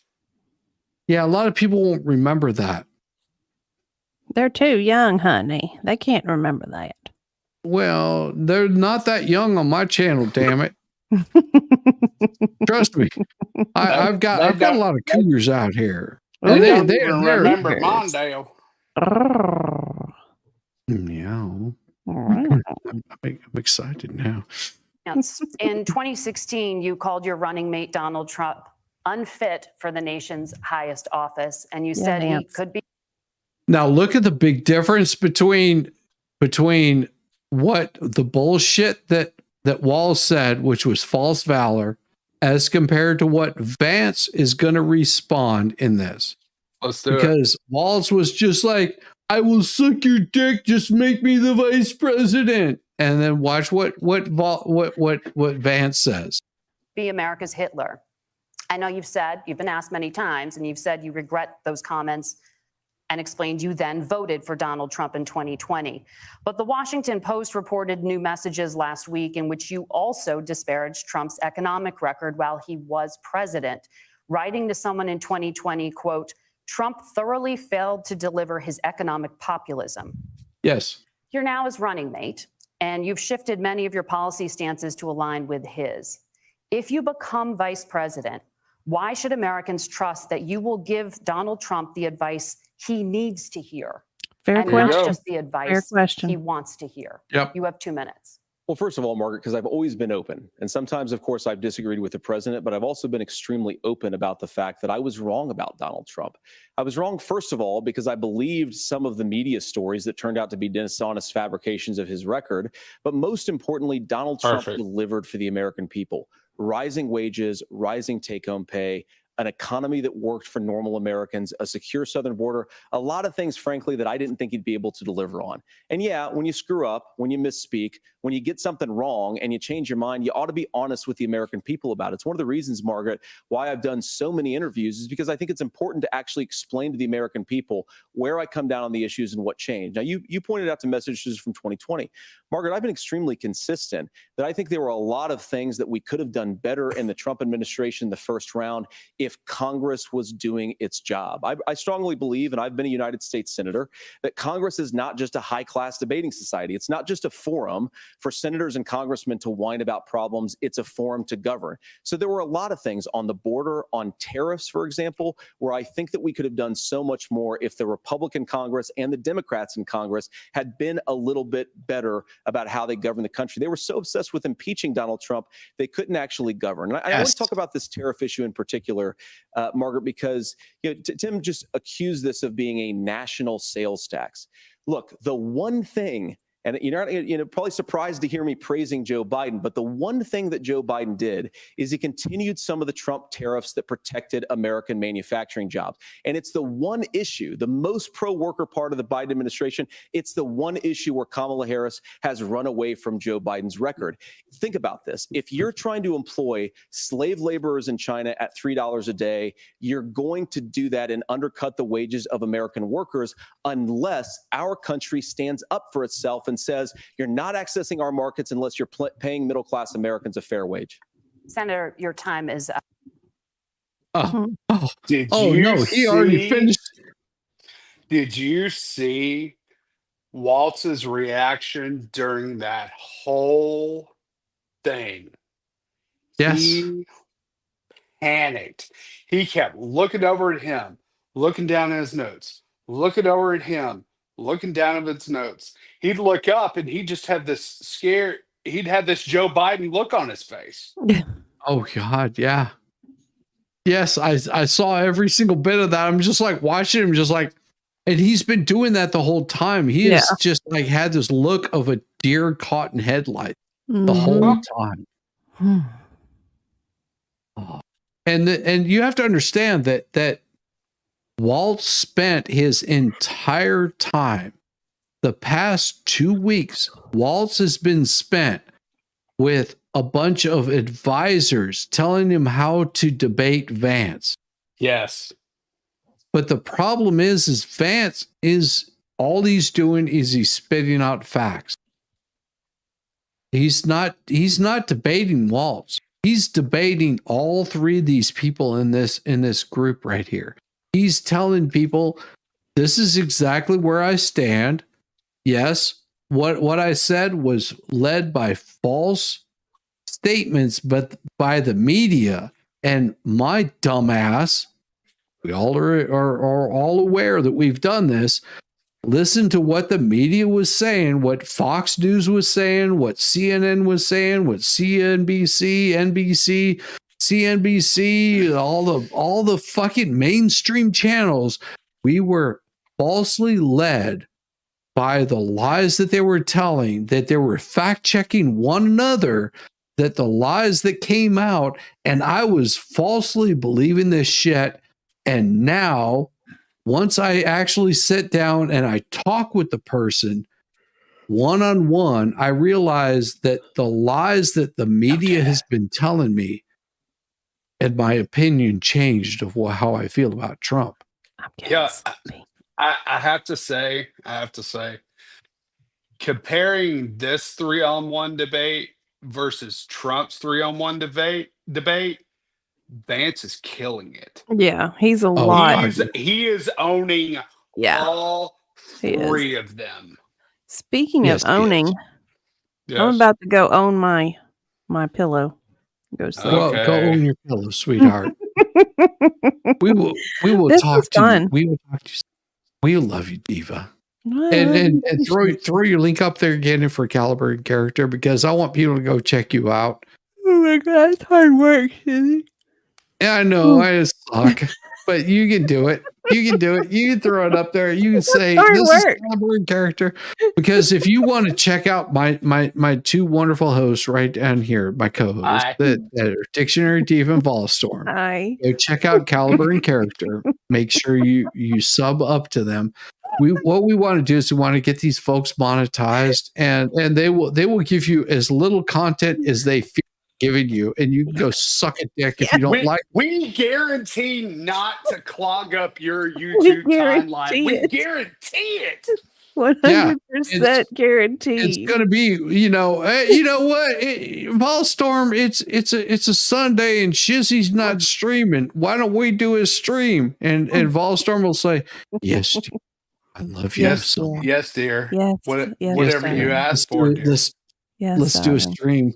And then they do a stream, and you're gonna get the notification, and you're gonna go, oh my God, like It's more nobody like else a is doing rave. anything. Dude, Like who's this sexy redhead and this icon of magnificence that you see right here? It would be Volstorm and Dictionary Diva on Caliber and Character. Oh, I'm missing my opportunity to be Puddletown's VP. Dang it. 'Cause I'm too busy. I'm It's too never Don't too worry, late he's to a be puddle. what you could have been. Ah, so true. So true. All Good right. night. Good We're night, ready to y'all. kick this thing off again. You Love have a good y'all. night. Good night. Nora? Thank you. Now to the issue Now of that reproductive she's rights. gone. Governor Walz, after Roe versus Wade was overturned, you signed a bill into law that made Minnesota one of the least restrictive states in the nation when it comes to abortion. Former President Trump said in the last debate, Well, you can't have an abortion if you cut off a man's dick. Just saying. There's no abortions if you're cutting off the penile implanted. Men can have babies too. Men can have babies too. Come to my closet. It is okay. that you I honestly think that he is homosexual. Mm-hmm. Have you seen his wife? Yeah, I've seen her. His wife reminds me of that woman that you see in the grocery line that's paying for food stamps, and she gets pissed off because you can't buy 50 gallons of beer on, and you know, the PD lube with food stamps. They're just like, no, I'm sorry, that's not a food byproduct. And you're just like, no, my baby lotion is a food byproduct. You will subvert. you believe abortion, quote, in the 9th month is absolutely fine. Yes or no? Is that what you support? I'll give you 2 minutes. That's not what the bill says, but look, this issue is what's on. That's not what the bill says, but it's what it implies. Right. I can't wait to hear this. I can't wait to hear Donald this. Trump put this all into motion. He brags about how great it was that he put the judges in and overturned Roe versus Wade. 52 years. Absolutely fucking perfect. Absolutely fucking perfect. Guess what? It goes back to the fucking states, and the states can decide. And you, the voter, every single fucking one of you can decide whether you want to kill children or you don't want to kill children. It's exactly your fucking decision. That's how. And when your greatest legal mind on your side comes out and says that Roe v. Wade is bad law, and then you Ginsburg. get pissy. Yes, Ruth Bader Ginsburg came out and said that Roe v. Wade was bad law, that it was predicated upon a false pretense.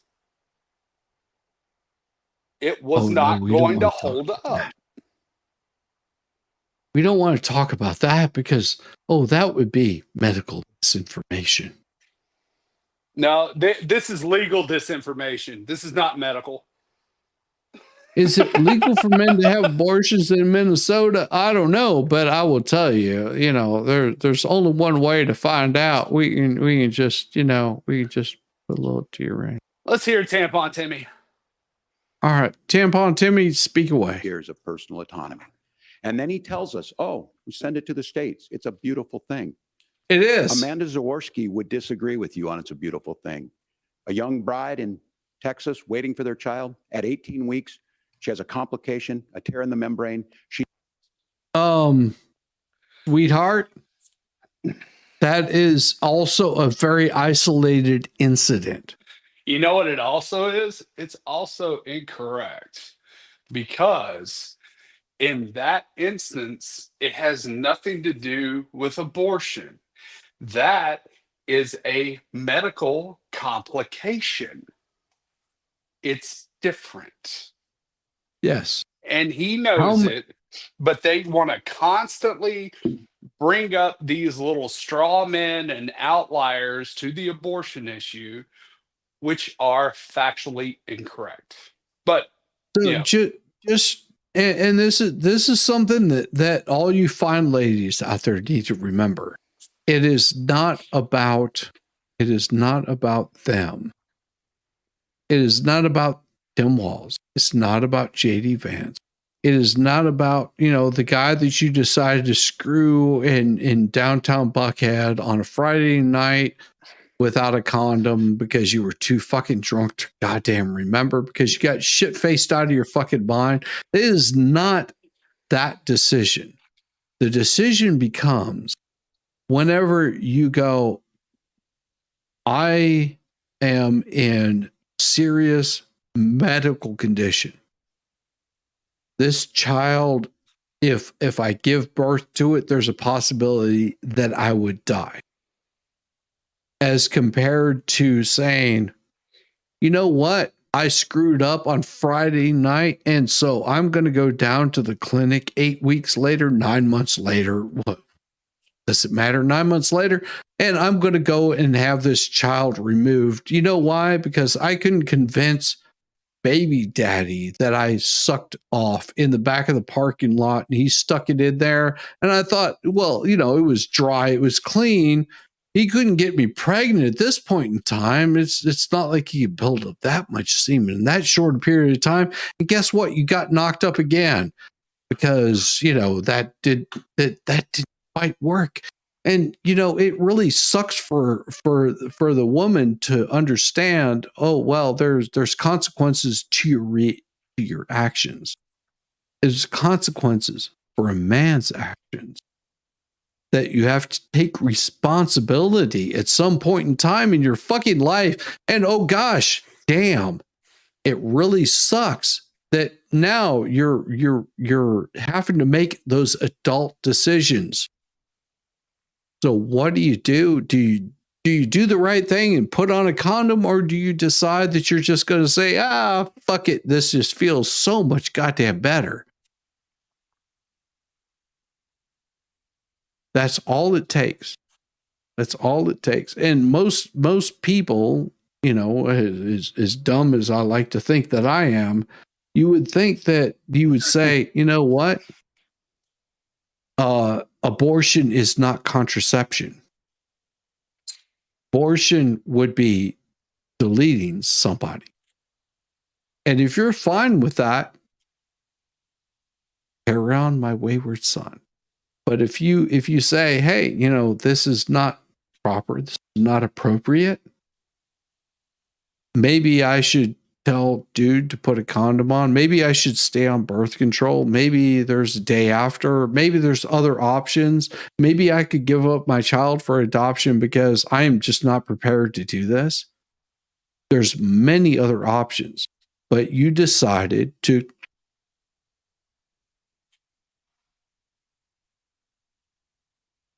That's something you have to fucking live with. This asshole right here, JD Vance, they don't have to live with your horrible decisions. Pretty much. And we press play. Yeah. Sorry. Rant over. She needs to go in. The medical care at that point needs to be decided by Not the medical doctor. care. And that would have been an abortion. But in This Texas, is isolated that would have put them incident. in legal jeopardy. She Fuck went you. home, got sepsis, nearly dies, and now she may have difficulty having children.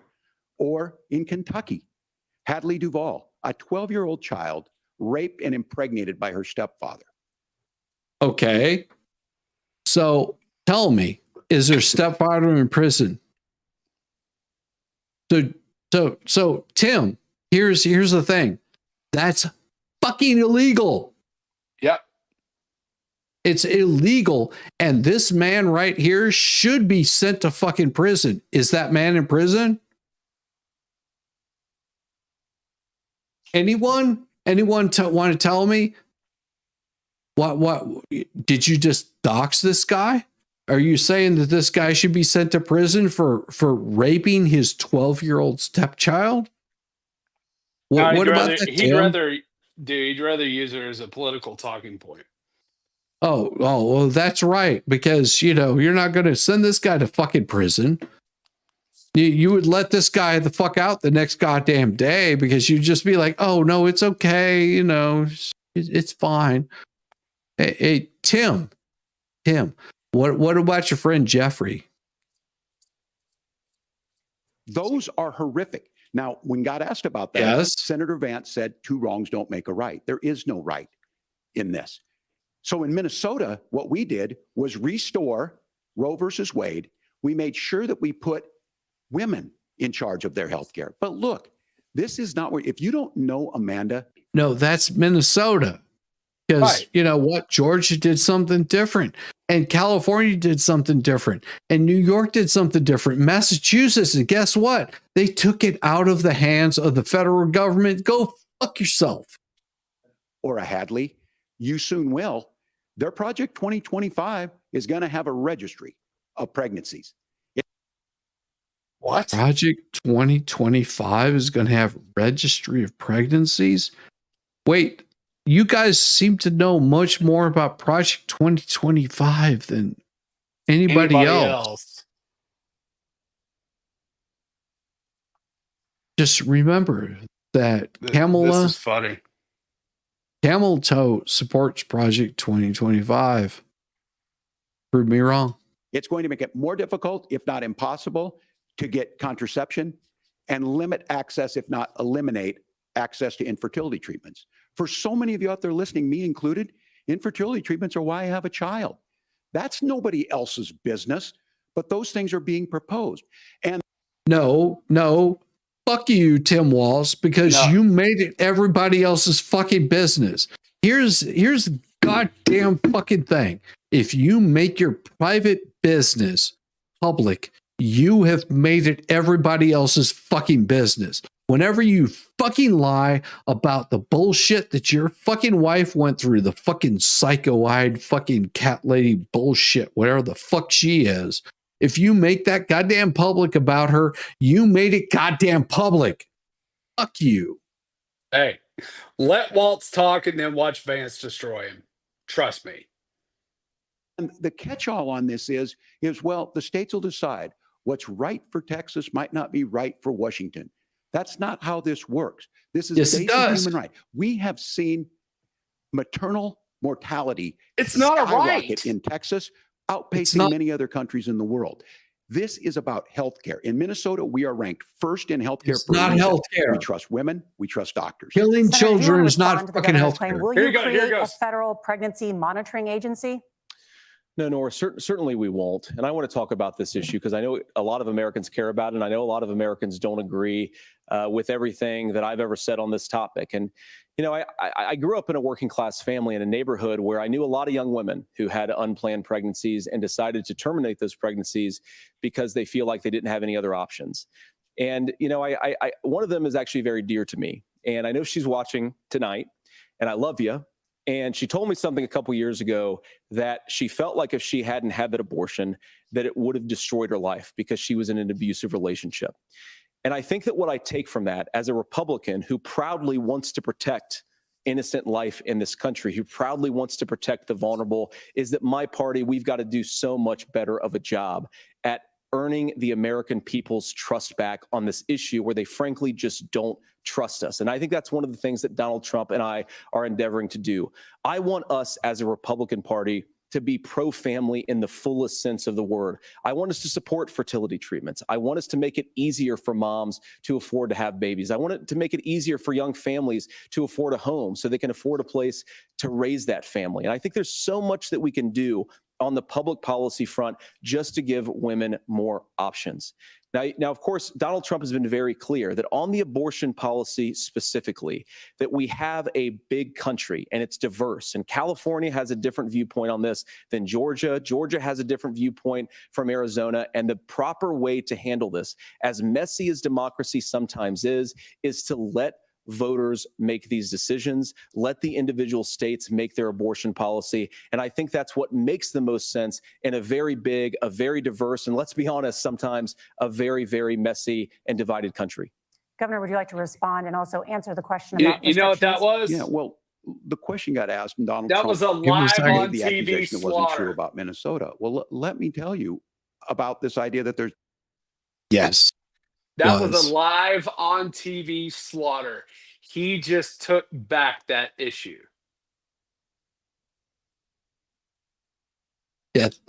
Yes, he totally destroyed him.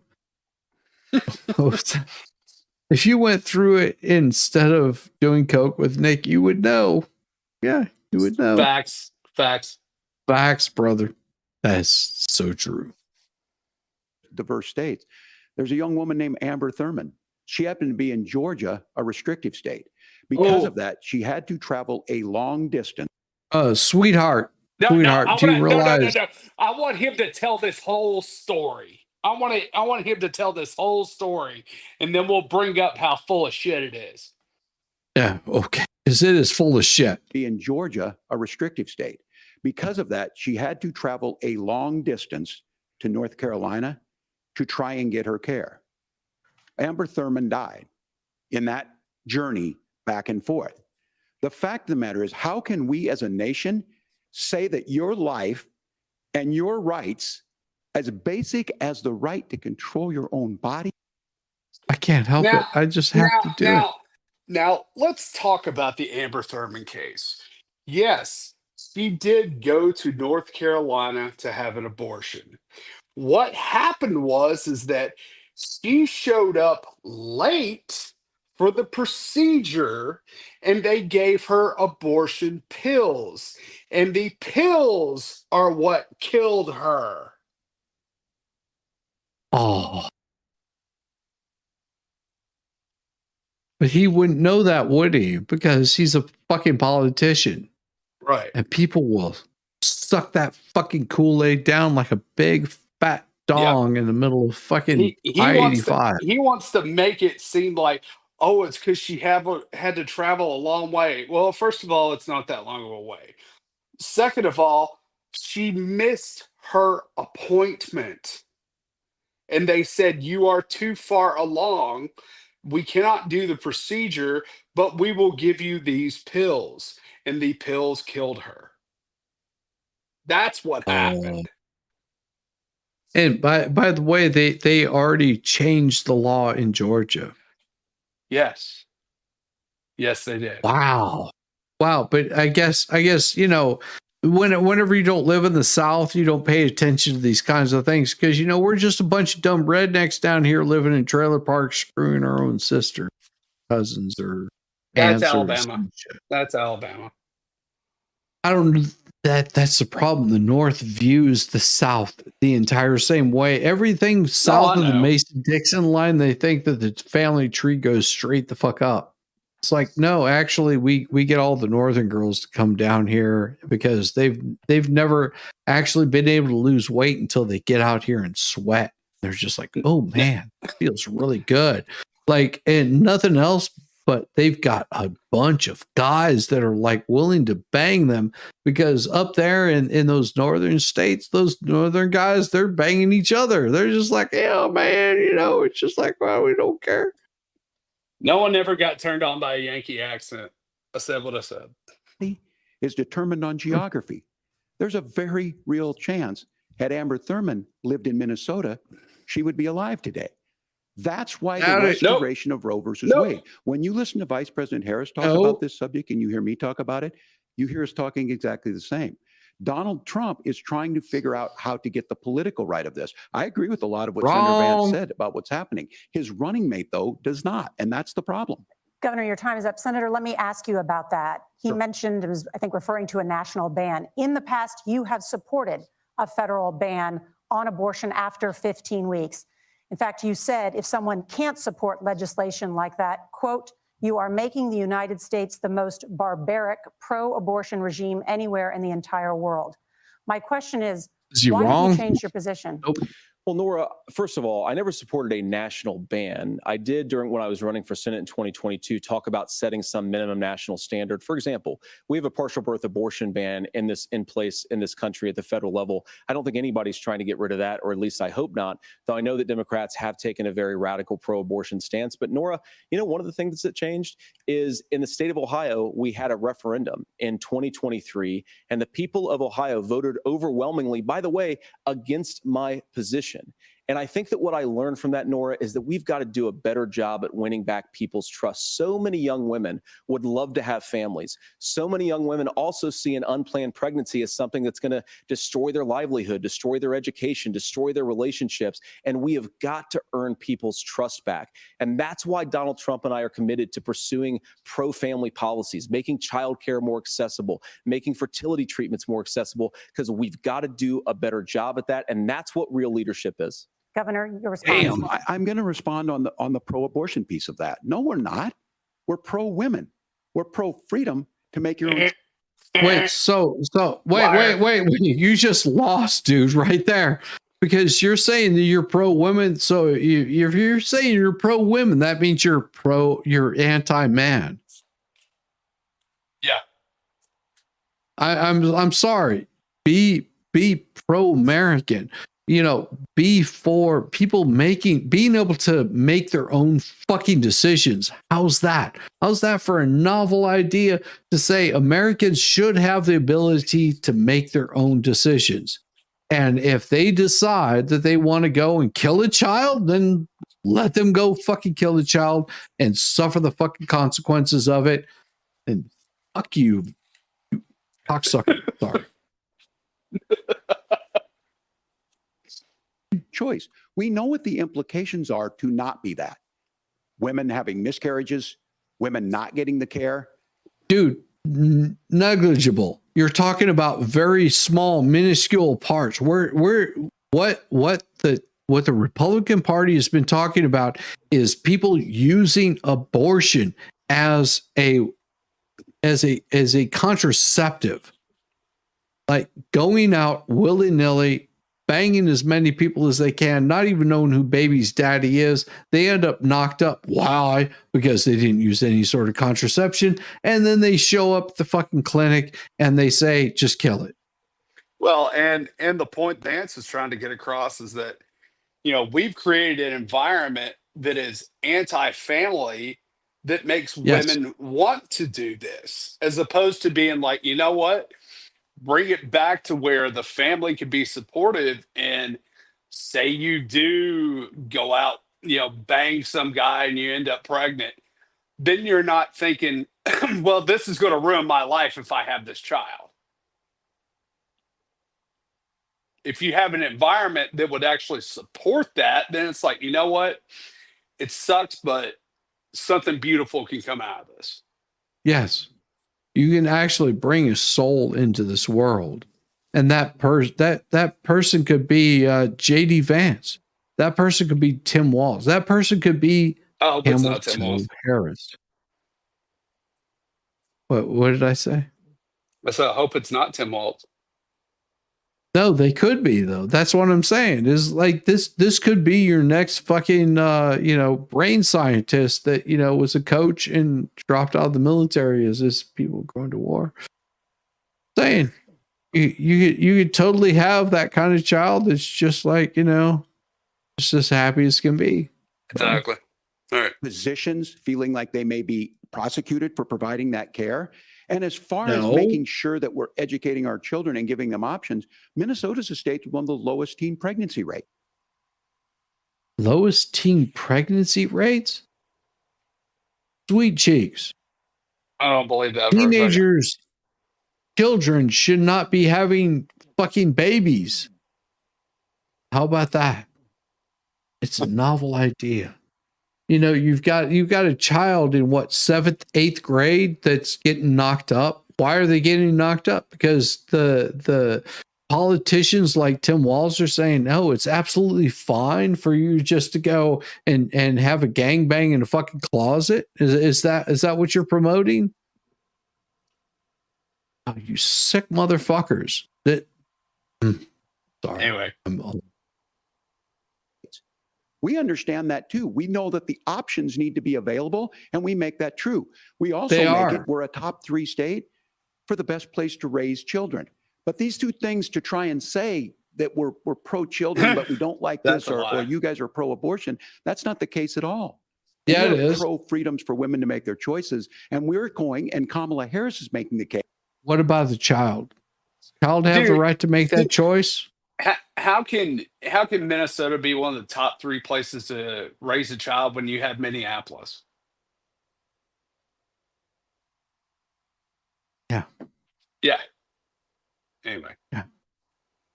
Case to make options for children more affordable, a $6,000 child tax credit, but we're not going to base that on the backs of making someone like Amber Thurman drive 600 miles to try and get health care. May I respond to that? First of all, Governor, I agree with you. Amber Thurman should still be alive, and there are a lot of people who should still be alive, and I certainly wish that she was.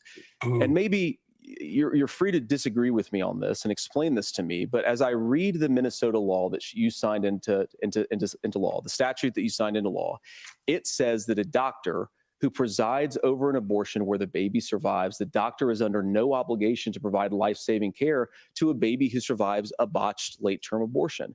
That is, I think, whether you're pro-choice or pro-abortion, that is fundamentally barbaric. And that's why I use that word, Nora, is because some of what we've seen, do you want to force Catholic hospitals to perform abortions against their will? Because Kamala Harris has supported suing Catholic nuns to violate their freedom of conscience. We can be a big and diverse country where we respect people's freedom of conscience and make the country more pro-baby and pro-family. But please. He is. Yes, Governor, please respond. Look, this is one where there's always something there. This is a very simple proposition. These are women's decisions to make about their healthcare decisions, and the physician. So you're telling me that a priest should be forced. And if anybody knows anything about my channel, I'm very anti-Christian. I'm not Christian at all. Volstorm is different. He's very Christian. Meh. Well, whatever. Yeah. But here is the thing, that you're going to tell somebody that they have to go against their beliefs because they say killing children is wrong, and you're going to force them to kill a child, and they say, I'm not going to do that. Go bake your cake. Go bake your cake for the lesbian couple. It pisses me off so much because and because, like I said, I'm not a Christian. That is not my belief. I believe in God. I don't believe in Christ. I believe that Christ was whatever. We're not getting into that shit. No. But here is the thing. I will tell you that if somebody has that fucking belief that they say, no, that goes against my core beliefs, that you're going to force them to fucking do something that goes against their beliefs, I disagree with 100 goddamn %. It doesn't matter. This isn't a religion thing. This goes against your what fucking makes you. If you say, there's a certain line that I will cross, but what was it Meatloaf that said? I'll do anything for love, but I won't do that. And that's exactly what he's saying. But Tim Walz is saying, no, you have to. I'm going to force you to do exactly my fucking will. Fuck you, Walz. And you can go suck a big goddamn dick. You're just going to get a big fatty, all sack sucking piece of shit all over your goddamn face. Sorry. Who know best when they need to do this. Trying to distort the way a law is written to try and make a point, that's not it at all. What was I wrong about, Governor? Please tell me, what was I wrong about? That is not the way the law is written. Look, I've given But how? What was I wrong? Advice on a lot of things. Where was I wrong? That's been misread, and it was fact-checked at the last Where was I wrong? But the point on this is there's a continuation of these guys to try and tell women or to get involved. I use this line on this, just mind your own business on this. Things worked best when Roe versus Wade was in place. Really?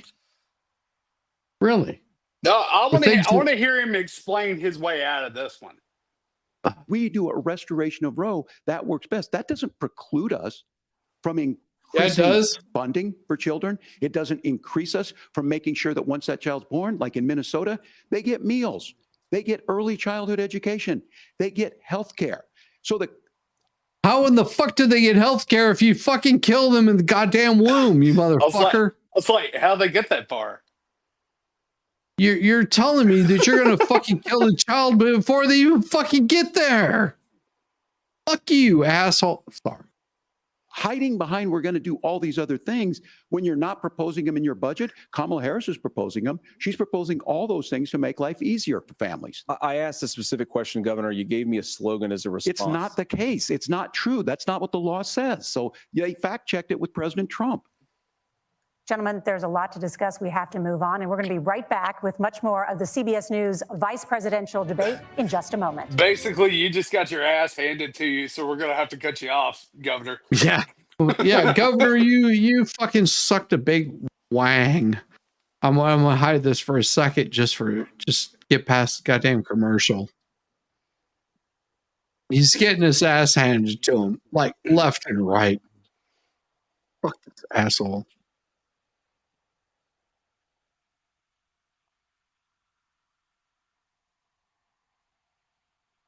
I'm still like fast forwarding. You can say anything you want to. I'm curious. How much did Lesko pay you? Do what? Let's go pay me. How much did Lesko Brandon pay you? I don't think he's paid me anything yet. Oh, okay. Okay. Let me see. I can pull this up really quick and let's see. Lesko Brandon. What is it? Cash App? No. I'm still sitting at the same dollar value that I had before. Okay. There you go. Okay. Right there. $0. Let's go. I believe you. Lesko doesn't pay me shit because these are my own goddamn thoughts. And Lesko, I love your brother. You don't owe me shit. You know that, right? Because these thoughts are my fucking own.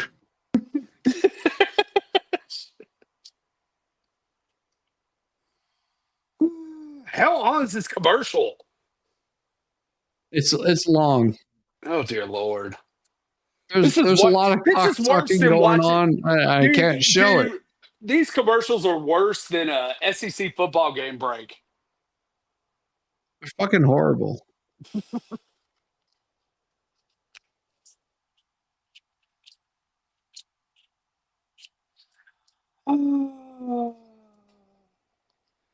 Yeah. Poor tampon. He'll come back here in a second. He's getting his lots ass. of blowjobs happening right now. Oh, he's the fire his advisor. Like a lot of cork sucking. Timmy needs to fire his advisor because they suck. Yeah. Of course, maybe that's why he hired him. I don't know. Yeah.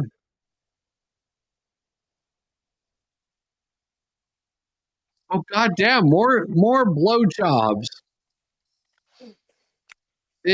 All I see is a bunch of pedophiles. No, the DNC was a couple months ago. No, that's current. I'm seeing a bunch of rock stars. Okay. Just saying. I'm like, Just saying. Oh. There we go. Welcome back to the CBS News vice presidential debate. We want to turn now to America's gun violence epidemic, the leading cause of death for children. Oh, you don't want to get Ballstorm started on this. Yeah, you do. Just saying. Let's do it. But right. no, it is not the leading cause of unalivings in children. Actually, accidents are. No, actually, that would be incorrect, Ballstorm. Removing the child from the womb before it's born would be the leading cause. You have a point. You have just saying, the topic they were covering before, about let's rip a child out of a uterus before it's even born. Oh, well, they don't count those. Yeah. I stand corrected, sir. Yeah. Sucks being right sometimes. And Very teens rarely in am I America right. is by firearms. Senator Vance, You oppose most gun legislation that Democrats claim would curb gun violence. You oppose red flag gun laws and legislation to ban certain semi-automatic rifles, including AR-15s.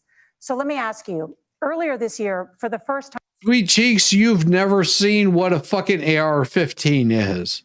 Do you even know what an AR-15 is? Here's the thing.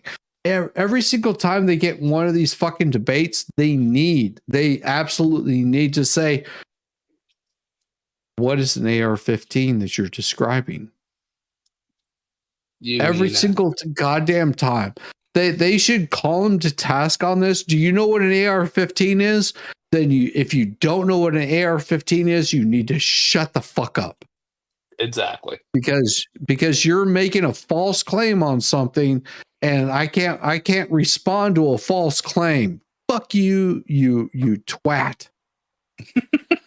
Time, the parents of a school shooter were convicted of involuntary manslaughter and sentenced to 10 years in prison. Yep, they were. Do you think holding parents responsible could curb mass shootings? I'll give you 2 minutes.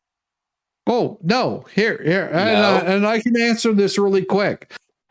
Do you hold parents responsible whenever their child gets shit-faced drunk and is in a car accident and kills one of the passengers? Do you hold the parents responsible whenever that particular child gets their girlfriend knocked up and gets them pregnant? Do you Brandon, hold the parent responsible? About a half hour ago. What was that? I said Brandon about a half hour ago. When did you get hammered? Oh, dude, I'm been hammered. Like, yeah, dude, you're fucking right. I am sauced. Yes, you are. Fuck these assholes and their goddamn bullshit they're fucking spewing. Sorry. Yeah, well, Nora, on that particular case, I don't know the full details, but I certainly trust local law enforcement and local authorities to make those decisions. I think in some cases the answer is going to be yes, and in some cases the answer is going to be no. And the details really matter here, of course. For example, if a kid steals a gun, that's going to be different than if a parent hands over a gun knowing that their kid is potentially dangerous. Look, I want to just sort of speak as a father of 3 beautiful little kids, and our oldest is now in 2nd grade. And like a lot of parents, we send our kids to school with such hope and such joy and such pride at their little faces on the first day of school. And we know, unfortunately, that a lot of kids are going to experience this terrible epidemic of gun violence. And of course, our hearts go out to the families that are affected by this terrible stuff. And we do have to do better. And I think that Governor Walz and I actually probably agree that we need to do better on this. The question is just, how do we actually do it? Now, here's something that really bothers me and worries me about this epidemic of violence. The gross majority, close to 90% in some of the statistics I've seen, of the gun violence in this country is committed with illegally obtained firearms. And while we're on that topic, we know that thanks to Kamala Harris's open border, we've seen a massive influx in the number of illegal guns run by the Mexican drug cartels. So that number, the amount of illegal guns in our country is higher today than it was 3.5 years ago. But what do we do about the schools? What do we do to protect our kids? And I think the answer is, and I say this not loving the answer, because I don't want my kids to go to school in a school that feels unsafe or where there are visible signs of security. But I unfortunately think that we have to increase security in our schools. We have to make the doors lock better. We have to make the doors stronger. We've got to make the windows stronger. And of course, we've got to increase school resource officers, because the idea that we can magically wave a wand and take guns out of the hands of bad guys, it just doesn't fit with recent experience. So we've got to make our schools safer. And I think we've got to have some common sense bipartisan solutions for how to do that. Governor, you have 2 minutes. Well, I think all the parents watching tonight, this is your biggest nightmare. Look, I got a 17-year-old, and he witnessed a shooting at a community center playing volleyball. Those things don't leave you as a member of Congress. Oh, Vance is shaking his head. Not true. That's not true. Oh, I can't wait for this. I sat in my office surrounded by dozens of the Sandy Hook parents, and they were looking at my 7-year-old picture on the wall. Their 7-year-old were dead, and they were asking us to do something. And look, I'm a hunter. I own firearms. The vice president does. We understand that the Second Amendment. The vice president is there, does not own a firearm.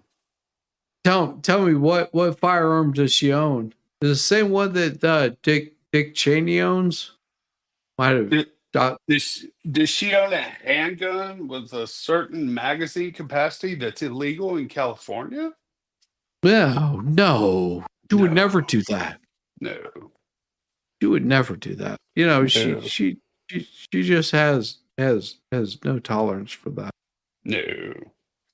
No, not at all. Responsibilities to our kids to figure this out.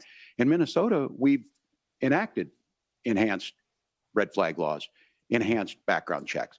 And Sweetheart, red flag laws are a fucking lie. Define to me what an enhanced background check is. Yeah. Tell me, their boss man. What do you consider an enhanced background check? What do you consider red flag law? Oh, wait. Somebody says that I fear for my life. Is it true? Or is it just to make sure that they're disarmed so they can't protect themselves? You got it. We can start to get data. But here's the problem. If we really want to solve this, we've got folks that won't allow research to be even done. No, sweetheart. Damn it. I hate bringing this up, but do you remember there was this amendment that says, my right to carry and bear arms shall not be infringed ever. And no one has stopped any liberal group from doing research ever. On gun violence. And this idea that we should just live with it. And I here's what I do think, that this is a good start to the conversation. I 100% believe that Senator Vance hates it when these kids, it's abhorrent and it breaks your heart. I agree with that. But that's not far enough when we know there are things that worked. I've spent time in Finland and seen some Finnish schools. You spend time in China? They don't have this happen. You spend time in China, quite a bit of time in China, where if you own a firearm, you will be arrested, thrown into gulag, and you'll be making Nike shoes for the rest of your fucking natural born life. Sorry. Yes. Even though they have a high gun ownership rate in the country, there are reasonable things that we can do to make a difference. It's not infringing on your Second Amendment. And the idea to have some of these weapons out there, it just doesn't make any sense. Kamala Harris, as an attorney general, worked on this issue. She knows that it's there. No one's trying to scaremonger and say we're taking your guns, but I ask all of you out. But you're telling people to take the fucking guns away. You know why the government wants to take your guns away? Because if they take your guns away, then the federal fucking government has all the goddamn power. Yep. Because their greatest fucking fear is that the American population says, we will not take any more of your bullshit. We are done with it. Because the American population says, we are done. You're not taking our firearms. You are not coming in to take our communities. You're not allowing our boys to chop their wings off. You're not allowing our girls to chop their JJs off and their breastages. We're not allowing that anymore. We are done with your bullshit.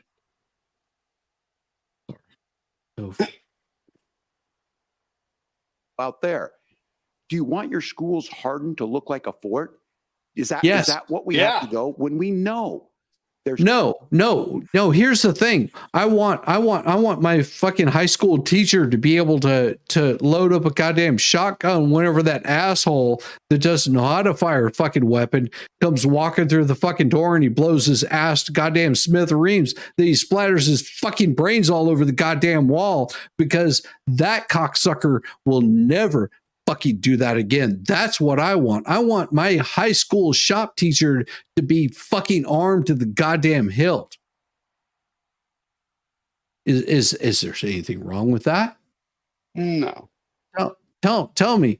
Does it make sense that my science teacher, that he's packing a fucking firearm and they know that if they come in there and they're going to do harm to fucking children, that they're going to be met with resistance.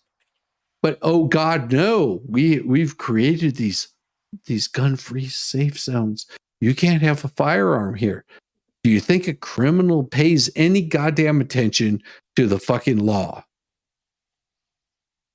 No, what they pay attention to are soft targets.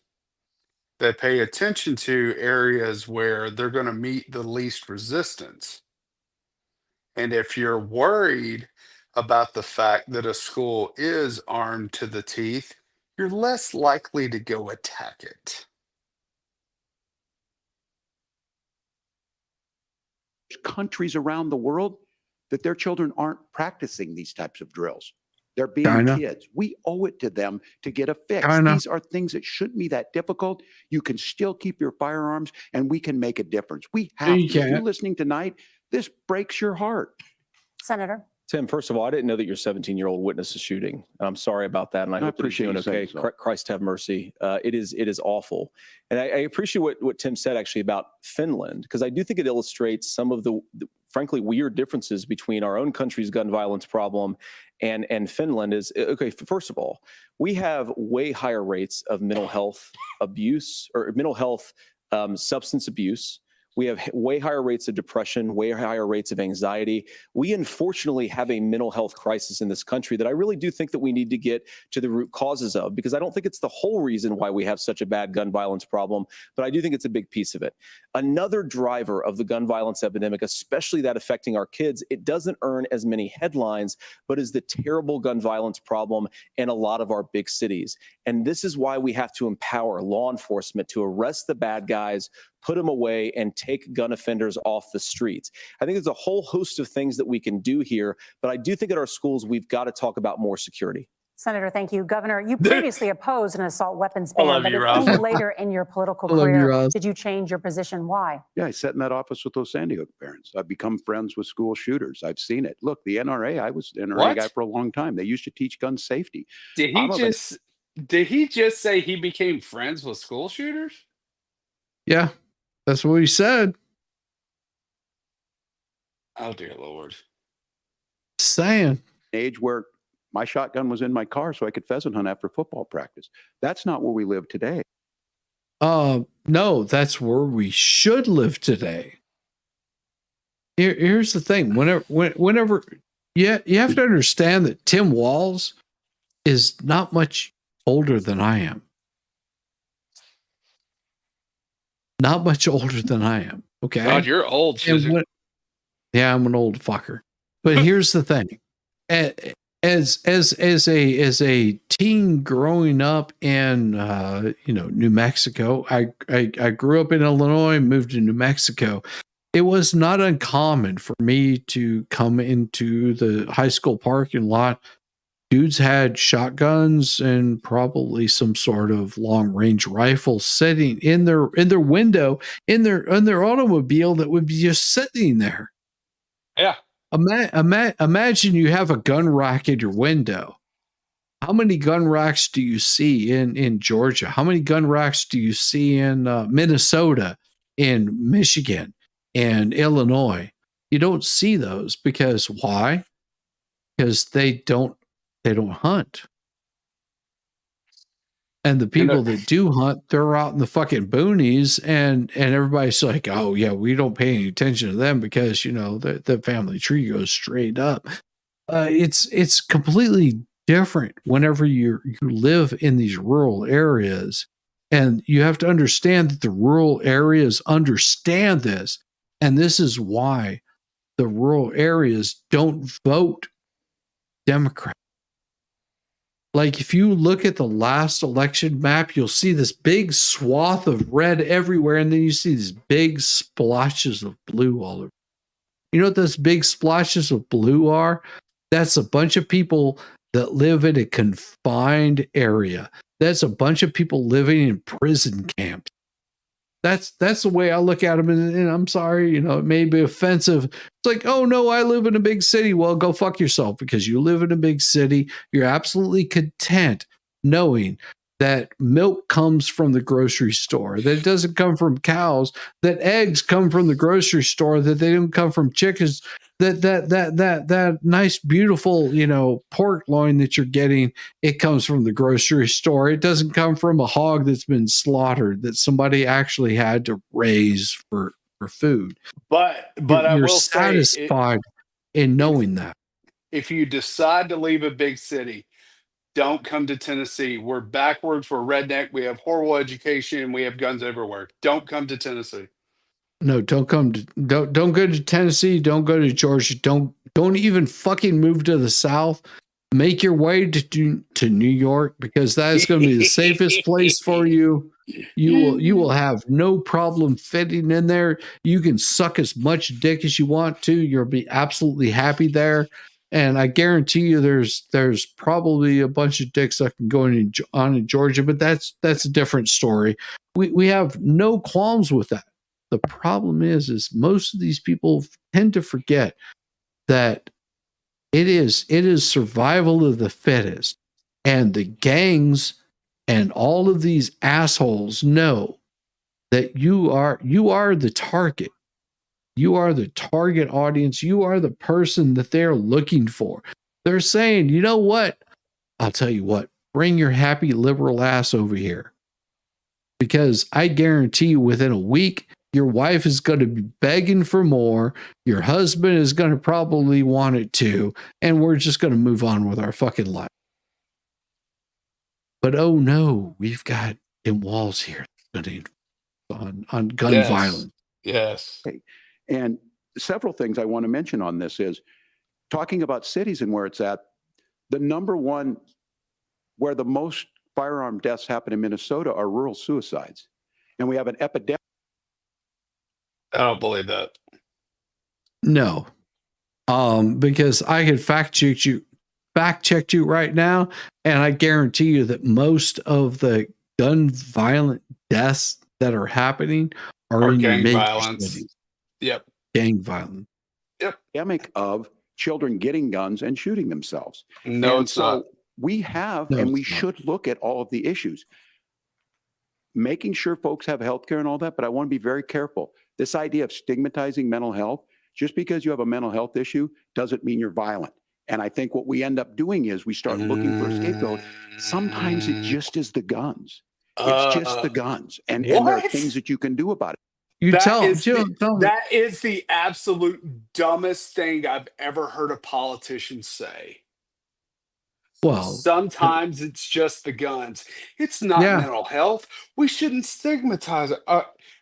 Granted, not everybody needs the same level of care when it comes to mental health, but overall, whenever you point out these mass shootings, it's people who were mentally disturbed. It's not Billy Bob down the street with the shotgun on the rack of his pickup truck. It's people who are mentally disturbed. It is people that have been What a fed load of shit.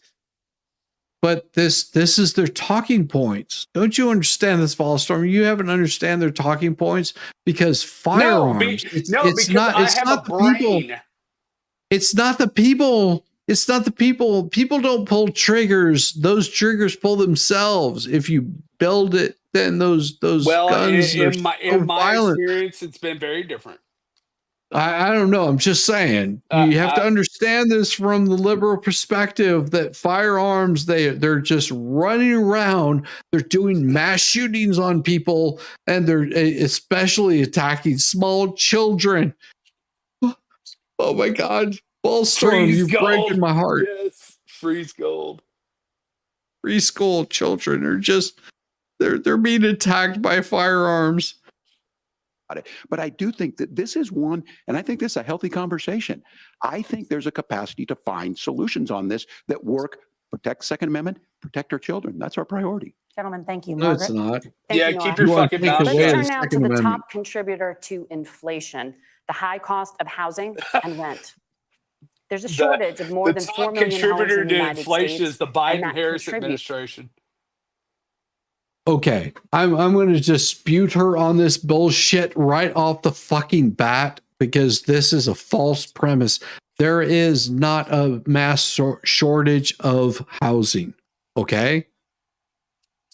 All you fucking assholes, if you buy into this bullshit, that there's some mass shortage of fucking housing, then just fucking Google goddamn any fucking pull up, any law, real estate goddamn app that you want to, and I guarantee you that you're going to find at least 40,000 goddamn homes that nobody wants. I'm going to tell you right now, there is no housing shortage. There are for sale signs up all over your community. I guarantee it. All over the fucking place. Can you afford it? Nope. But you know what? The prices will drop because whenever demand drops for a commodity, the price drops too. All you gotta do is just hold out. Motherfucking bullshit. And so her premise is false. Gotta hope Vance calls her out on this shit, but of course he's a politician. He can't. Sorry. To the high housing prices. Governor Walz, the Harris campaign promises a $25,000 down payment assistance for first-time home buyers. And who's paying for that? Yeah. What does $25,000 get you? Yeah. Think about this. You have to remember, $25,000 would be 10% on a $250,000 home. Have you seen the price of houses? Even a modest house. Do you know that is more recommended by any sort of mortgage? Yet that it would be recommended that you use a 20% down payment. Not 10. Why? 10 is like bare minimum. 20% is ideal. If you're going to do a 20% down payment, what would $25,000 get you?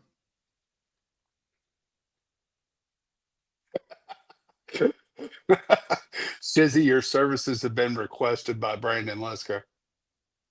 What was that? Dick pic time. Okay, I'll show you a dick pic. Just give me a second. Give me just a second. I'll show you dick pic. A second. I have to pull it up here. Here it comes. Here it comes.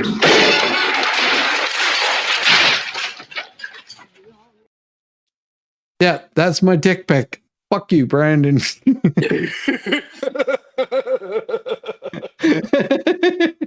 Gotta help the ladies out. There was your dick pic.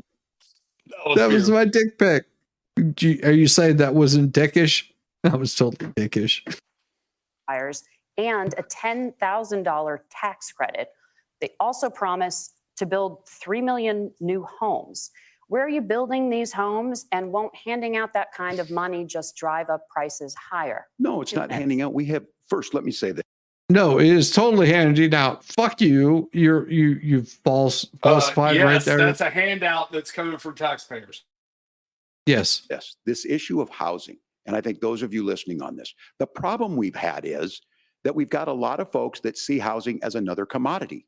It can be bought up, it can be shifted, it can be moved around. Those are not folks living in those houses. Those of you listening tonight, that house is a big deal. Sweet cheeks. If you don't understand real estate, yes, housing is a fucking commodity. Prove me wrong. Tell me that my house is not a commodity. The neighborhood that I live in, the purchase price that we paid for our house, right now we can currently sell that house for over double the amount that we paid for it. Sucks, doesn't it? We can actually sell our house currently for twice what we paid for it. Downside to that is, yep, is we've got such a low interest rate that for us to sell our house, even at double the amount that we can make off of it, means that we would be paying twice as much in interest rates if we purchased another fucking house. Yep. But no. Tim, tell us, dear leader Tim, what do you have for us? What is the special fucking thing that you have to say for us? He who makes over $1 million last fucking year, what do you have to say that's going to change my idea that me selling my house for twice the amount that I fucking paid for it is going to help me out in the fucking long run? Deal. I bought and owned one house in my life. My mom still lives in the house where I was. And when I think of a house. Yeah. When you think of a house, you think of sleeping with your mom. Okay. I got it. I'm thinking of Christmas services after midnight mass where you go with your family. We need to make it more affordable. And one of the things, as I said, you are not religious. This program that the vice president is pushing forward and bringing a new way of approaching this is something we're doing in Minnesota from that lead. We in the state invested in making sure our housing was the biggest investment that we'd ever made in housing. It starts to make it easier. We cut some of the red tape. Local folks, look, we can't do it at the federal level, but local folks make it easier to build those homes. And then that down payment. It's not about building a goddamn home if you can't fucking afford it. So you build a home it costs you $500,000 and nobody wants to move into it. Why? Because you want to charge them $500,000 to goddamn own the goddamn house or more. Yep. So what do? You have to mark down the goddamn price of the fucking house that you fucking built. So that house that you built for, $300,000, $400,000, you have to. I can't sell it. If I can't fucking sell it, I can't get rid of this goddamn thing, and it's fucking costing me money. I will take a goddamn haircut just to get rid of this goddamn fucking house. Oh wow, that's how fucking economics work. Jesus fucking Tim, you are a fucking goddamn clown. You are a fucking moron. I'm sorry. You just can't fucking help it. You're a goddamn idiot. You have here's the problem with being so disconnected with fucking reality. Payment assistance. I can tell all of you out there, certainly for me, using the GI Bill was one thing, but a veteran's home loan, the big thing about a veteran's home loan is you don't have to pay the down payment. Those are things. No, but you have to be a goddamn veteran. You have to be a veteran, and you also don't have to pay like half the fees. But you have to be a fucking veteran. Being on your hands and knees in the fucking White House doesn't make you a fucking veteran. Just makes you a fucking hoe. Things that make it there. Now, look, you're going to pay it back and you're going to pay your mortgage. Those are things that we know in the long run, the appreciated value. Okay, so what is your mortgage? Think about your interest rate. What is your interest rate? Oh, isn't that wonderful, glorious 2%? Or would it happen to be 10 fucking goddamn percent right now? 7%. I think, what is it? 6.9% right now for an interest rate if you get a home fucking loan. So if you're doing a 6% interest rate, now I'm not a fucking math genius, but You're making my head hurt. If you do a goddamn $50,000 down payment on a $600,000 home, oh my fucking God, you're going to be paying for that the rest of your fucking life. And are you going to be able to sell that house for equity? No. I guarantee you within fucking 3 years, you're going to be in over your goddamn head. You're going to be paying a fucking mortgage, or the house is going to be fucking foreclosed on. And guess what? You're going to be fucking dead because you had a fucking heart attack because you're sitting there, stroking out over these fucking payments that you can't make because, well, shit, grandma is fucking 90 years old. She can't afford to pay for this shit. Well, what are we going to do? Well, we just give it back to the fucking bank. Guess what? The fucking bank says, hey, that's fine by me because we'll turn around, we'll sell this for $600,000. But in the meantime, guess what? You owe us fucking $200,000 and we're going to hold it under your fucking grandma's goddamn will. And we're going to put a fucking lien out on her sorry ass. So whatever, guess what? Whatever you want to sell that house, we're going to get our fucking pay no matter what. Shizzy, fuck you. Let's get through this. Sorry. The generational wealth that's created from it. And I will give Minneapolis an example. Minneapolis is the one city where we've seen the lowest inflation rates. We've seen a 12% increase in stock because we've put some of these things in.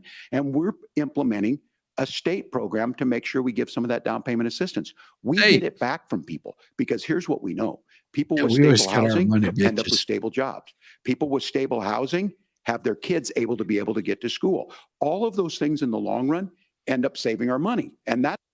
Do you want to send your kids to a fucking shithole school? Sure, go for it. That's the thing that I think we should be able to find some common ground in, but we can't blame immigrants for the only reason. That's not the case that's happening. Yes, you can. Why? Tell me why we can't blame not immigrants. That's different. We're talking about illegal immigrants. Why can't we blame them? You mean the reason that possibly that there's a quote unquote housing shortage is because we have illegal aliens taking over the homes as opposed to hardworking American taxpayers? No, you're fucking speaking common sense. Fuck you, Volstone. Many cities. Well, fuck you playing it. Is that we don't have enough naturally affordable housing, but we can make sure that the government's there to help kickstart it, create that base. Governor, your time is up. Wait. As far as your campaign's position, No, I want to hear JD. Go play him. the promise is to seize federal lands to build homes, remove regulation, provide tax breaks, and cut back on immigration, which you say pushes up prices. Yes. Where are you going to build all the new homes you're promising? And what part of any of this We're plan going to kick out the provide illegals and put immediate Americans relief? in those You have good 2 homes. minutes. Well, first of all, Tim just said something that I agree with. We don't want to blame immigrants for higher housing prices, but we do want to blame Kamala Harris for letting in millions of illegal aliens into this country, which does drive up costs, Tim. 25 million illegal aliens competing with Americans for scarce homes is one of the most significant drivers of home prices in the country. It's why we have massive increases in home prices that have happened right alongside massive increases in illegal alien populations under Kamala Harris's leadership. Now, Tim just mentioned a bunch of ideas. Now, some of those ideas I actually think are halfway decent, and some of them I disagree with. But the most important thing here is Kamala Harris is not running as a newcomer to politics. She is the sitting vice president. If she wants to enact all of these policies to make housing more affordable, I invite her to use the office that the American people already gave her, not sit around and campaign and do nothing while Americans find the American dream of homeownership completely unaffordable. Now, you asked, Margaret, what would immediately change the equation for American citizens if you lower energy prices? As Donald Trump says, drill, baby, drill. One of the biggest drivers of housing costs, aside from illegal immigration, is, think about it. If a truck driver is paying 40% more for diesel, then the lumber he's delivering to the job site to build the house is also going to become a lot more expensive. If we open up American energy, you will get immediate pricing relief for American citizens, not, by the way, just in housing, but in a whole host of other economic goods too. Senator Vance, you still have 23 seconds there. Do you want to answer? Can I have it? Where, Governor, we will get to you in a moment, but Senator, where are you going to seize the federal land? Can you clarify? Well, what Donald Trump has said is we have a lot of federal lands that aren't being used for anything. They're not being used for national park. They're not being used, and they could be places where we build a lot of housing. And I do think that we should be opening up building in this country. We have a lot of land that could be used. We have a lot of Americans that need homes. We should be kicking out illegal immigrants who are competing for those homes, and we should be building more homes for the American citizens who deserve to be here. Senator, your time is up. Governor, I do want to let you respond to the allegation that the vice president is letting in Of course, that's not true. And again, you have the facts. I guess we agreed not to fact check. I'll check it. That, look, crossings are down. No, they agreed that you would be able to fact check, but not the moderators. It really sucks whenever the moderators can't fact check you, huh? Yep. But guess what? They're still doing it anyway. By the way, they're asking questions. Compared to when Donald Trump left office. But it's, again, blaming and not trying to find the solution. I was going to ask, though, on this question, are we going to drill and build houses in the same federal land? And I think when people hear federal lands, Sure. these are really important pieces of land. Yeah. Now, Minnesota doesn't have a Yeah. lot of federal lands. I know in the western part of the countries we do. There's not a lot of federal lands in and around Minneapolis, for example. So the issue is I don't understand. Why would that be? Why would that be?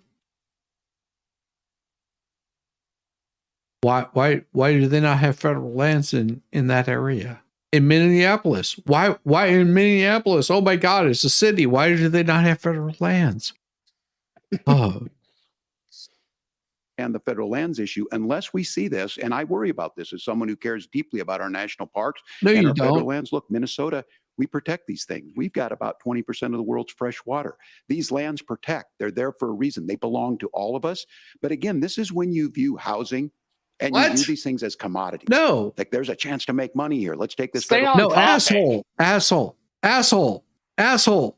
The lands do not belong to all of us. My property is my fucking property, and go fuck yourself, because you do not own my fucking property. They do not belong to all of us. Whenever I purchase that fucking property, I own that property, not all of us. Go fuck you.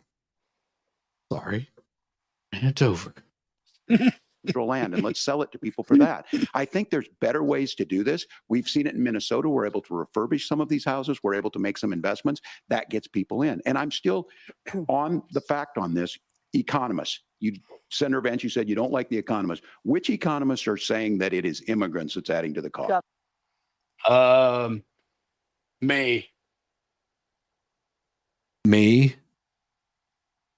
Every single fucking person in the goddamn world realizes that whenever you have somebody that has no stake in this country, whenever you sell them property, that would be a bad thing. Yeah. If they have no stake in this country whatsoever, why would you sell off your property to China? Well, why would you sell off your property to Jamaica, Honduras? Because that means they own a stake in your property. Are you an idiot? Yes, he's an idiot. You can tell by the slanted forehead right here. He's a fucking moron. He is a fucking blockhead. He is a fucking drone. He's repeating the same bullshit that everybody else is fucking repeating. You're an idiot. Governor, Where's your the study?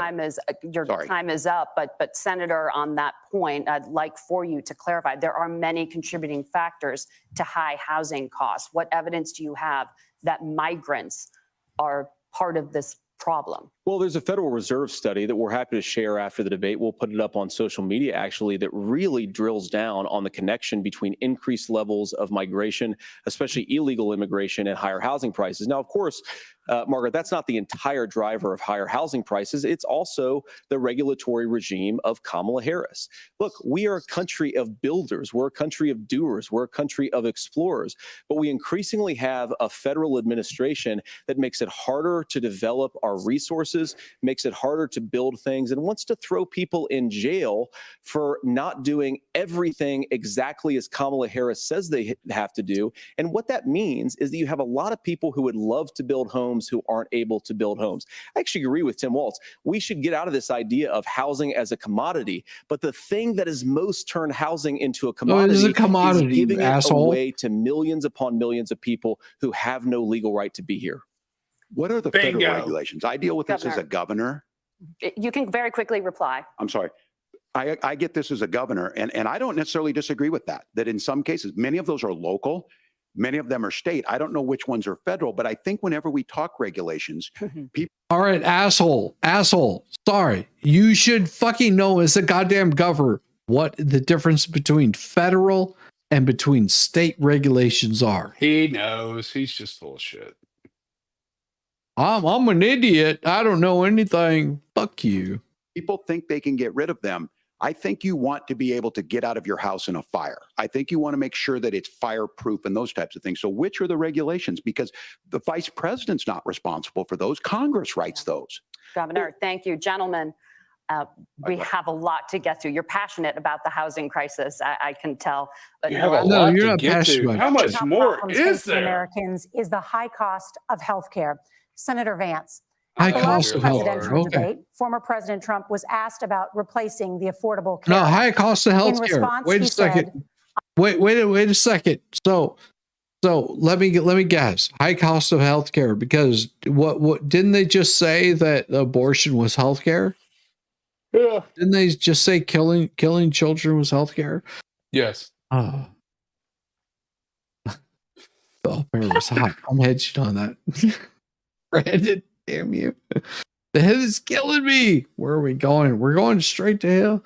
We're going straight to hell, just like my mama said. I have concepts of a plan. Since then, Senator, you've talked about changing how chronically ill Americans get health insurance. Can you explain how that would work? And can you guarantee that Americans with pre-existing conditions won't pay more? I'll give you 2 minutes. Well, of course, we're going to cover Americans with pre-existing conditions. In fact, a lot of my family members have gotten health care. I believe, members of my family actually got private health insurance, at least for the first time, switched off of Medicaid onto private insurance for the first time under Donald Trump's leadership. And I think that, a lot of people have criticized this concepts of a plan remark. I think it's very simple common sense. I think as Tim Walz knows from 12 years in Congress, you're not going to propose a 900-page bill standing on a debate stage. It would bore everybody to tears, and it wouldn't actually mean anything, because part of this is the give and take of bipartisan negotiation.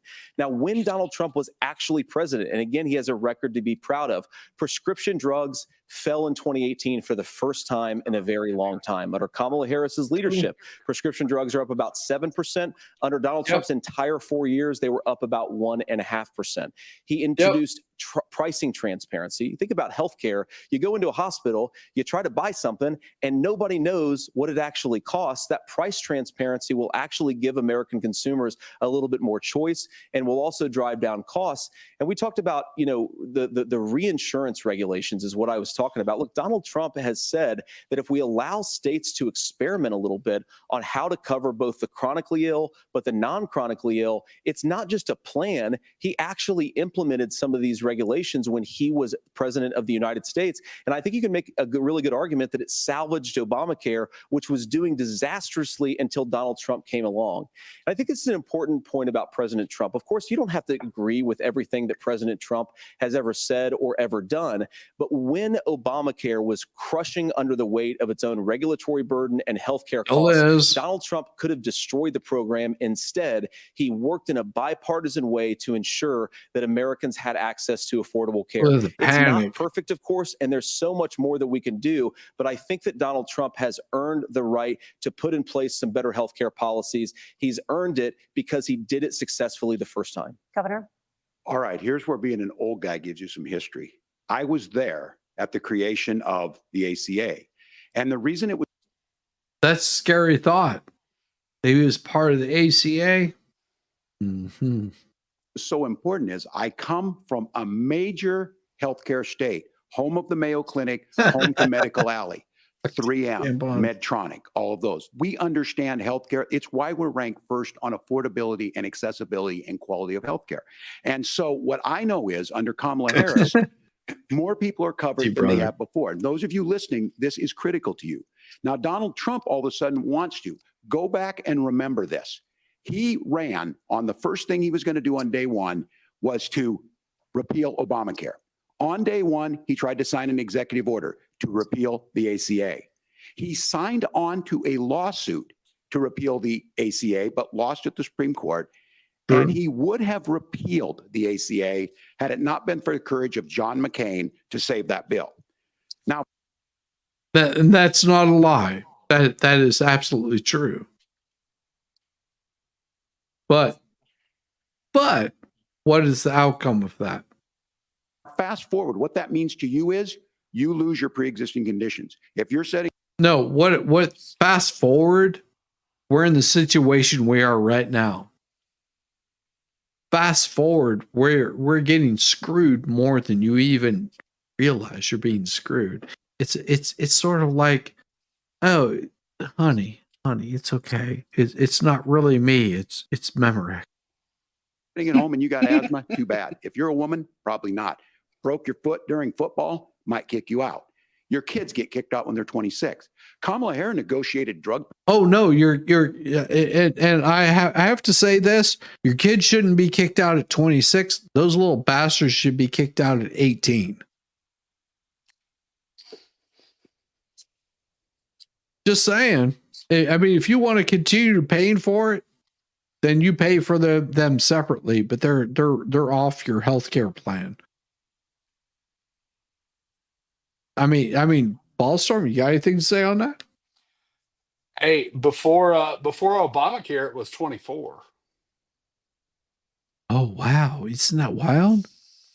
You didn't need any type of government regulation to tell you that. The insurance companies would cover you until you were 24.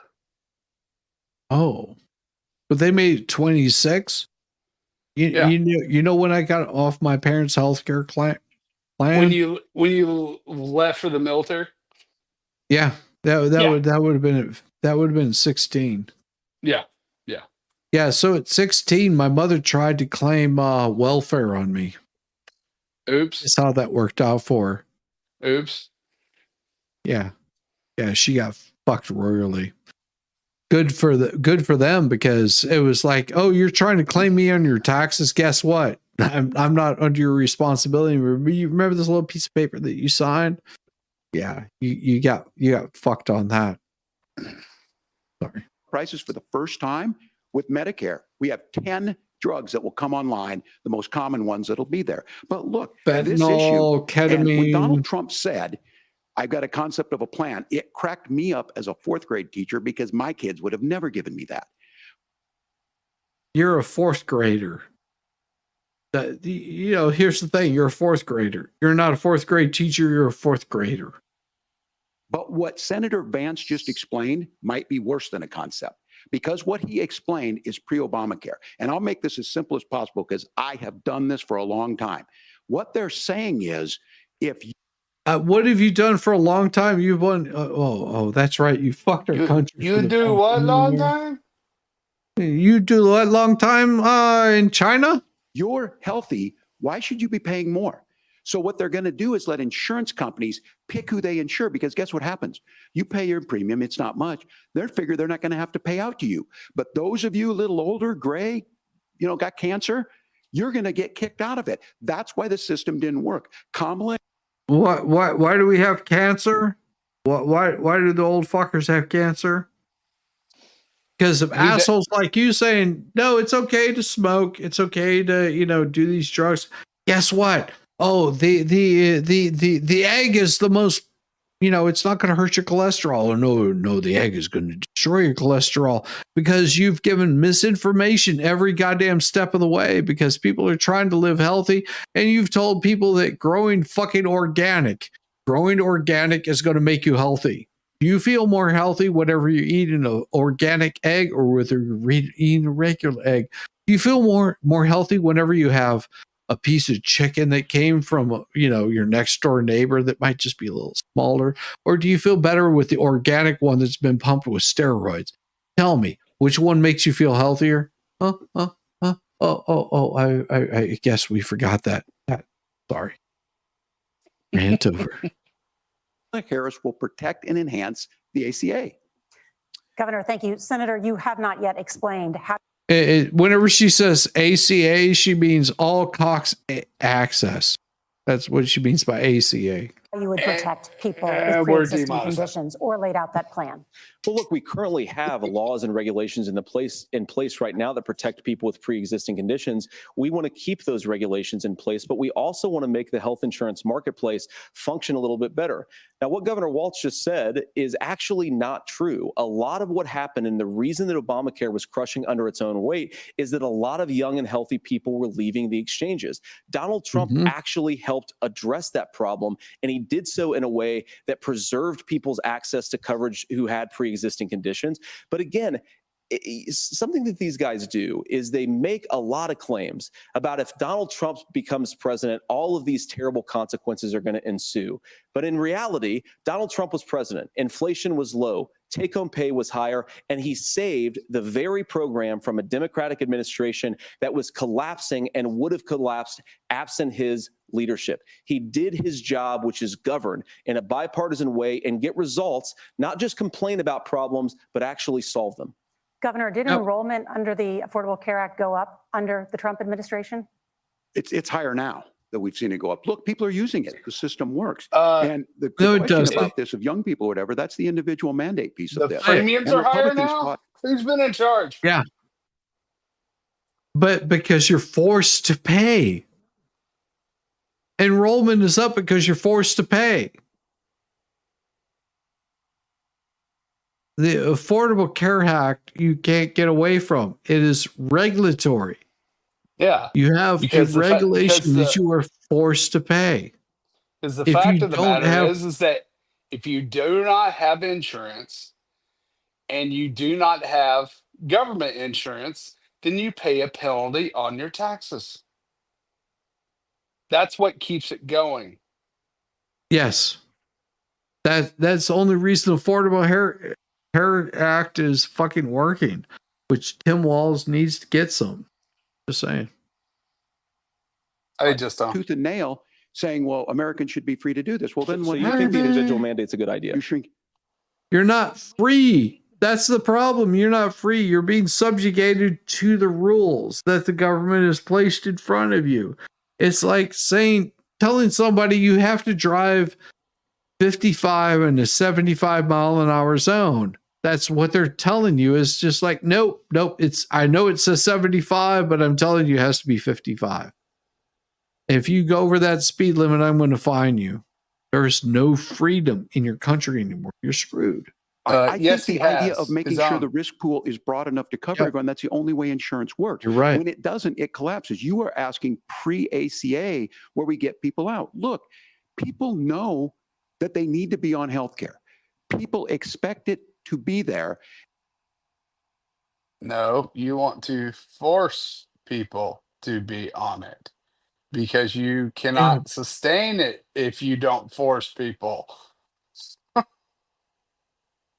Thank you, Volstorm. That is the best way of putting it, because if you're sitting there going, you know what, I'm absolutely healthy, and you decide not to get on healthcare, and then 5 years down the road you go, you know what, I don't think I'm as healthy as I should be. I've been drinking all night. I've been, smoking the weed. I've been, banging all the hookers on 57th Street. And along with Santa Claus, I think that I might need to get some health care because, I got this really weird, like monkeypox that's going all over my face. You say, you know what? I think I'm going to get the health care. Then you're going to pay a fucking premium. But, oh no, you have to remember, pay really close attention to this, dear folks. Is that this affordable health care that they're promoting so much of, you're paying for it, whether you like it or not. Even if you have your own private health care, you're still paying for affordable health care. And when we are able to make it, and we are making it this way, when we incentivize people to be in the market, when we help people who might. If you have to incentivize somebody, that means that is they carrot on a fucking stick. Fuck you. Sorry. Not be able to afford it, get there.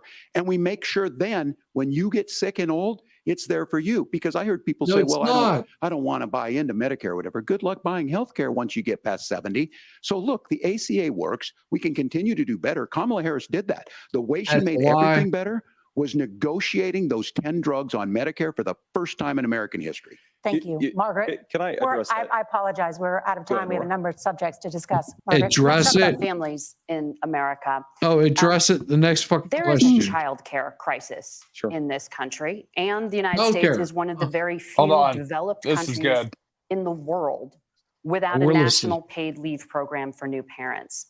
Governor Walz, you've said that if Democrats win both the White House and Congress, this is a day one priority for you. How long should employers be required to pay workers while they are home taking care of their newborns? You have 2 minutes. fucking zero. Well, that's negotiable, and that's what Congress worked. But here's what the deal is. What do you think, Volstorm? I want to hear what he says. I'm curious. No, I'm curious of what your opinion is on this. If you're working and you decide not to show up to work because you got knocked up, how much should they be paying you? Dude, if I get knocked up, I should go on social media and make a ton of money that way because, a brawny dude like myself with a kid, that'd be interesting. Be pretty damn hot. I would like to see that. So what if your wife gets knocked up? Like Dude, let's say if my wife gets knocked up, I will be very afraid. No, I'm just saying that you're both in your 20s. You're just like young, fertile, screwing like rabbits. She gets knocked up. She's working at a job and she can't show up. What should she be paid? I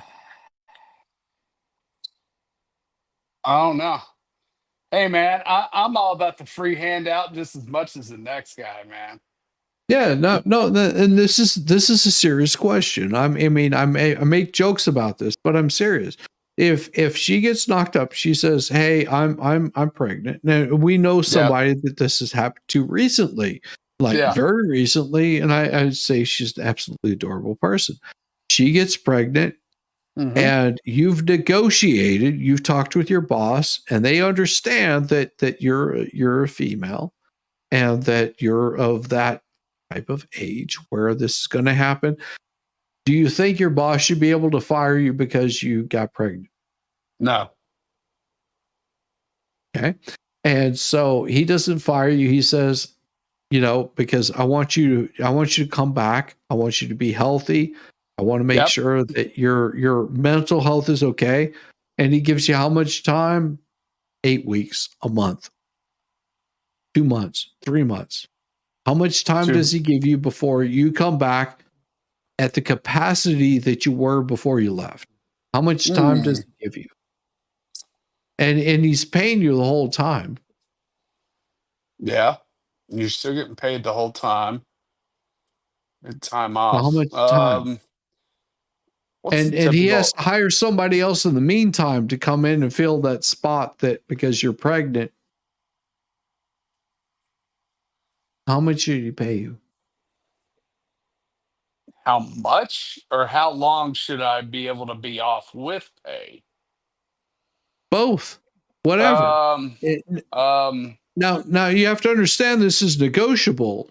So he could come back and say, no.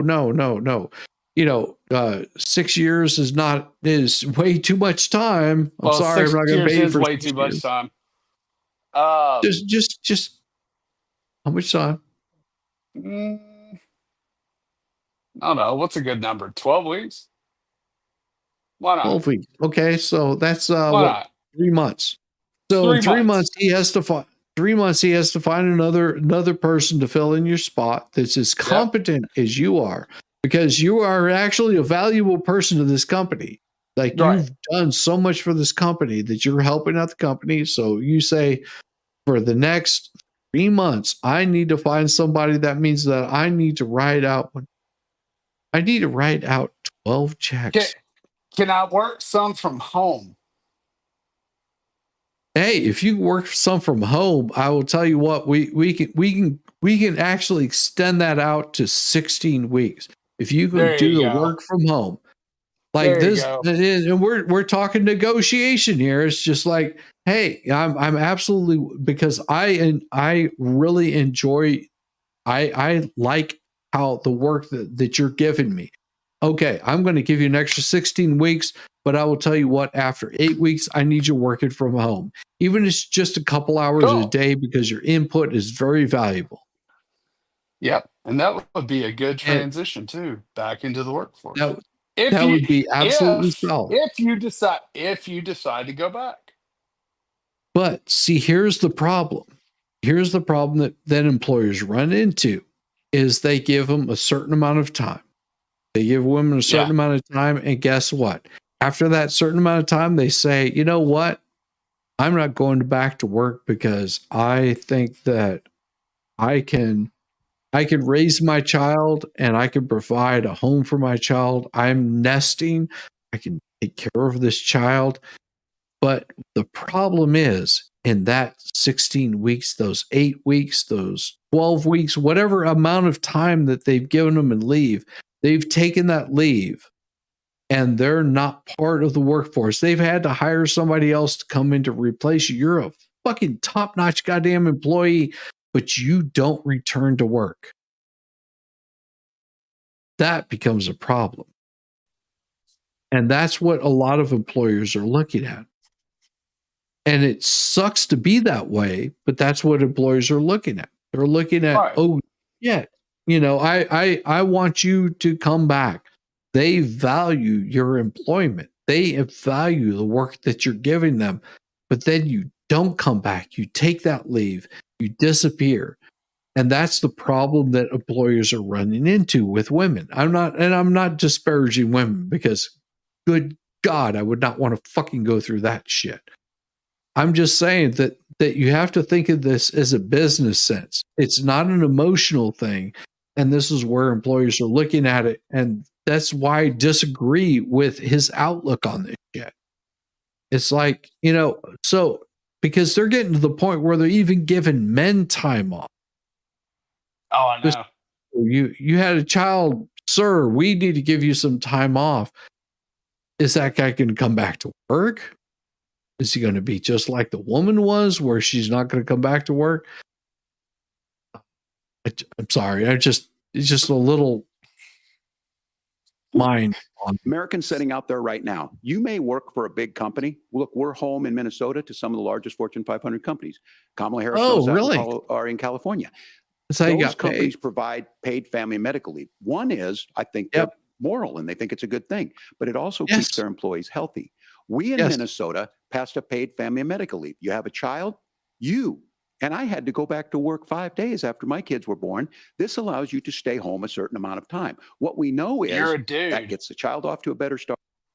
Tell me, were you having to nurse? Yeah, you're a dude. Why are you? Were you having a child suckle on you? You know what? Here's the thing with guys, and I'll say this as somebody that's not a father, that have seen other fathers that whenever because my brother-in-law, he went through this shit not once but twice, of seeing that he gets up in the fucking morning, he goes to work while his wife is on maternity leave. And he's given that kind of leave, but he goes, you know what? I want to work. I need to be out of the home. He comes home. He's up until the wee hours of the fucking morning so he can give his wife a fucking break so she can take some goddamn sleep, and then wakes her up 3 hours later so she can fucking breastfeed again. And he's having to fucking do this constantly. I mean, it is like this perpetual, just like, oh my fucking God, I can't wait until she can fucking get a goddamn decent night's sleep so I can get a decent night's sleep. And still then, after that happens, after she's able to get a decent night's sleep, you know what? He's up till fucking 1 o'clock in the morning making sure that his children are fucking sleeping. This is part of being a fucking adult, being a goddamn parent. And if you can't fucking handle this responsibility, stop fucking choking it goddamn down and sticking it in the goddamn wet weed whacker spot. Rant over. The family works better. They stay in their employers. We get more consistency in that. So Kamala Harris has made it a priority. We implemented it in Minnesota and we see growth. That's how you become a pro-business state. But the negotiations on it, and here's the issue. Those big companies are able to offer it. Those of you out there who don't have it, just imagine what happens if you get cancer or your child gets sick. We know what happens. You end up staying home. In some places, that means no paycheck because you've got no. Yeah, there you go. That work, you don't get a paycheck. Is that unreasonable? I mean, tell me, Wallstorm. Give me an idea on this, because I'm not a parent. I'm gonna give you about 2 minutes because my headphones are dying, dude. Headphones are dying. If you're not working, you don't get paid. Simple as that. I can't put it any other way, and it sucks, but that is the reality. Hey, Scott McGinnis, how's it going? Modern paternity leave is far too long. Federal FMLA requirements for employers is far too liberal.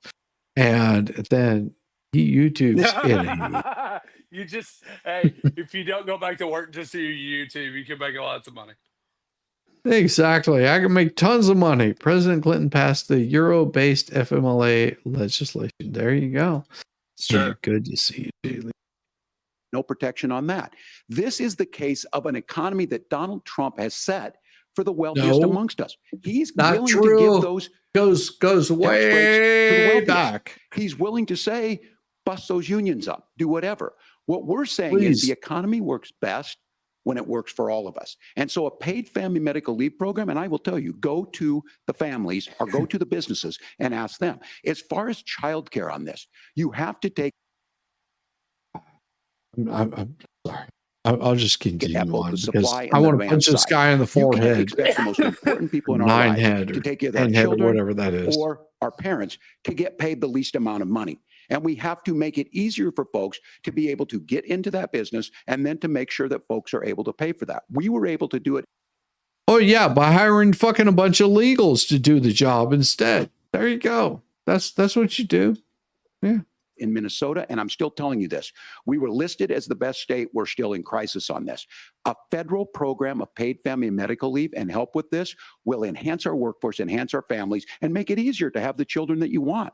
Governor, No, your time is up. not Senator, true. do you support a national paid leave program? And if so, for how long should employers be mandated to pay their employees while they are I don't know, home taking sweetheart. care How of their long are you going newborn? to suck have my 2 minutes. ween? Yeah, well, first of all, Margaret, a number of my Republican colleagues and some Democrats too have worked on this issue, and I think there is a bipartisan solution here because a lot of us care about this issue. I mean, look, I speak from this very personally because I'm married to a beautiful woman who's an incredible mother to our 3 beautiful kids, but is also a very, very brilliant corporate litigator, and I'm so proud of her. But being a working mom, even for somebody with all of the advantages of my wife, is extraordinarily difficult. And it's not just difficult from a policy perspective. She actually had access to paid family leave because she worked for a bigger company. But the cultural pressure on young families and especially young women, I think makes it really hard for people to choose the family model they want. A lot of young women would like to go back to work immediately. Some would like to spend a little time home with the kids. Some would like to spend longer at home with the kids. We should have a family care model that makes choice possible. And I think this is a very important substantive difference between Donald Trump and Kamala Harris's approach. I mean, look, if you look at the federal programs that we have that support paid family leave right now, the Community Development Block Grant, and there's another block grant program that spends a lot of money from the federal government. These programs only go to one kind of childcare model. Let's say you'd like your church maybe to help you out with childcare. Maybe you live in a rural area or an urban area and you'd like to get together with families in your neighborhood to provide childcare in the way that makes the most sense. You don't get access to any of these federal monies. We want to promote choice in how we deliver family care and how we promote childcare because look, it is unacceptable.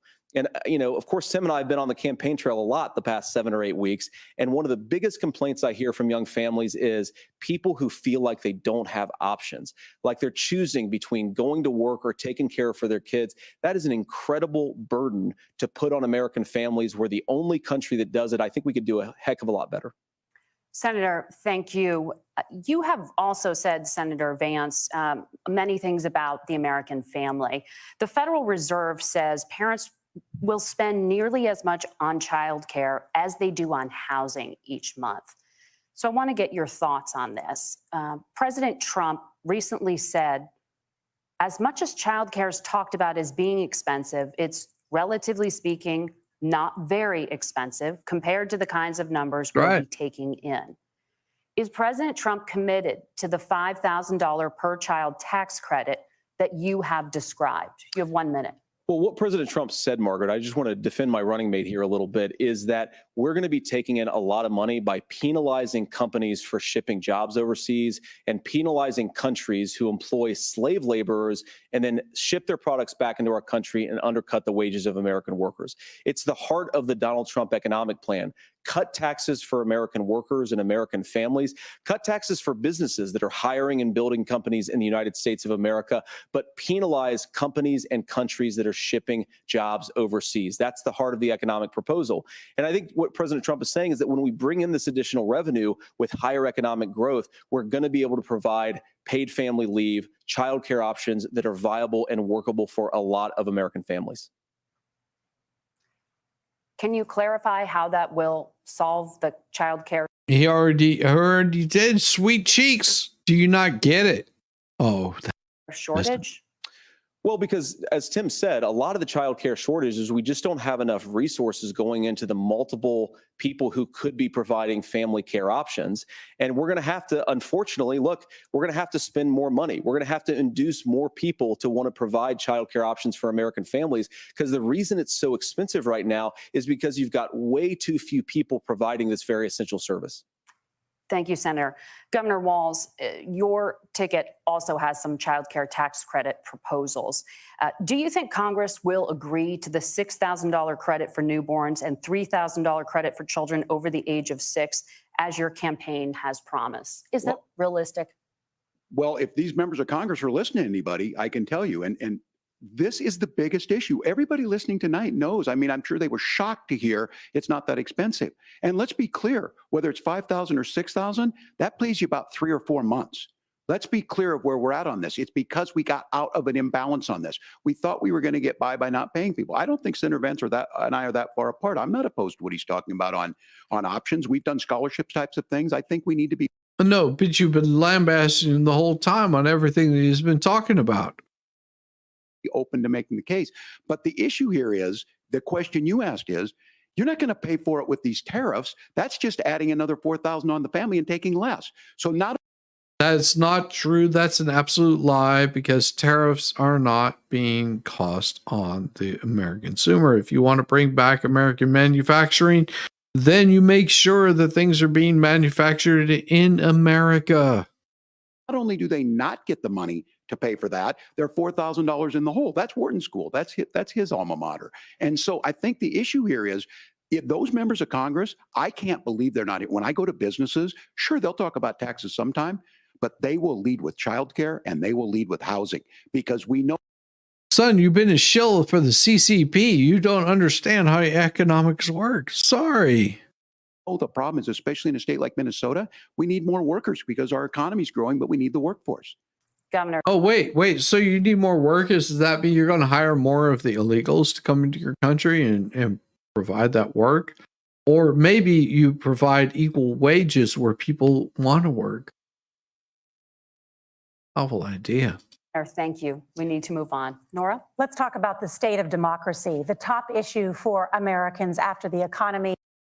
Well, the beautiful thing is the United States is not a democracy. We are a constitutional republic, because if we were to claim that we're a democracy, that means that mob rules. And inflation. After the 2020 election, President Trump's campaign and others filed 62 lawsuits contesting the results. Judges, including those appointed. And so how many of those were brought in front of a judge, and what does this have to do with how things are going to be run in this country? This bears no relevance whatsoever. This is a scam question, and it should be ignored, just like her poor eyeliner. By President Trump and other Republican presidents looked at the evidence and said there was no widespread fraud. The governors of every state in the nation, Republicans and Democrats, certified the 2020 election results and sent a legal slate of electors. Not true. Not true whatsoever, because that was falsified, and it's been guaranteed that's been falsified. And CBS, you're making up shit. The lies run deep with you. To Congress for January 6th. Senator Vance. If you want to talk about January 6th, why don't we talk about the 2 assassination attempts on a president? Yeah, I guess I won't talk about that. Vance, you have said you would not have certified the last presidential election and would have asked the states to submit alternative electors. That has been called unconstitutional. Yes, they would have been allowed to do that, and then they would have been able to have discussion within the Congress, within the Senate, within the legislation, whether these votes were valid or not. But they never did that. Let's talk. No, we ain't talking that shit. Constitutional and illegal. Would you again seek to challenge this year's election results, even if every governor certifies the results? I'll give you 2 minutes. Ooh, I wonder what he's going to say. He's going to tell you, I would say, your facts are wrong. Well, Nora, first of all, I think that we're focused on the future. We need to figure out how to solve the inflation crisis caused by Kamala Harris's policies, make housing affordable, make groceries There you affordable. go. And that's what we're focused on. But I want to answer your question because you did ask it. Look, what President Trump has said Oh, is suck that it, there were Dick. problems in 2020. And my own belief is that we should fight about those issues, debate those issues peacefully in the public square. And that's all I've said. And that's all that Donald Trump has said. Remember, he said that on January the 6th, the protesters ought to protest peacefully. And on January the 20th, what happened? Joe Biden became the president. Donald Trump left the White House. And now, of course, unfortunately, we have all of the negative policies that have come from the Harris-Biden administration. Good I believe job. that we actually do have a threat to Damn. democracy in this country, but unfortunately, it's not the threat to democracy that Kamala Harris and Tim Walz want to talk about. It is the threat of censorship.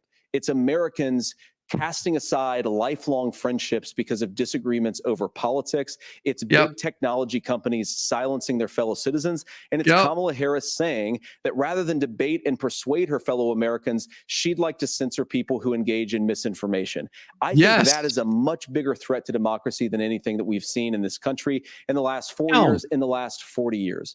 Now, I'm really proud, especially given that I was raised by two lifelong blue-collar Democrats, to have the endorsement of Bobby Kennedy Jr. and Tulsi Gabbard, lifelong leaders in the Democratic coalition. And of course, they don't agree with me and Donald Trump on every issue. We don't have to agree on every issue, but we're united behind a basic American First Amendment principle that we ought to debate our differences. We ought to argue about them. We ought to try to persuade our fellow Americans. Kamala Harris is engaged in censorship at an industrial scale. She did it during COVID. She's done it over a number of other issues. And that, to me, is a much bigger threat to democracy than what Donald Trump said when he said that protesters should peacefully protest on January the 6th. Governor? Well, I've enjoyed tonight's debate, and I think there was a lot of commonality here. And I'm sympathetic to misspeaking on things, and I think I might have with the senator. Me too, man. There's one though that this one is troubling to me, and I say that because I think we need to tell the story. Donald Trump refused to acknowledge this, and the fact is that I don't think we can be the frog in the pot and let the boiling water go up. He was very clear. But that's the problem. You're putting everybody else in the boiling pot, calling them a frog. Clear. I mean, he lost this election, and he said he didn't. 140 police officers were beaten at the Capitol that day, some with the American flag. Several later died. And it wasn't just in there. In Minnesota, a group gathered on the state capitol grounds in St. Paul and said, we're marching to the governor's residence, and there may be casualties. The only person. Oh, don't get started on that bullshit. You're about to fucking step in the pot. So there was my son and his dog, who was rushed out crying by state police. But your son was crying? What a pussy. That issue, and Mike Pence standing there as they were chanting, hang Mike Pence. Mike Pence made the right decision. So, Senator, did he make the right decision? Did he? I don't know. Time will tell. Was adjudicated over and over and over. I worked with kids long enough to know, and I said as a football coach, sometimes you really want to win, but the democracy is bigger than winning an election. You shake hands. Yeah, and he worked as a assistant football coach. More false valor. And then you try and do everything you can to help the other side win. That's what was at stake here. Now, the thing I'm most concerned about is the idea that imprisoning your political opponents, already laying the groundwork for people. But you're trying to imprison your political opponent. You've been trying to imprison Donald Trump since he decided that he was going to throw his hat in the ring for the next election. You've been going after him in how many states now? How many times? You've tried every single thing that you're going to do to go after Donald Trump. You've been trying to imprison your political opponent. People not accepting this. And a president's words matter. A president's words matter. People What did hear Biden that. say? So I think this issue of settling our differences at the ballot box, shaking hands when we lose, being honest about it, but to deny what happened on January. Sweetheart, whenever you grow up and you can actually have a cognitive discussion, maybe people will believe you. Because what was that Trump did? He endorsed you because you begged him to, because you fucked up your state so much. And it took you 3 days to get National Guard to protect your city. Yeah. Yeah. He is. Where's Dementia Joe? Yeah, where is he? He's at a gay beach in his outside his home. January 6th, the first time in American history that a president or anyone tried to overturn a fair election and the peaceful transfer of power. How? And here we are How 4 did years he do later that? in the same boat. How did he do I that? will tell you this, that when this is over, we need to shake hands this election, and the winner needs to be the winner. This has got to stop. It's tearing our country apart. Mark. But that's the problem, is that whenever you do illegal shit and criminal shit, why would I shake hands with a criminal? Okay. Senator Vance, did you want to respond to that? Yeah, well, look, Tim, first of all, it's really rich for Democratic leaders to say that Donald Trump is a unique threat to democracy when he peacefully gave over power on January the 20th, as we have done for 250 years in this country. We are going to shake hands after this debate and after this election. And of course, I hope that we win, and I think we're going to win. But if Tim Walz is the next vice president, he'll have my prayers, he'll have my best wishes, and he'll have my help whenever he wants it. But we have to remember that for years in this country, Democrats protested the results of elections. Hillary Clinton in 2016 said that Donald Trump had the election stolen by Vladimir Putin because the Russians bought like $500,000 worth of Facebook ads. That's this true. has been going on for a long time. And if we want to say that we need to respect the results of the election, I'm on board. But if we want to say, as Tim Walz is saying, that this is just a problem that Republicans have had, I don't buy that. Governor. January 6th was not Facebook ads. And I think a revisionist history on this. Look, I don't understand how we got to this point. But the issue was I that do. happened. Donald Sweetheart, if you don't understand how you got to this point, then you're fucking delusional. Trump can do it. And all of us say there's no place for this. It has massive repercussions. This idea that there's censorship to stop people from threatening to kill someone, threatening to do something, that's not censorship. Censorship is book banning. We've seen that. We've seen that brought up. What removing kiddie porn out of schools would be book banning?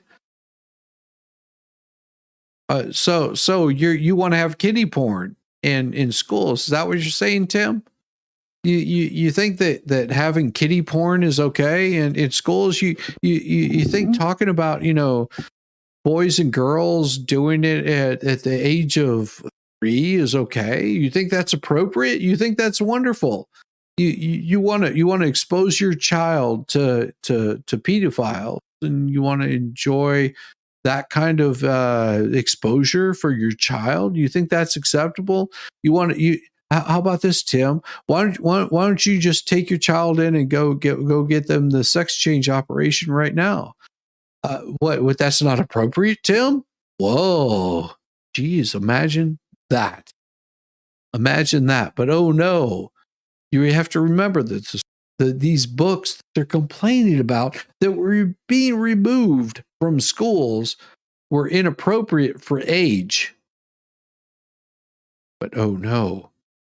We carry on. I just think for everyone tonight, and I'm going to thank Senator Vance I think this is the conversation they want to hear. And I think there's a lot of agreement. But this is one that we are miles apart on. Oh, they want This to was see a you threat to gone. our democracy in a way that we had not seen. And it manifested itself We're not because a of Donald Trump's democracy. We're a inability to say. He constitutional is still republic. saying he didn't lose the election. I would just ask that. Did he lose the 2020 election? Tim, I'm focused on the future. Did Kamala Harris censor Americans from speaking their mind in the wake of the 2020 COVID situation? That is a damning non-answer. It's a damning non-answer for you to not talk about censorship. Obviously, Yes. Donald Trump and I think that there were problems in 2020. We've talked about it. I'm happy to talk about it further. But you guys attack us for not believing in democracy. The most sacred right under the United States democracy is the First Amendment. You yourself have said there's no First Amendment right to misinformation. Kamala Harris wants to use the power of government and big tech to silence people from speaking their minds. That is a threat to democracy that will long outlive this present political moment. I would like Democrats and Republicans to both reject censorship. Let's persuade one another. Let's argue about ideas, and then let's come together afterwards. You can't yell fire in a crowded theater. That's the test. That's the Supreme Court test. Tim. Sweet cheeks. Yes, you can. Just so you know, you can yell fire in a crowded theater. Okay. Sorry, you're wrong, Tim.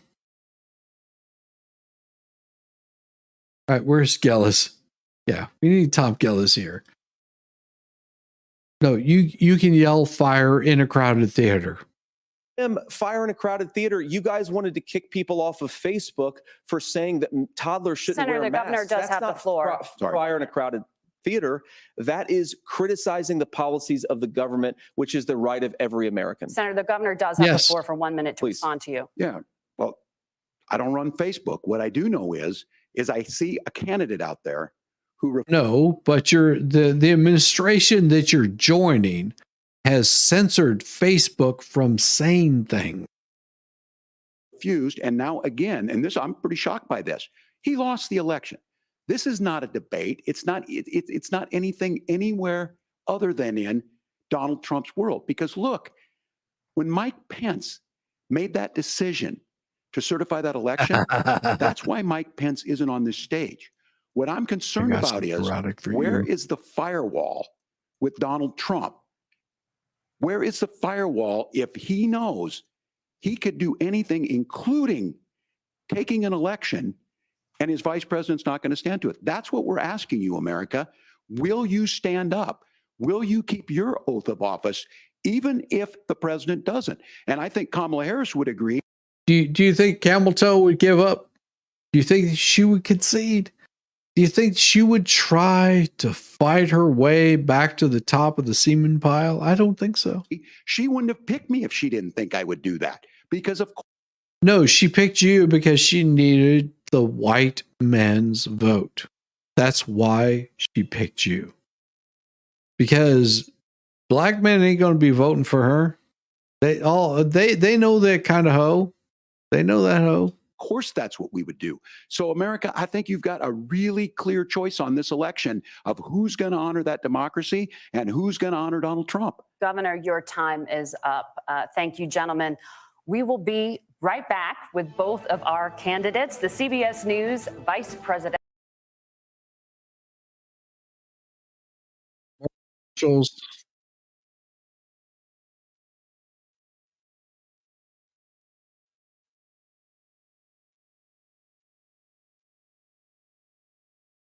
Star approaching super.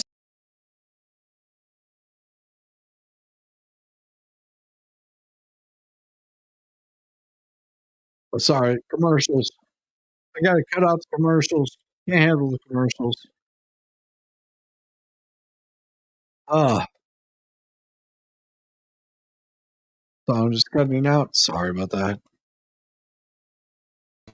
Welcome back to the CBS News Vice Presidential Debate. It is now time for the closing statement. Senator Vance please, won give the us these virtual closing coin toss statements. and elected to go last. So, Governor Walz, you are first. You have 2 minutes. Well, thank you, Senator Vance. Thank you to CBS News. And most importantly, thank you to all of you. If you're still up and the folks who miss Dancing with Our Stars, I appreciate it. But look, the support of the democracy matters. it matters that you're here.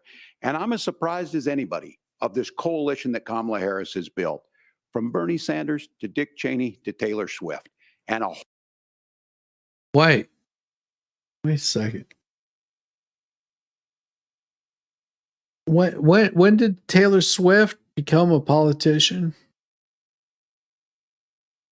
Oh, that's right. She's not. She's just a fucking talking head. Oh, just really. I mean, I am the master of this. I don't understand why.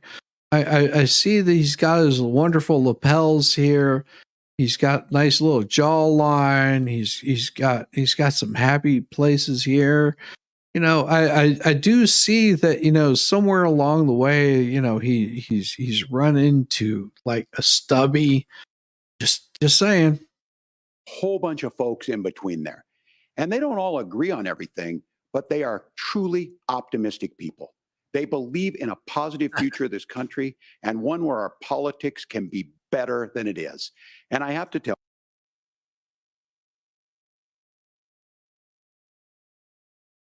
read those notes, brother. you that that better than it is the sense of optimism that there can be an opportunity economy that works for everyone, not just to get by, but to get ahead.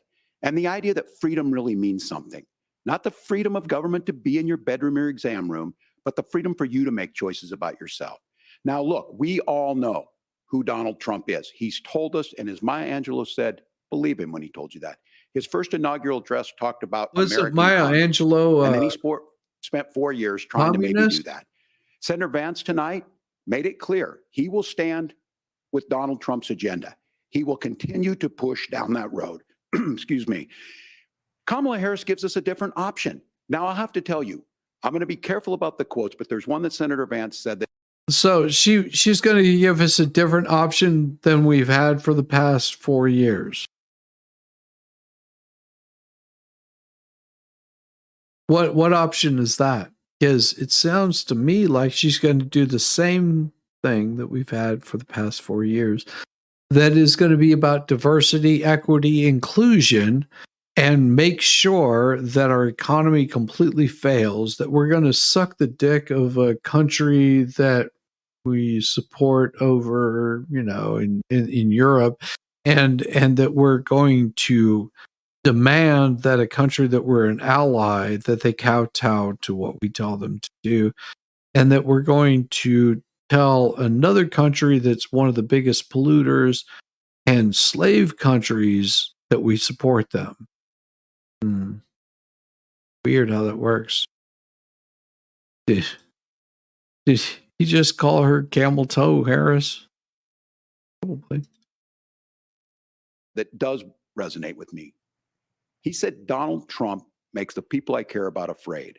A lot of America feels that way. We don't need to be afraid. Franklin Roosevelt was right. All we have to fear is fear itself. Kamala Harris is bringing us a new way forward. She's bringing us a politics of joy. She's bringing real solutions for the middle class. Yeah, I remember the Joy Division. Well, not quite. I wasn't there for that, but I remember the Joy Division was a very particular group in the. And she's centering you at the heart of that. All the while asking everyone, join this movement, make your voices heard. Let's look for a new day where everybody gets that opportunity and everybody gets a chance to thrive. I humbly ask for your vote on November 5th for Kamala Harris. Governor Walz. Okay. If you want to, there you go. There's your pitch. You too can join the cult of camel toe, or are you going to join the thump of the Trump? You tell me. Walz, thank you. Senator Vance, your closing statement. Well, I want to thank Governor Walz, you folks at CBS, and of course the American people for tuning in this evening. And one of the issues we didn't talk about was energy. And I remember when I was being raised by my grandmother, when she didn't have enough money to turn on the heat some nights because Ohio gets pretty cold at night and because money was often very tight. And I believe, as a person who wants to be your next vice president, that we are a rich and prosperous enough country where every American, whether they're rich or poor, ought to be able to turn on their heat in the middle of a cold winter night. That's gotten more difficult thanks to Kamala Harris's energy policies. I believe that whether you're rich or poor, you ought to be able to afford a nice meal for your family. That's gotten harder because of Kamala Harris's policies. I believe that whether you're rich or poor, you ought to be able to afford to buy a house. You ought to be able to live in safe neighborhoods. You ought to not have your communities flooded with fentanyl. And that too has gotten harder with Kamala because of Kamala Harris's policies. Now, I've been in politics long enough to do what Kamala Harris does when she stands before the American people and says that on day one, she's going to work on all these challenges I just listed. She's been the vice president for 3.5 years. Day one was 1,400 days ago, and her policies have made these problems worse. Now, I believe that we have the most beautiful country in the world. I meet people on the campaign trail who can't afford food, but have the grace and generosity to ask me how I'm doing and to tell me they're praying for my family. What that has taught me is that we have the greatest country, the most beautiful country, the most incredible people anywhere in the world. But they're not going to be able to achieve their full dreams with the broken leadership that we have in Washington. They're not going to be able to live their American dream if we do the same thing that we've been doing for the last 3.5 years. We need change. We need a new direction. We need a president who has already done this once before and did it well. Please vote for Donald Trump. And whether you vote for me or vote for Tim Walz, I just want to say I'm so proud to be doing this, and I'm rooting for you. God bless you, and good night. Senator Vance, thank you. And thank you both for participating in the only vice presidential debate of this election cycle. I'm Margaret Brennan. And I'm Nora O'Donnell. And a reminder, there are just 35 days until Election Day. Please get out and vote. And for all of us here at CBS News, go suck a dick. that's their outlook on this. Oh, that's their outlook on this. Oh. Campaign is essentially doing a victory lap. Quite literally, they were eager to come into the spin room and talk to reporters, senior advisors, campaign manager, and Donald Trump Jr., who, of course, is very close with J.D. Vance and was influential in that decision to name him as VP. But notably, I was talking to a campaign source who was heavily involved in this preparation, and they noted that there was in the prep a kind of conscious effort to focus on J.D. Vance's personal side, knowing that this was going to be an introduction of sorts to millions of Americans watching. And if you think about it, going back to when J.D. Vance was announced as the running mate, remember, he was told 20 minutes before this was announced that he would be the running mate. Then they had the convention, and the focus was very much on the top of the ticket and Donald Trump. And then came these interviews that were discovered that J.D. Vance had done, these controversial statements that he had made in podcast interviews and kind of other. So you didn't like his controversy? Oh, my tang hurts. My tang hurts. With them in a way that Tim Walz did not tonight. Tim Walz signed a law that would allow a child born in a botched abortion to die on the table, to be denied. Oh, we ain't talking about that. Agree based on the conversations that you heard when. Oh, look, they have their wonderful polls. Let me guess. 90% of these people are going to say, oh, Tim Walz rocked my world. Let me guess. You heard Senator Vance talking about it, as well as Governor Walz. Start with you, Max, about what stood out, the policies that were proposed, and why you feel you're bad. You're bad. Yeah, on immigration, I feel that as the United States of America, there are people who want to come here for a better life, and there's a legal and proper way to do that. And they're not doing it. So what's your point? What's your point? Come on, get to your fucking point. That needs to be followed. You should expect that if you try to enter a country, with illegally, to be turned away. It is a mess that we have found ourselves in over the last 4 years with the extremely heightened immigration and families coming here, children being born here, and then what are we going to do? We've got now children United States citizens and parents that are not. It's very difficult very difficult topic. With it brings the, criminal element here as well. And people coming from other areas that, they're from a different culture, and things that were okay necessarily where they came from are not okay here. What, are you talking like screwing a virgin because that's going to get rid of AIDS? That kind of culture? Is that what you're talking about?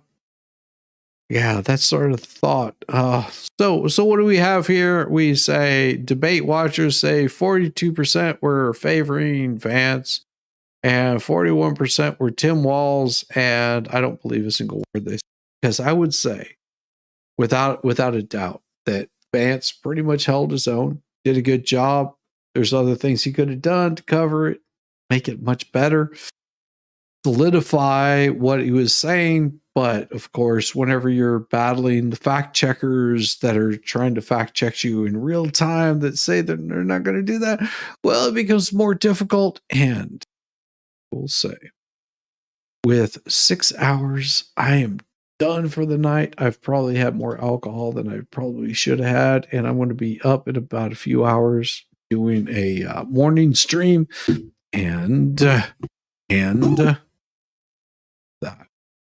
Ladies and gentlemen, have a wonderful night, wonderful day. Wherever you might be, the politics really, really don't matter. In all truthfulness, the politics don't matter. Go out, vote who you want to vote for. If you think that Camel Toe's going to do a good job for you, then vote for you. If you think that the Trump is going to do a job for you that you think is appropriate, go vote for him. I have no skin in the game in this. I'm not going to convince you one way or the other because you probably already have made up your mind at this point in time. If you're undecided, well, then make that fucking decision and vote your conscience. With that, ladies and gentlemen, have a wonderful night. I am calling it a night. And thank you very much, Keister. Thank you very much, Star Z. Let's go. Jesus Christ. Yeah, I would vote for I would vote for Jesus Christ much sooner than I would vote for myself. Because, well, at least that guy knew how to ride an ass. I'm not good at riding asses, but that's about me. Everybody have a wonderful night, and I will see you guys in just a few hours. Peace, y'all. Oh, it is crazy. It says stay in the studio until the intro is finished playing. Play outro. Well, I don't know. I'm still figuring.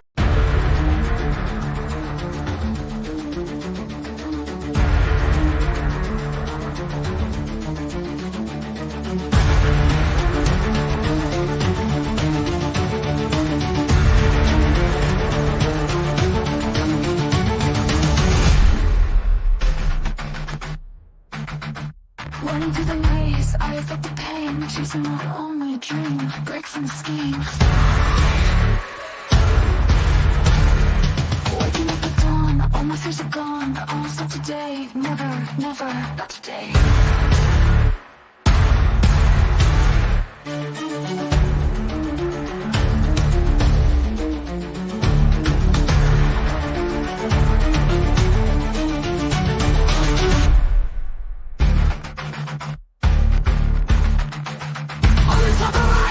Compromise, rise above it all, not gonna fall. Step by step I go, faster than the flow. Broke through every chain, I will not be contained.